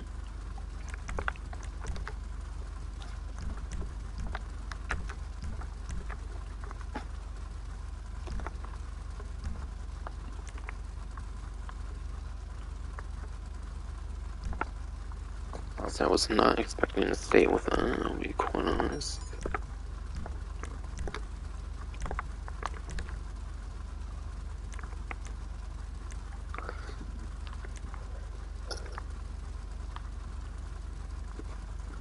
But if I wanted to go Protestant, I would go on green for the theme of the neon. If I want to go more towards the Protestant side, me personally, I like to do it off the secondary color though. Closest to D yellow would probably be like regular yellow, essentially, kind of. I do regular yellow then.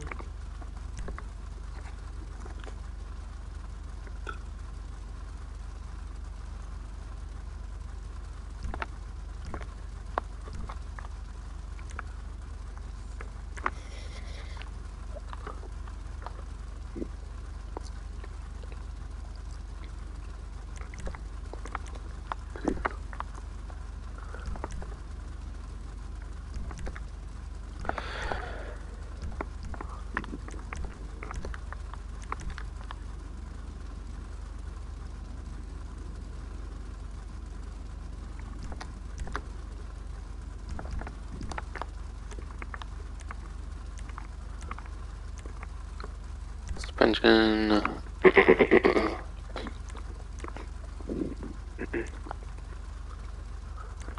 Yeah, suspension. There's the lowered street. Sport is as low as it goes. So I don't think it has all of the suspension options like the traditional one. I think there's like another one as well that they typically have on it, but on certain vehicles, but this one doesn't. But yeah.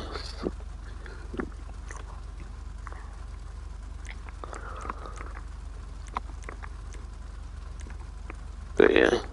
I kind of noticed a little bit of a camber effect when doing that, so there might be a slight performance benefit when you do the lowest suspension. As far as I have heard, apparently when there's like the camber effect on these vehicles, apparently there's a very slight performance improvement from what I hear. I would maybe look more into that, because I'm not the biggest expert on that, but apparently when there's camber stuff like this, apparently the performance actually improves a little bit. That's what I've heard, so would look into that maybe. If for some reason you're not big on the low suspensions already. Now don't go ruining my work with your backseat twister.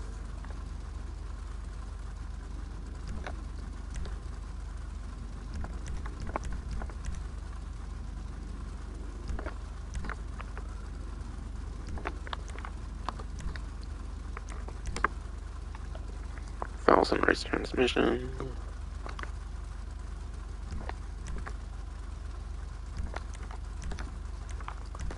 Valves and turbo.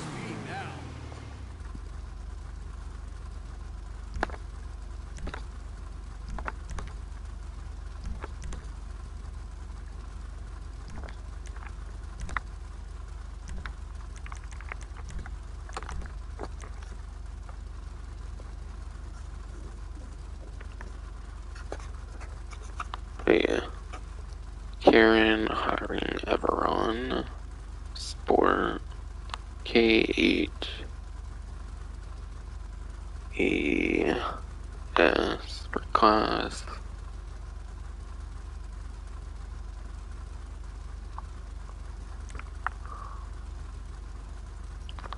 I think I'm gonna go to Endo V2 here. Definitely. Because I do off of like the name of the vehicle. Whereas I don't know, I do my wheels off the name of the vehicle for some reason. I don't know, it's kind of just what I've kind of always done and felt like kind of gives me the most realistic variety possible. Without just completely being random, I guess. In a sense.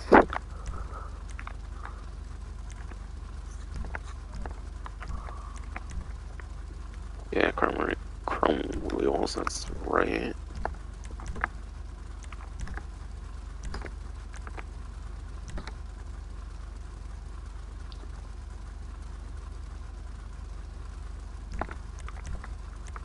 Man, you mean business.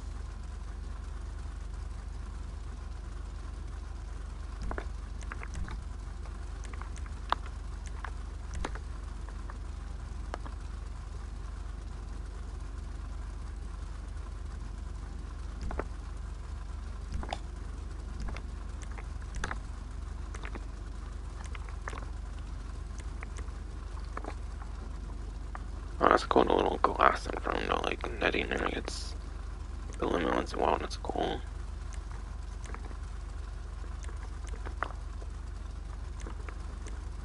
And I see a huge back window back there, yes.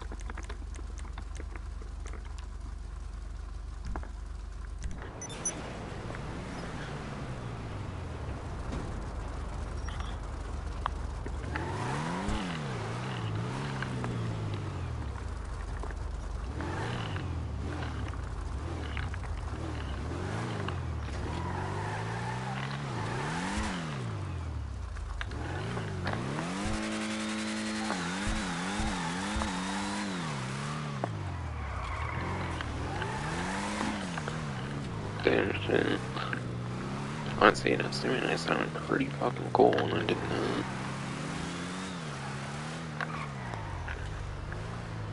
But like, acceleration and the brake, it sounded pretty cool in doing that, I think. I don't know why, but I tried to do like a muscle car kind of wheelie. I mean, there's like rare exceptions where a vehicle can do that outside the muscle car class.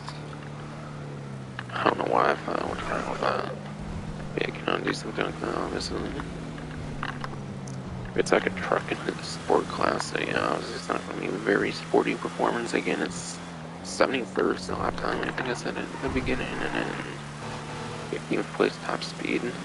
Actually, at least the top speed's like a few away from top 10, which is still pretty respectable, kind of.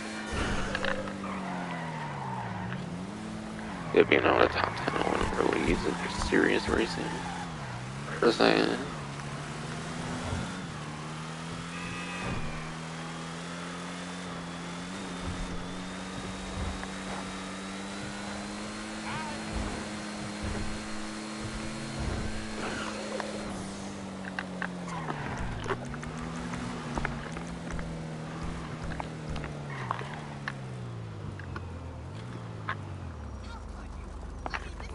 Oh, and yes,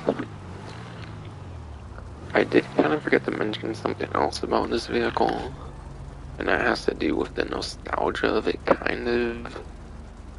It's not from a previous GTA game, I'm pretty sure for the Everon, but the first Everon was like an off-road vehicle, and that was added as part of like the Grand Theft Auto Online, the Diamond Casino Heist DLC or something, so it's kind of a hot ring of that, essentially. Whereas obviously the Hot Ring is basically a Hot Ring version of the Saber for the first Hot Ring they did.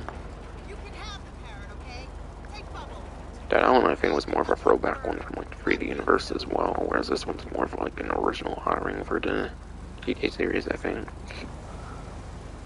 Again, it kind of just takes inspiration from the Everon though. Is the Everon, the regular Everon also two-door, I wonder?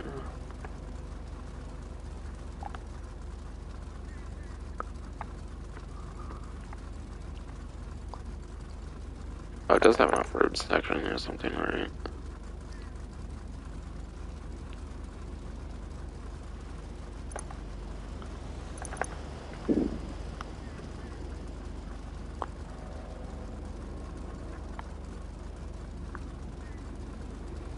I don't remember what a regular Everon was, but there was another Everon before.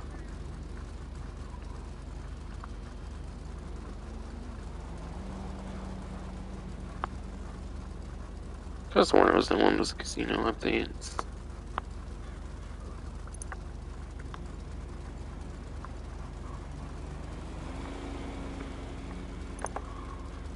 I could have sworn it was Southern as well. For the regular Everon. Trying to remember here.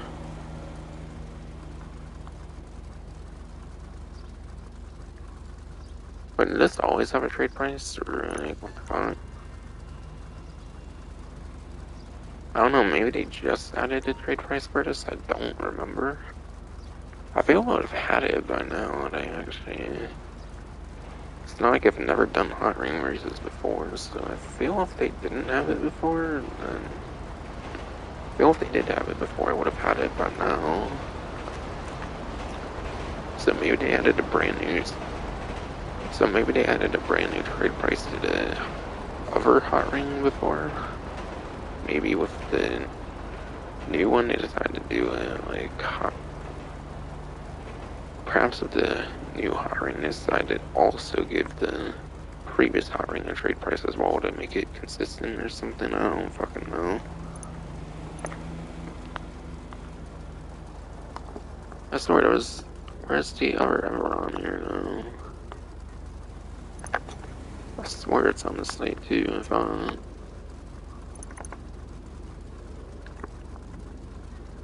Wait, what? Luxury? How is that luxury one? But yeah.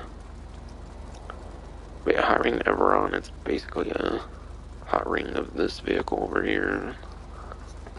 Being another Everon, of course. That's pretty interesting.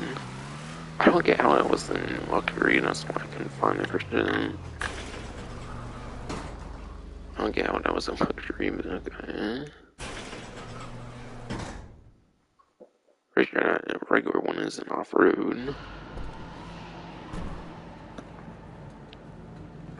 Not SUV or some shit.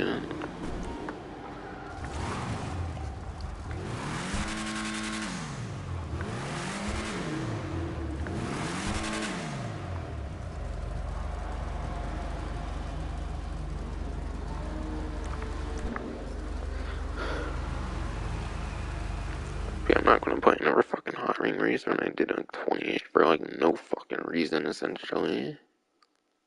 Because I was trying to get that trade price, but the requirements were much more strict than I would have expected now. And yes, sorry if this offends anybody, but like, if you actually expected good customization on this vehicle, then I feel sorry for you, then you were obviously not having real fucking expectations for it, and then giving everyone a shit customization.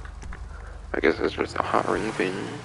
Not complaining with the customization, given everyone didn't have any, really any, at all as well.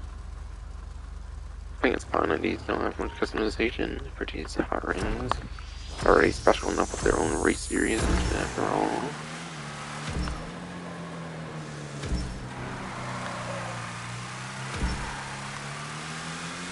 So I'm gonna do a test run here in the test track, whatnot. Like I usually do.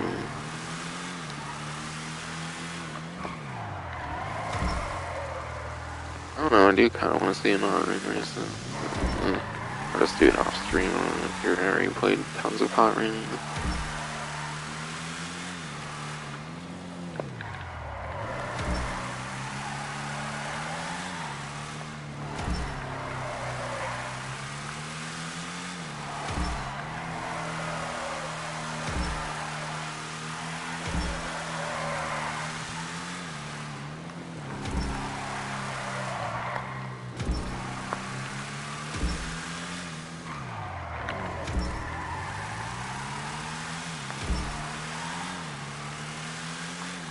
Wow, holy shit, I wasn't expecting it to be that good. Kind of.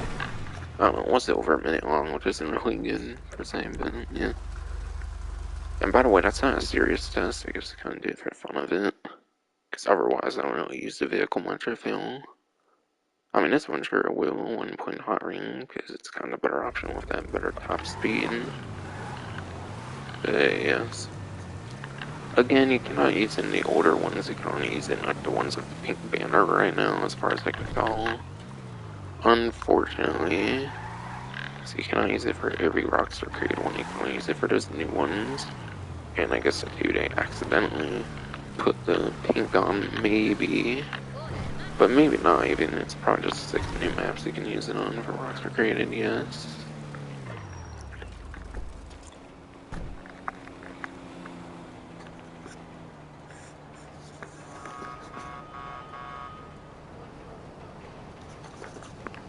But yes. I pretty much went over everything aside for like certain money opportunities and discounts still.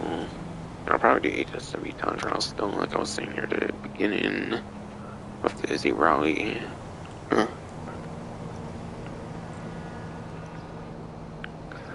But again, that will only be available until like March 15th, March 16th, and I'm going to be vaulting it from the game.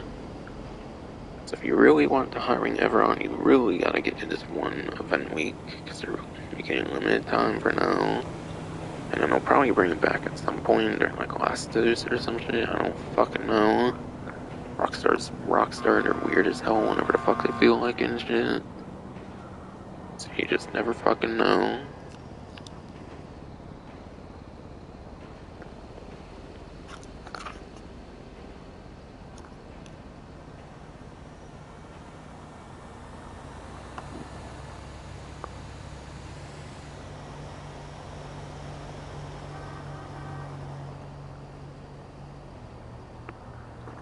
But anyways, I kind of want to show off the auto shop thing actually that I was talking about earlier here in the beginning. For those that might not be familiar with the ideal strategy, maybe not, depends on what my board looks like.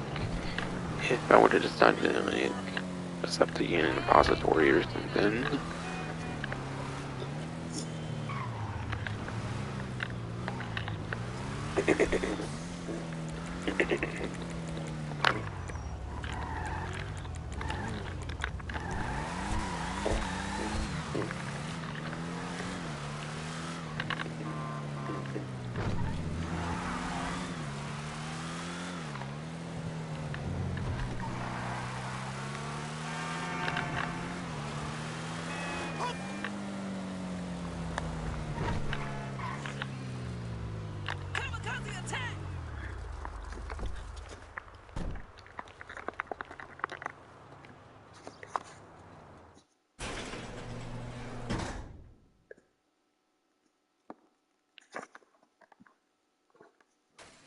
But yeah, again, I didn't even get the Hotring trade price. I think they added a new Hotring trade price for the Hotring Saber. It looked like that. I don't remember being a thing before. So yeah.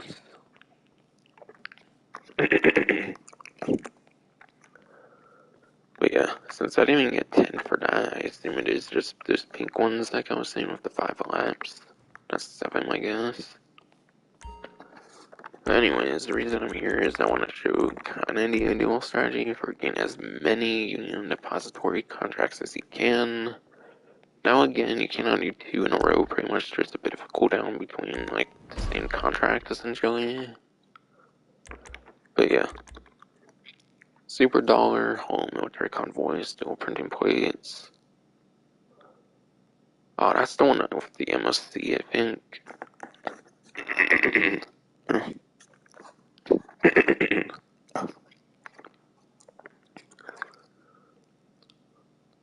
I actually did Super Dollar pretty recently. But yes, on Thursday I actually replayed Super Dollar Deal. I don't like that one a lot because of the MSC.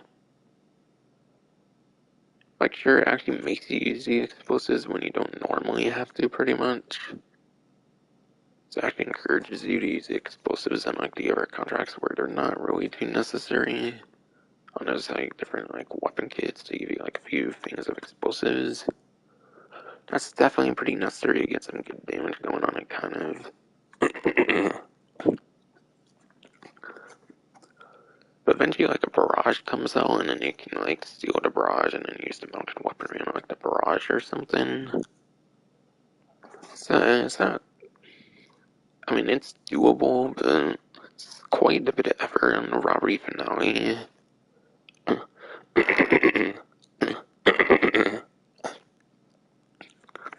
But yes, the robbery finale is definitely quite a bit of effort in there for damaging the MSC enough and everything.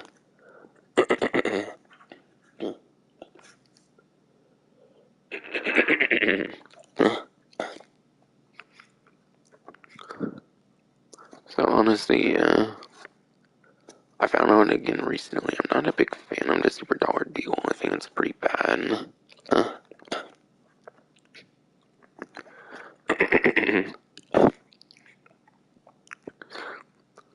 But yeah, Super Dollar Deal because of the MSC. God damn it, Shade Throat can't let me speak, god damn it.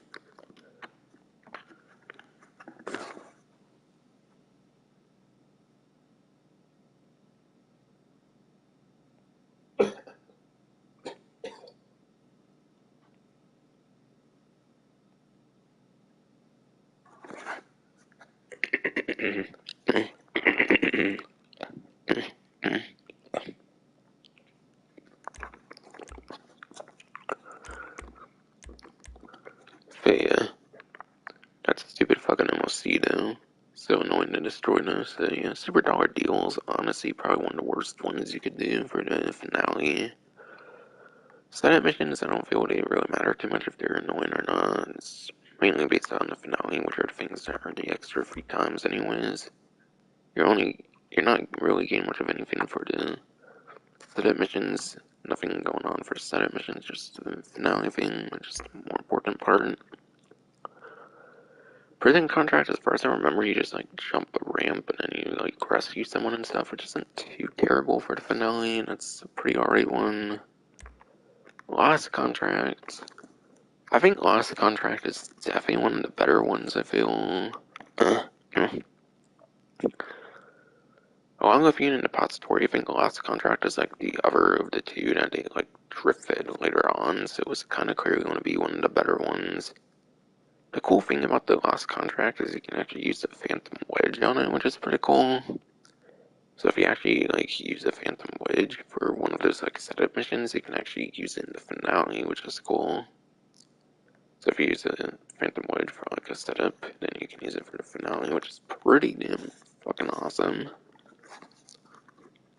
But yeah, $0 deal, definitely not worth the extra like 15,000 or whatever the fuck.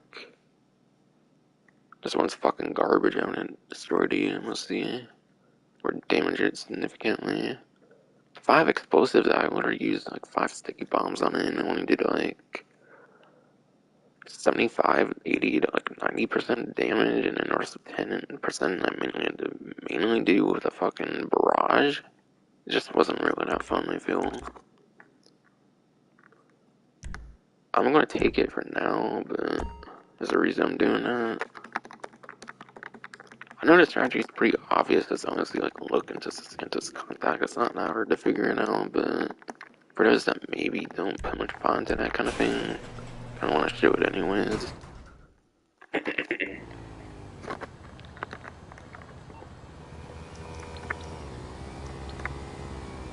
But yeah, so Santos an actually useful contact even if she's annoying. Hey, y'all need something?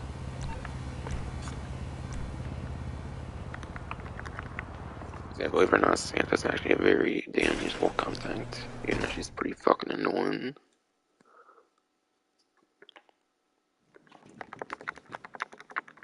Along with KJ and shit.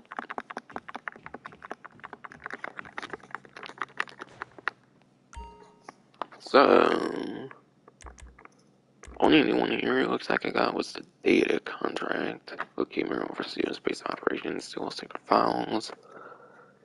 If I remember right, this is the one that has like Avi Schwartzman or something like that.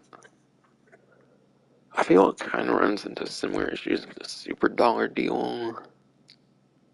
Because yeah, super dollar deal is like a military convoy. Merryweather's like a private militia and stuff. I feel the military is doing like the military. I feel was some of the more like difficult enemies. I feel in these contracts.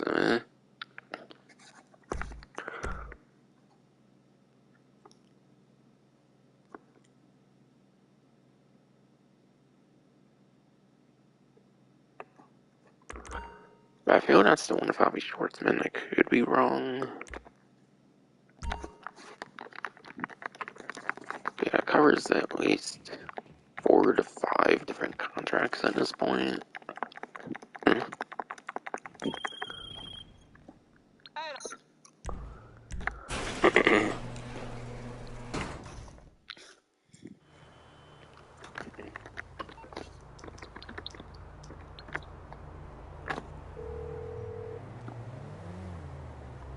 Hey, yo, what you...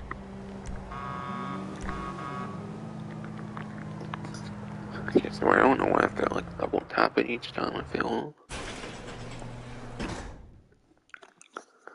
But I think I already talked slightly enough about like 5 and 8 of like 5 out of 8 contracts, which is pretty good. I'm not gonna fully remember all of them, some of the information on some of them might not be most accurate, but it's still. Hey, see ya. You showed up on that last job. Okay, Got more there's the cash Union than that comes from if you Depository. keep it up. That's I what I ain't was trying lying. to show. If you absolutely can go for Union Depository, absolutely do so, because the difference is fucking huge.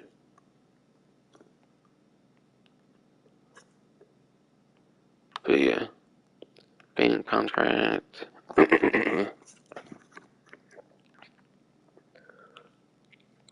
Bank contract, I think they want you to go into, like, tons of different fleets of banks and stuff. I feel the main strategy with that one is you gotta, like, block the doors pretty efficiently with your fucking vehicle, like your tuner vehicle and whatnot. But yeah, you're pretty limited on your vehicles. I mean, you pretty much use your tuner vehicles, so can't use something super tall and heavy, like a heavy insurgent or anything as far as I know. At least not without, like, crazy, like, methods. At least not without, like, a glitch or something. Or like a trick or some shit. So yeah. I feel because it wants to hit you multiple banks, that's a lot of time you can easily get shot and like killed and stuff like that. I feel it's a more difficult one for sure, so I wouldn't really say it's a great one. I don't think you have like any juggernauts or anything on this agency deal to deal with, so agency deal can be pretty alright. But if I remember, you have to like find something like in dirt or some shit that can be kind of annoying near the end. And I kind of forget whatever the last one is, but yeah. There's some pretty okay ones in here.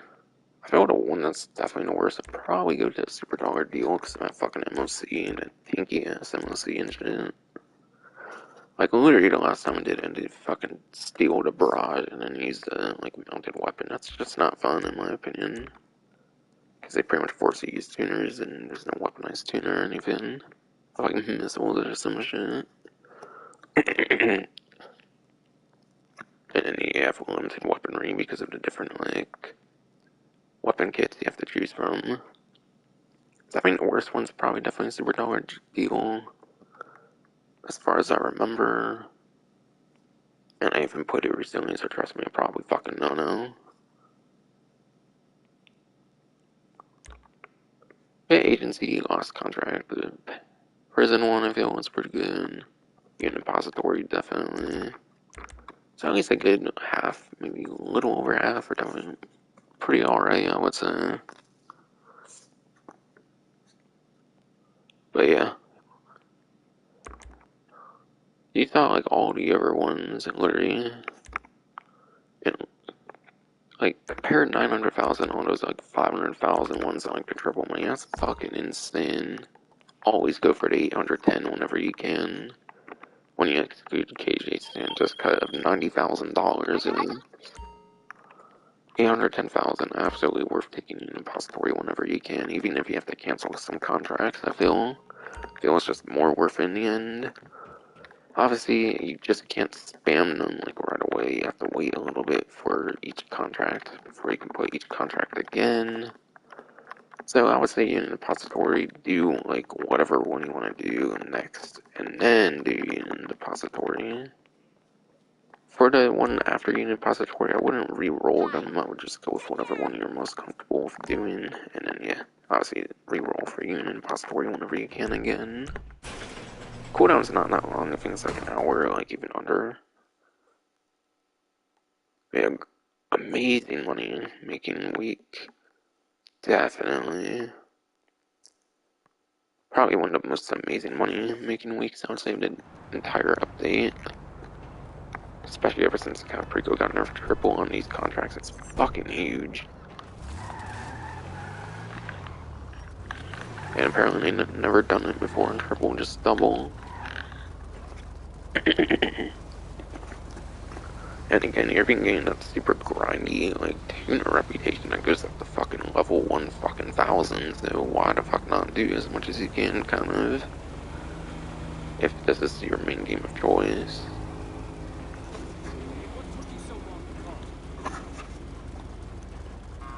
I don't remember saying that. You got it all wrong. No way! Man, not again. How can you get so many tickets? Later. I mean, But yeah, at least I probably got placed top 3 in any, like, one race for fucking $100,000, at least I probably got that. And again, at most I probably got like 8 out of fucking 10 and like 20, like I was kind of explaining. Apparently it's gotta be a pink one as far as I know. Not one of his blue ones I was doing. I was thinking it could be any of them. You would just have to do it like 20 times, but nope. I kinda didn't realize that's a series on it, not just a Hotring thing in general. It's fucking stupid though, you should be able to do like whatever ones you want now. As long as it's a fucking Hotring race at all, I feel. Like fuck them forcing people to do 5 fucking laps and fuck that bullshit.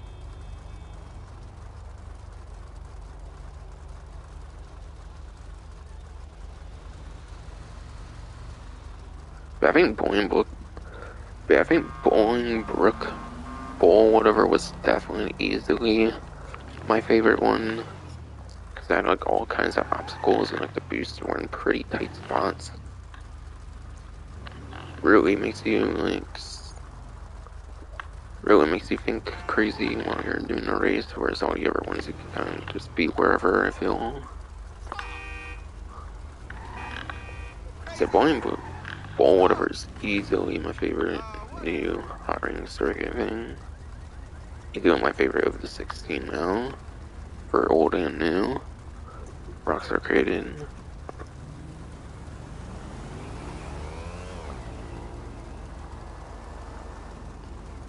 Only one that's actually much of a challenge is 7 and Bowl easily. Whatever the fuck. Keep butchering it, kind of.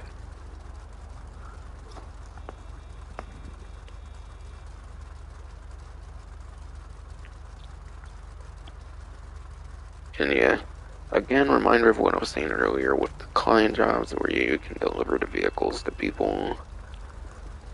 When you deliver it, you get tuner reputation. When staff delivers it, apparently you do not get tuner reputation. So I definitely say do it on hand, like deliver it with your actual character if you want tuner reputation. If not, I would probably take advantage of free times of it as much as you can by letting the staff do it for you.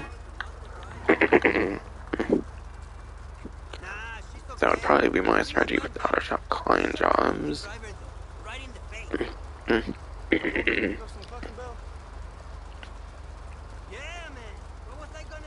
I'm not worried about my heart. Hello? Yes. I'm trying to get hold of someone to make a reservation. And yeah, I pretty much mentioned everything about exotic export.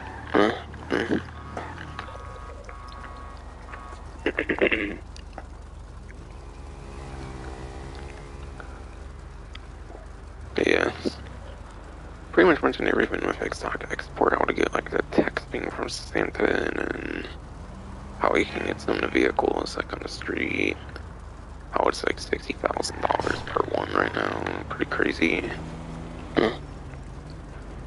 60,000 times 10, that's already 600 fucking thousand. That doesn't count for the bonus money as well. That might be free times, that might not.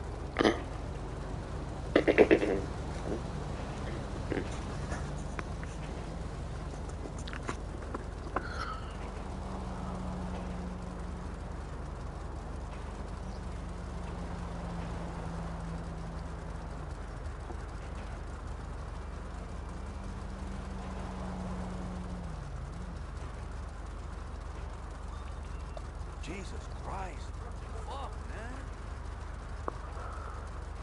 I got stuck in Google Heights traffic for an hour and stuff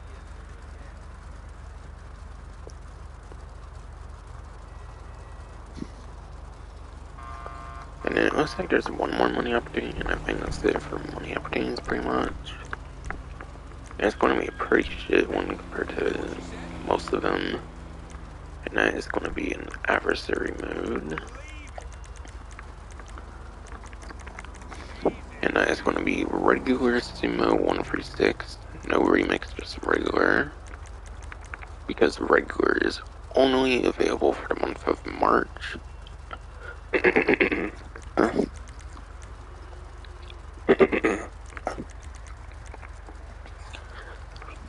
But yeah, that is definitely because Sumo is only available for the month of March before they vaulted again for who knows how long.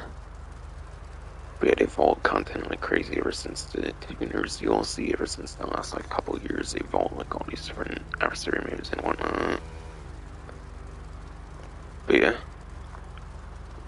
if you pretty much know Sumo Remix, you should pretty much know Sumo. It's basically going to be a less complicated version of like Sumo Remix or some shit, essentially. You basically push up other vehicles on like the other team off a building. Definitely a very fun mode, I imagine. Which is probably why Sumo Remix is one of the modes they keep the whole time, pretty much, for the remix version.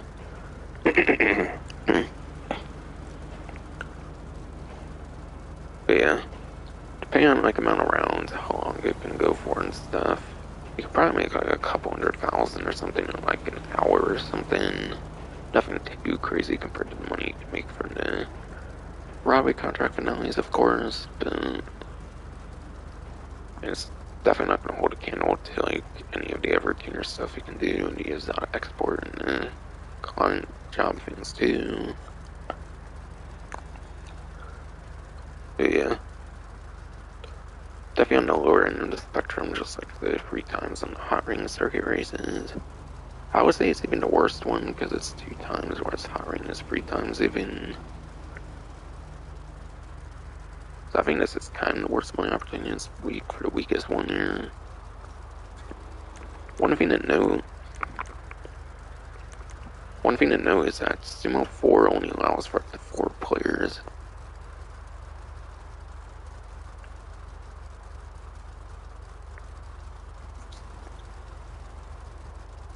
Which may limit money making potential. Or with less players you might even do better as well.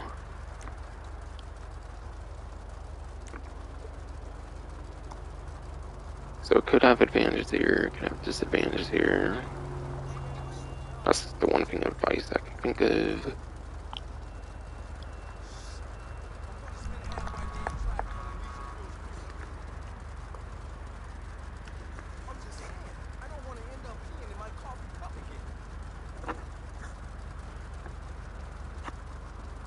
Alright, I'll see you there, man.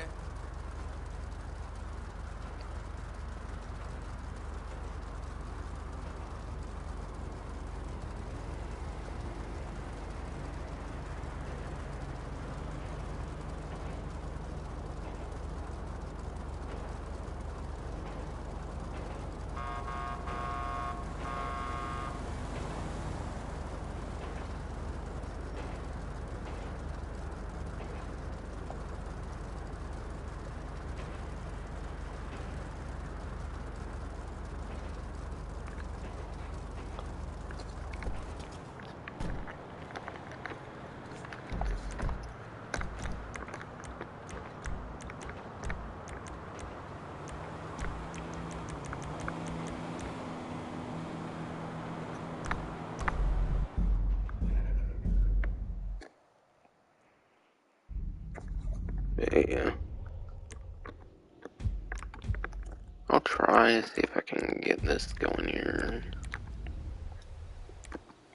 Probably not though.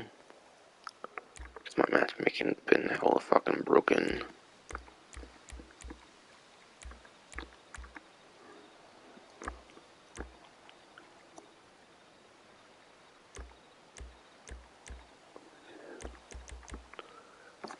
But yes. My matchmaking's been hella fucking broken for God knows how fucking long. Sometime before Criminal Enterprise DLC, my matchmaking just went hella shit for some reason out of nowhere. And as far as I know, there's no fix to that kind of shit. So, like, I can't ever really invite people to, like, death matches. It makes hosting heists fucking literally unfucking doable pretty much. So I pretty much have to join other people's sites as far as I know. Because of my whole fucking broken matchmaking. Yeah, it says inviting constantly. Which means it's basically in a limbo. Because it doesn't say invited, just say stuck at inviting. As if it's still doing it, but it truly isn't or some shit.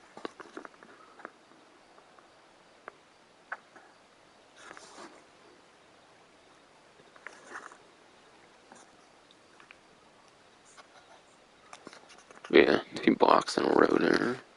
Again, just proves my claim my matchmaking is literally fucking broken, apparently. In this shitty fucking game.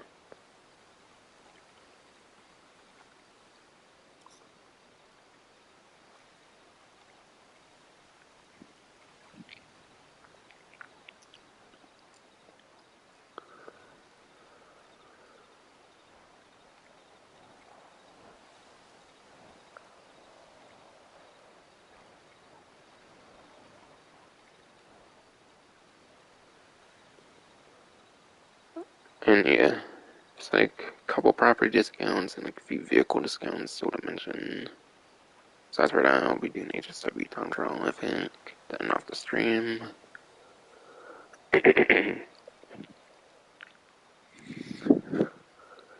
Yeah, literally T-blocked at one time and nobody's even showing up on that list and shit and whatnot.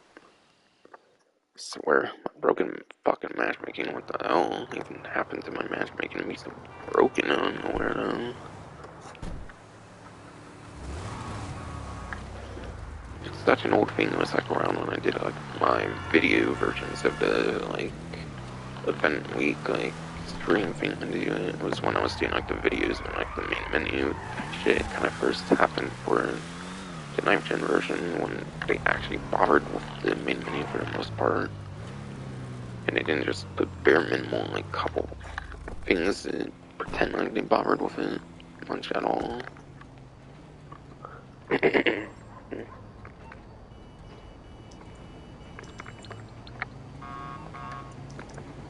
yeah, now talk again about remaining discounts.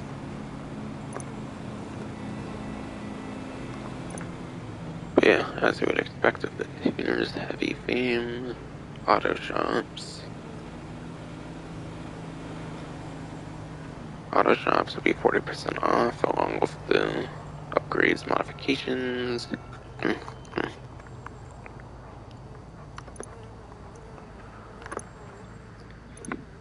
think Mesa is the absolute most expensive if I recall. Normally 1,920,000. Right now 1,152,000.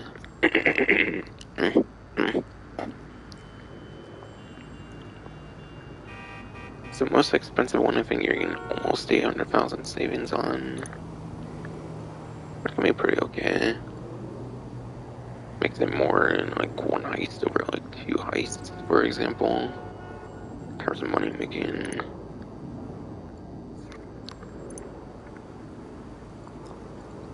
Yeah, complete cosmetic styles. Complete cosmetic tints. Complete cosmetic emblems. Staff.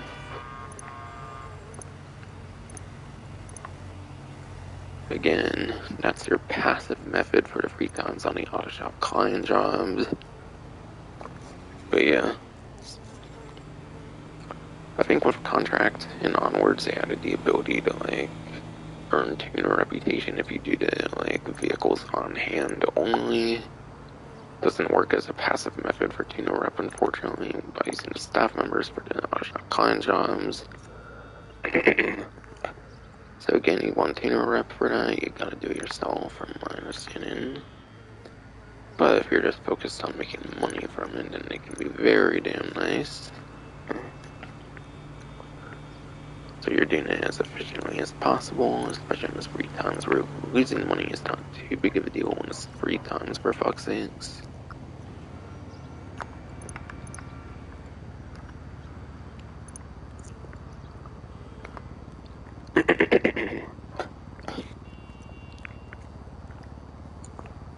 But yeah, personal quarters here will get you a gun locker, apparently.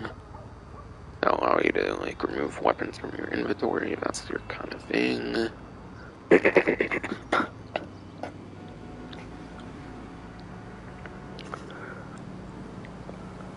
There are certain properties though where you don't actually have to pay for the weapon locker, I believe, and it comes complimentary though. Like I think the nightclub, for example, it comes with a gun locker.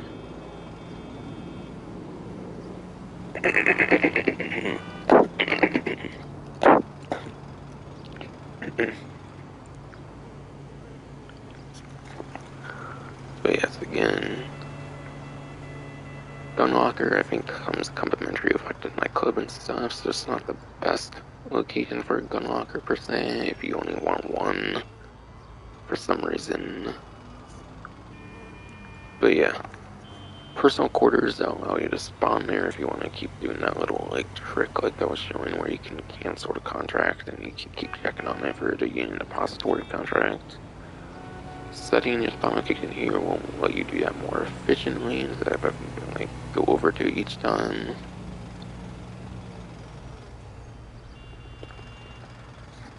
And yeah,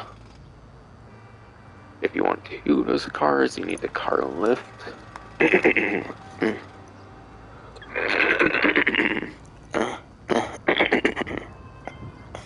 Dr. Hernandez.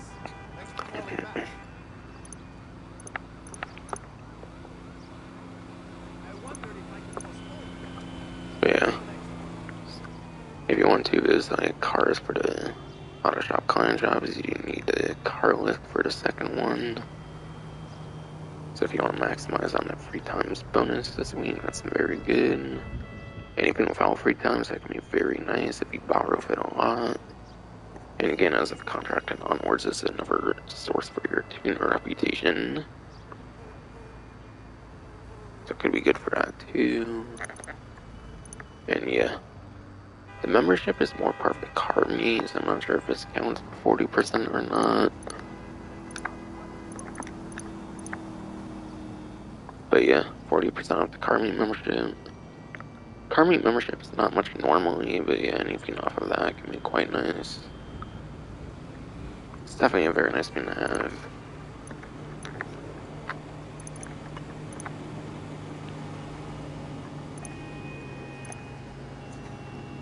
So yeah, definitely some pretty nice upgrades and stuff we can do for 40% off for this property.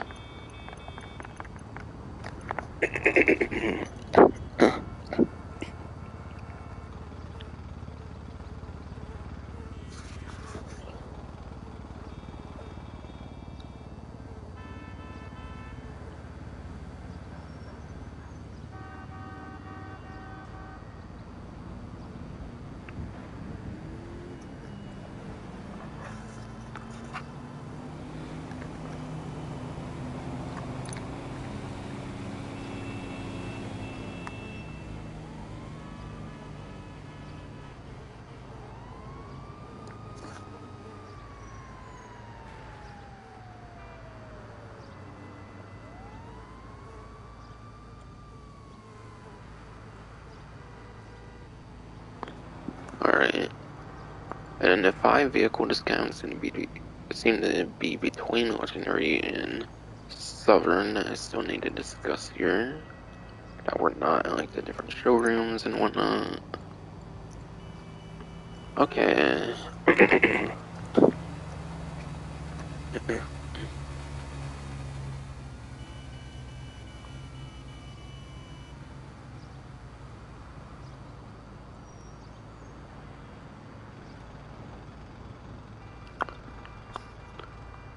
But yeah. But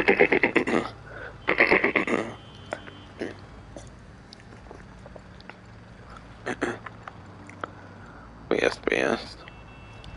But yes. Sorry, I thought I. But yeah. Sorry, but I didn't notice this actually on discount when I talked about the HSW, like, test ride or whatever. They don't usually even put those on discount. I'm surprised there's one's actually on discount.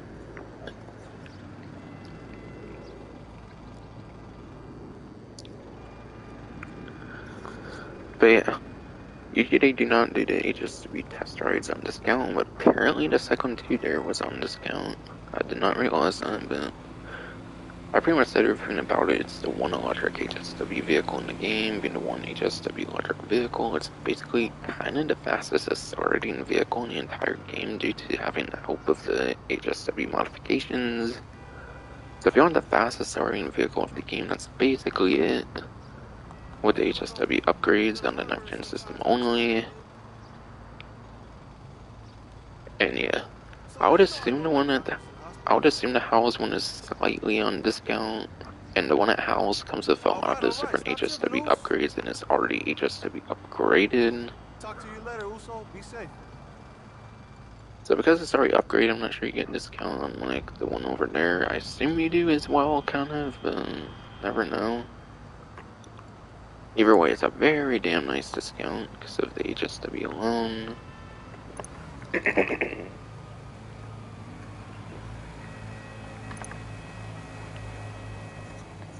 So I guess I'll go over actual numbers on this one since it is on a discount. So I go over the actual numbers.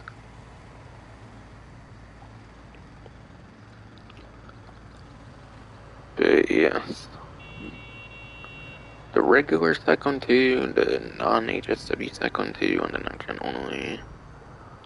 Regular Cyclone 2 is a B tier, which makes it 17th place lap time, and then it makes it 50th place top speed again because it's an electric car. It's not going to be that good top speed at all for the regular Cyclone 2.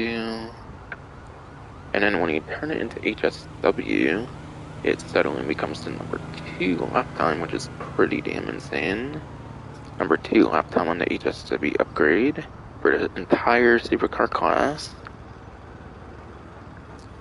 And then it even becomes number 3 on top speed with the HSW upgrade as well. So you're getting within top 3 for both lap time and top speed. That's fucking insane on the upgrade for HSW.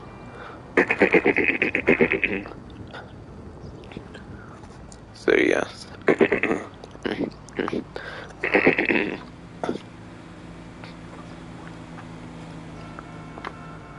But yes, absolutely worthwhile, no doubt.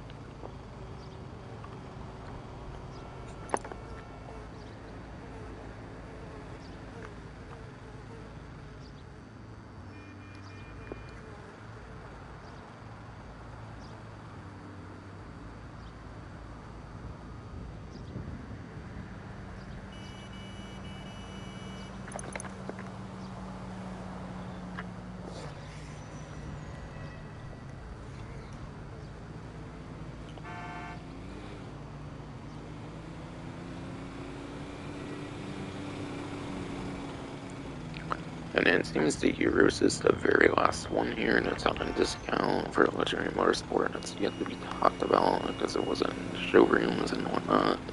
It's on them actually for sure on that. But yes. Being a sport tuner vehicle, I'm not going to go into the actual like performance numbers of this one. I'll just go off of memory for the like tuner subclass performance. For those that do not know, sport tuners are not really that viable for the actual sport class. They're more viable purely for the tuner subclass alone. So that means street races, pursuit races, robbery contracts and stuff will be their main specialty, not actual sport car races. Actual sport car races are going to be pretty garbage. So definitely do not use this for an actual sport car race.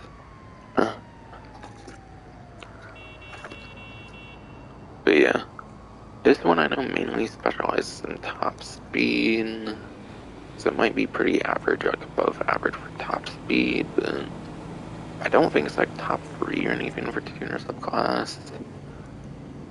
You're definitely better off with other options for like top speed focus for like street race, pursuit race.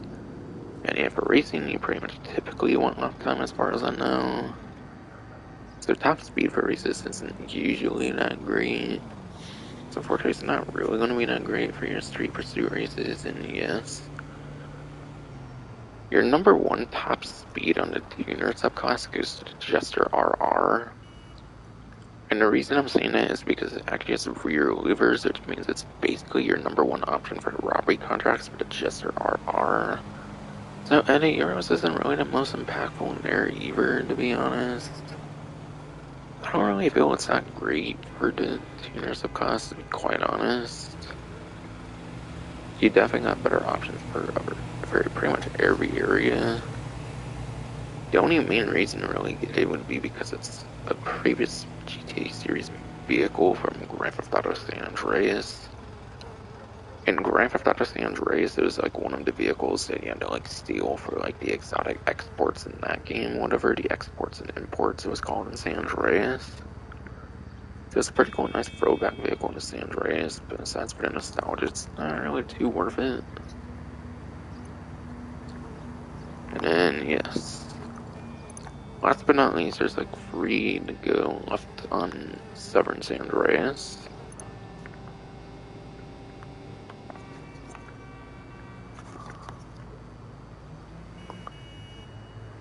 Starting off, it looks like the Calico GTF, another of the like 17, like 19, 20 like tuner subclass vehicles in the game, just like the Euros. Except this one is better, I'm pretty sure here, easily. But yes, Calico GTF, when it first released, I think it was like essentially the best tuner of the tuner subclass, but then certain DLC ones I think did overshadow it. But it's still very average for lap time and top speed, like maybe even above average lap time top speed for street races and pursuit races. So you can still definitely use this one pretty successfully for the street races, pursuit races. And yes, robbery contracts, it all depends on if it can put like rear louvers or something to protect like your back windows so you get shot less often and are more protected. But again, you literally have the #1 top speed option. The literal #1 top speed option, the Chester RR, that has rear louvers. And top speed, I would say, is actually more useful in the case of robbery contracts because you're not going against another player in like a racing situation. So having the top speed for going on all those highways and stuff for robbery contracts, I would say is quite essential. So it's not going to be your best robbery contract vehicle option, most definitely not. Not even sure if you can actually put a rear louver on this one or not, for that back protection and whatnot. But it's definitely pretty alright for your street and pursuit races, so it can definitely be one to consider, definitely. But yeah, Sultan RS Classic, I mean, is kind of your best one for the street and pursuit races, because that's like the #1 lap time, and it's got some pretty average top speed as well. But still, it's a very damn good average option still for street versus pursuit races. Average, above average, whatever I mean. I think more above average, yes. I don't want to talk about this right now.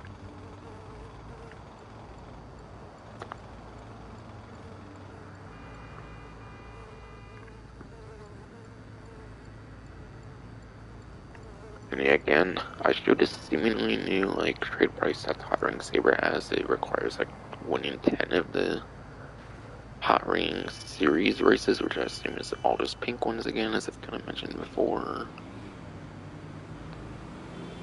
Because I was doing a bunch of blue ones and I didn't get any of the trade prices, so I assume it has to be those pink ones, where you have to do the minimum 5 laps or some fucking bullshit. Or I don't know, maybe user created ones can count, but if the blue ones don't fucking count, I highly fucking doubt it. And it's gonna be the Bravado Buffalo STX for your next discount here.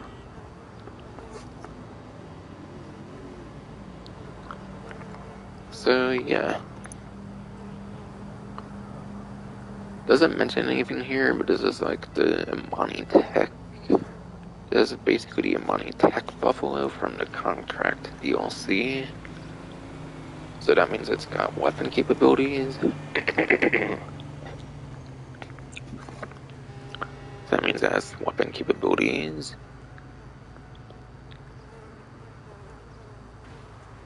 Yes, that means it has weapon capabilities and like armor plating and whatnot.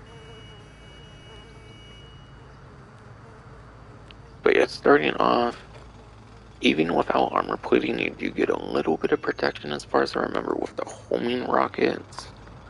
So I think you can actually tank a couple homing rockets even without the armor plating if you're not the biggest on the looks of the armor plating. And do you know, I think you get at least a little bit of homing rocket protection. I think aside for that,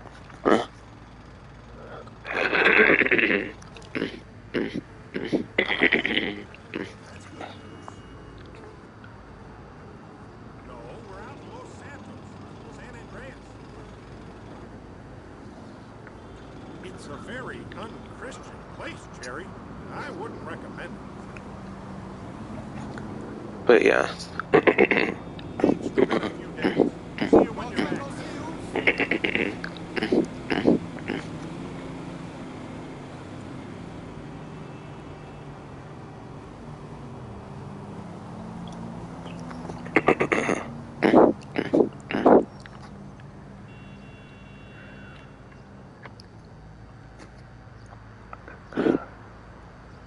But yeah.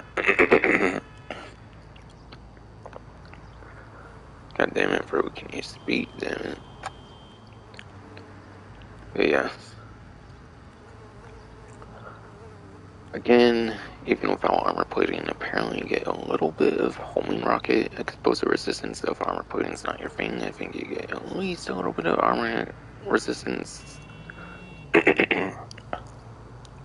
with homing rockets, whatever. But yeah, armor plating, that will give you like a couple like RPGs. Yeah, I think it gives you like a couple RPGs if you get the armor plating. And then more like a few to several of the homing rockets instead of like a couple, whatever. But yeah, definitely get the armor plating, gives you some very damn nice explosive resistance. Being in a money tech vehicle from the contract DLC, it means it does have the bullet resistant glass.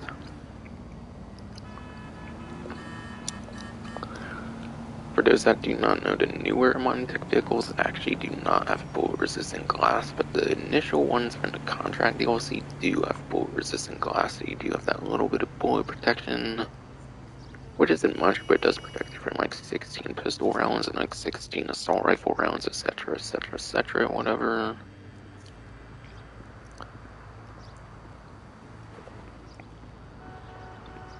But yeah.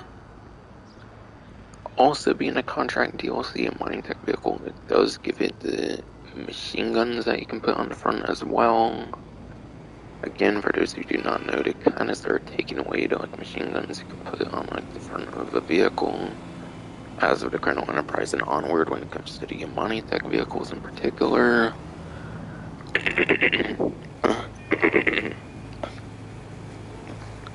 So again, being one from like the initial batch from contract, it does have the front mounted machine guns, which gives it some mounted weaponry, so you're not having to use your own like bullet weapons and whatnot, which is definitely always quite nice.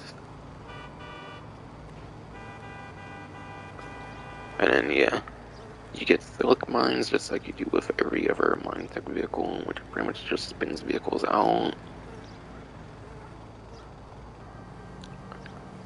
And then yes, mining tech gives you a choice of the missile lock-on jammer or the remote control unit. You cannot do both, you have to choose one or the other. Definitely, I would say the missile lock-on jammer on this one. It's a pretty damn sporty muscle car. It's like a sporty muscle car, so it doesn't really need the missile lock-on jammer per se to dodge some missiles, but I mean, it keeps you extra protected, so you might as well. The remote control unit isn't really too useful on most of the mining tech vehicles, aside from like a certain couple. Actually, once the last dose comes out, there's actually going to be a new supercar, which they kind of already hinted at, actually. The same week they released this event week, when they showed the last dose coming out March 16th, there's like a supercar on there. They kind of already showed it, but yeah, that supercar is going to have a money tech on it, and that will be like another electric one. That will be good for the remote control unit. So yeah, there's only going to be like a couple that are actually like good with the remote control unit, so most definitely want the missile lock-on jammer on this one between us two easily. And yeah, as for the most exclusive quirk that this certain mining tech vehicle has, the interesting thing this mining tech vehicle can do, being a muscle car, it allows it to do like the muscle car wheelie. You can do a muscle car wheelie with this one, and it can go over certain bumps and stuff if you need to go over a certain highway, but don't want to go like all the way like around a certain part of the highway and whatnot. So it can do certain jumps to save time on like the highway, jumping between highways or something. Very nice utility you can have with the muscle car wheelie for sure. And it's your better option for the muscle car wheelies on the mine tech vehicles over the other muscle car mine tech vehicle being the Greenwood. We had a Greenwood, that one does not have like bullet resistant glass for that extra bullet protection and whatnot. So between the two, that can muscle car wheelie for mine tech vehicles, Buffalo STX is definitely your one for that purpose. More over the other. So yeah, the Buffalo STX can get you out of some pretty tight situations that you cannot get out of other vehicles due to muscle car wheelie, yes.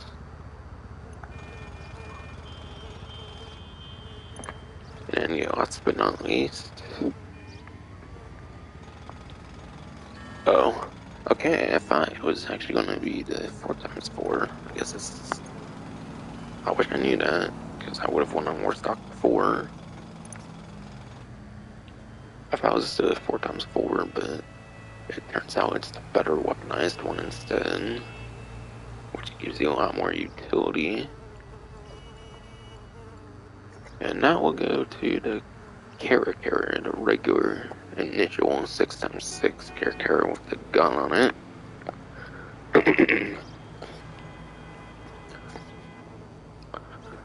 But instead of 1,705,000, 1,331,050.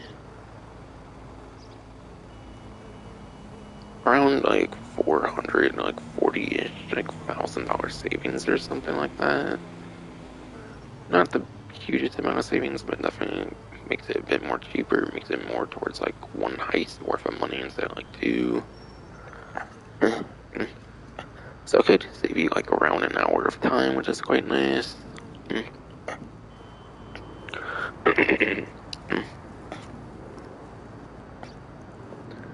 But yes, it can definitely save you a good amount of time and everything, yes.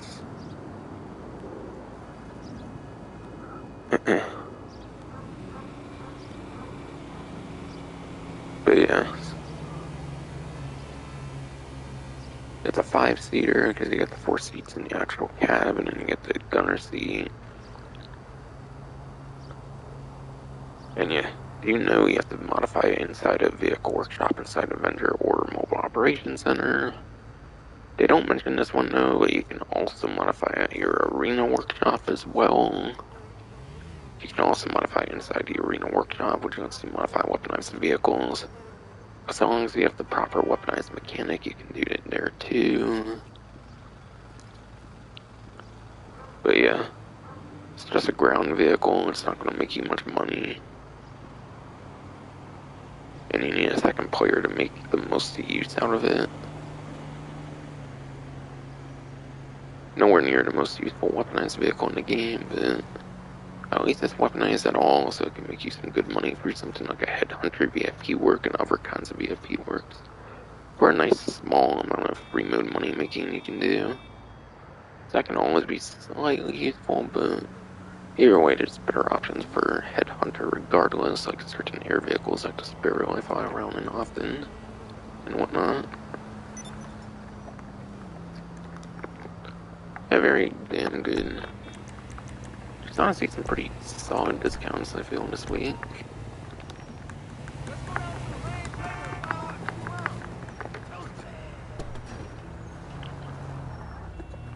I don't think I really mentioned the percentages much on the vehicles much this time. But yeah, Buffalo SCX is 35% off. This Hellion 35% off. The Hotring Saber 35% off. Calico GTF 35% off. Euros 35% off. Cyclone 2 was 35% off, and that's only on the 9th gen systems. You can only get that on the 9th gen version of the game, regular and HSW Cyclone 2s. And then the rest of the free are like 25% off, which was the Lampadati Tygon Super, Benefactor BR8 from Open Wheel, 25% off, and then the last one I went over to Kara was 25% off. But yeah, Buffalo SCX is definitely one of the better ones, being a mining tech. Gives you some great survivability in free mode, which is always quite welcome. Hot Ring Saber is nice for those hot ring races. For a recap here, Calco GTF is a pretty average tuner sport vehicle in the game for your street pursuit races. Cyclone 2 with the HSW upgrade is fucking insane with that pretty instant acceleration.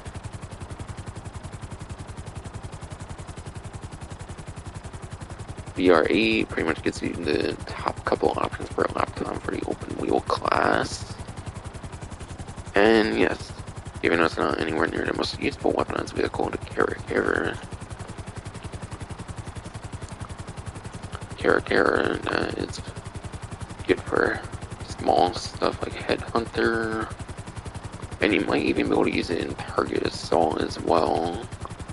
So if they ever bring back Target Assault, if they ever unvault Target Assault again, then you might be able to use a custom character in Target Assault, which is like a game mode where you shoot like targets and stuff with another player and whatnot. So I think those are definitely a few vehicles I would highlight as like the best vehicle discounts this time around.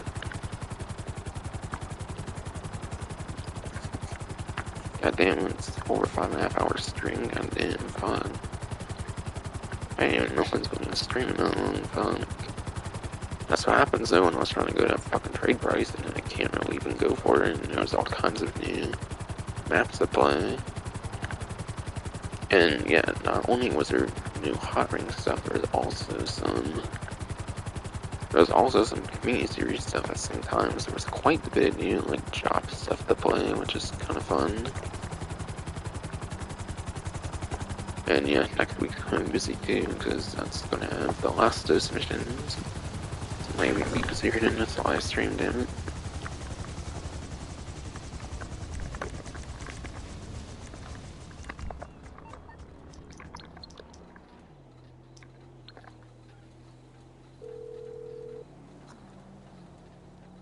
You calling for some wheels?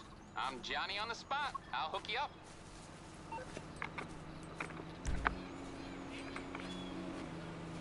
I'll get there as soon as I can. And yes, then off, I'm gonna be doing the HSW time trial, and I'll be truly done after an almost 6-hour live stream, goddamn, which is totally not expecting. But yeah, unfortunately, unknowingly. But yes. Yes, unfortunately, I unknowingly did a bunch of like extra hiring races. I didn't know like they weren't going to count towards the fucking trade price. If I knew that, and I would have saved tons of time though.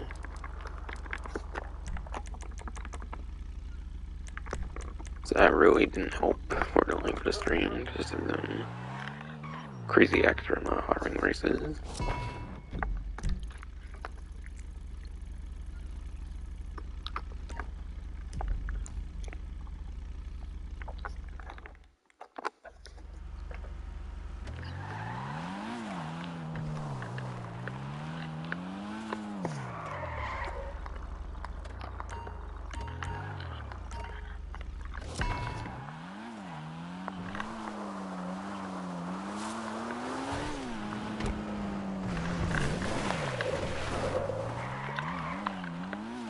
That was kind of a goof, but I could probably still be pretty fun though.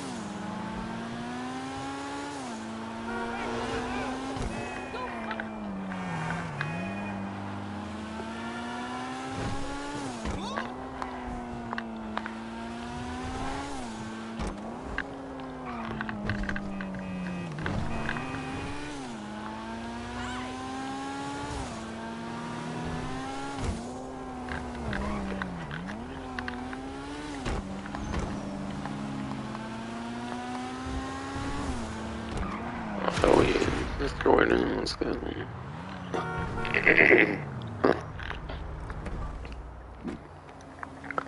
Hell yeah.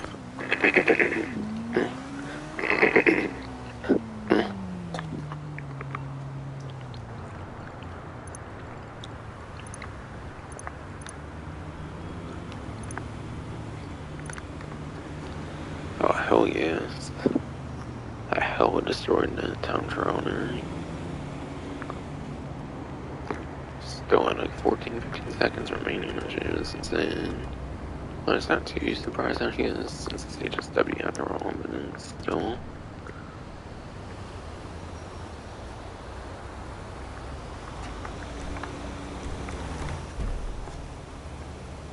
Yeah. End off, I did want to talk a little bit about Lastos.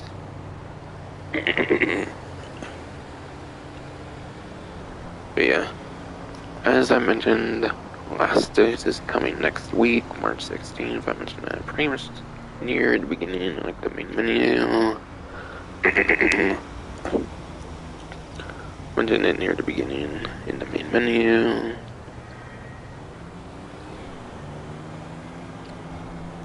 Lastos will contain 5 new story missions. It will contain like the other remaining half of the missions. There's going to be 5 more missions.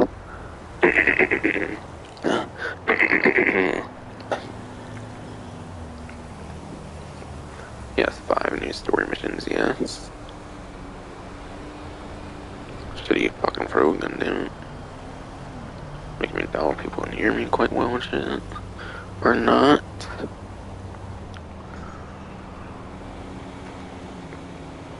And then, yeah. Dr. Isaiah Freelander returns. Oh,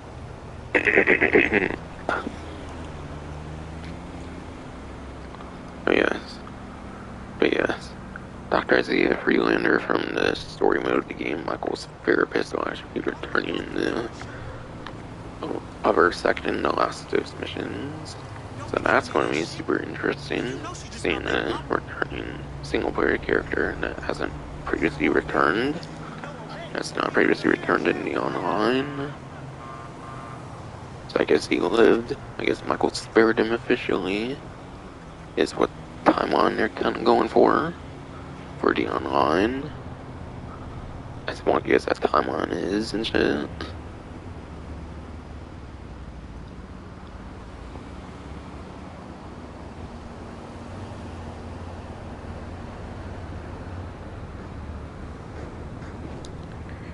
And I think that's pretty much it they mentioned for the wording part of it.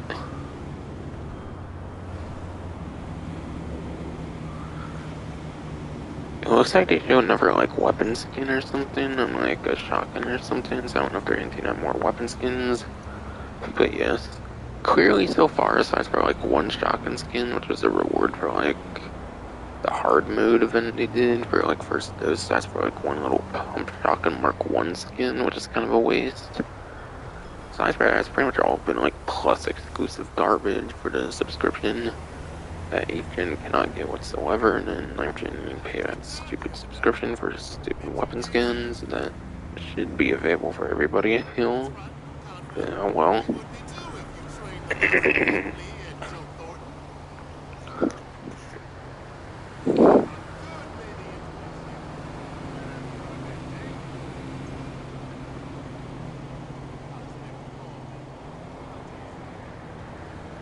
But yeah, there's like SCV on there, but I think it's just like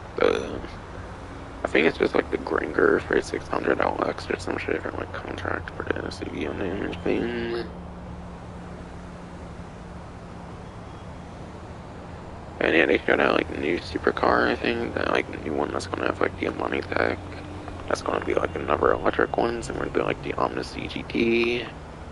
So it's pretty much gonna have like all the advantages of the previous one, but it's probably gonna be quicker and whatnot, I assume, or some shit. So it seems there's probably gonna be a new vehicle release for next week, so that's gonna be pretty fucking cool. 2 vehicle releases in a row, 2 giant like events in a row.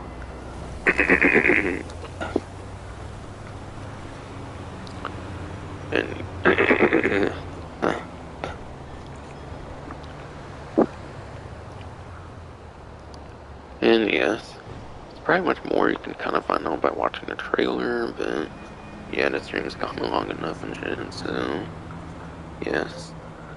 That is probably gonna be it for this stream. I hope you enjoyed.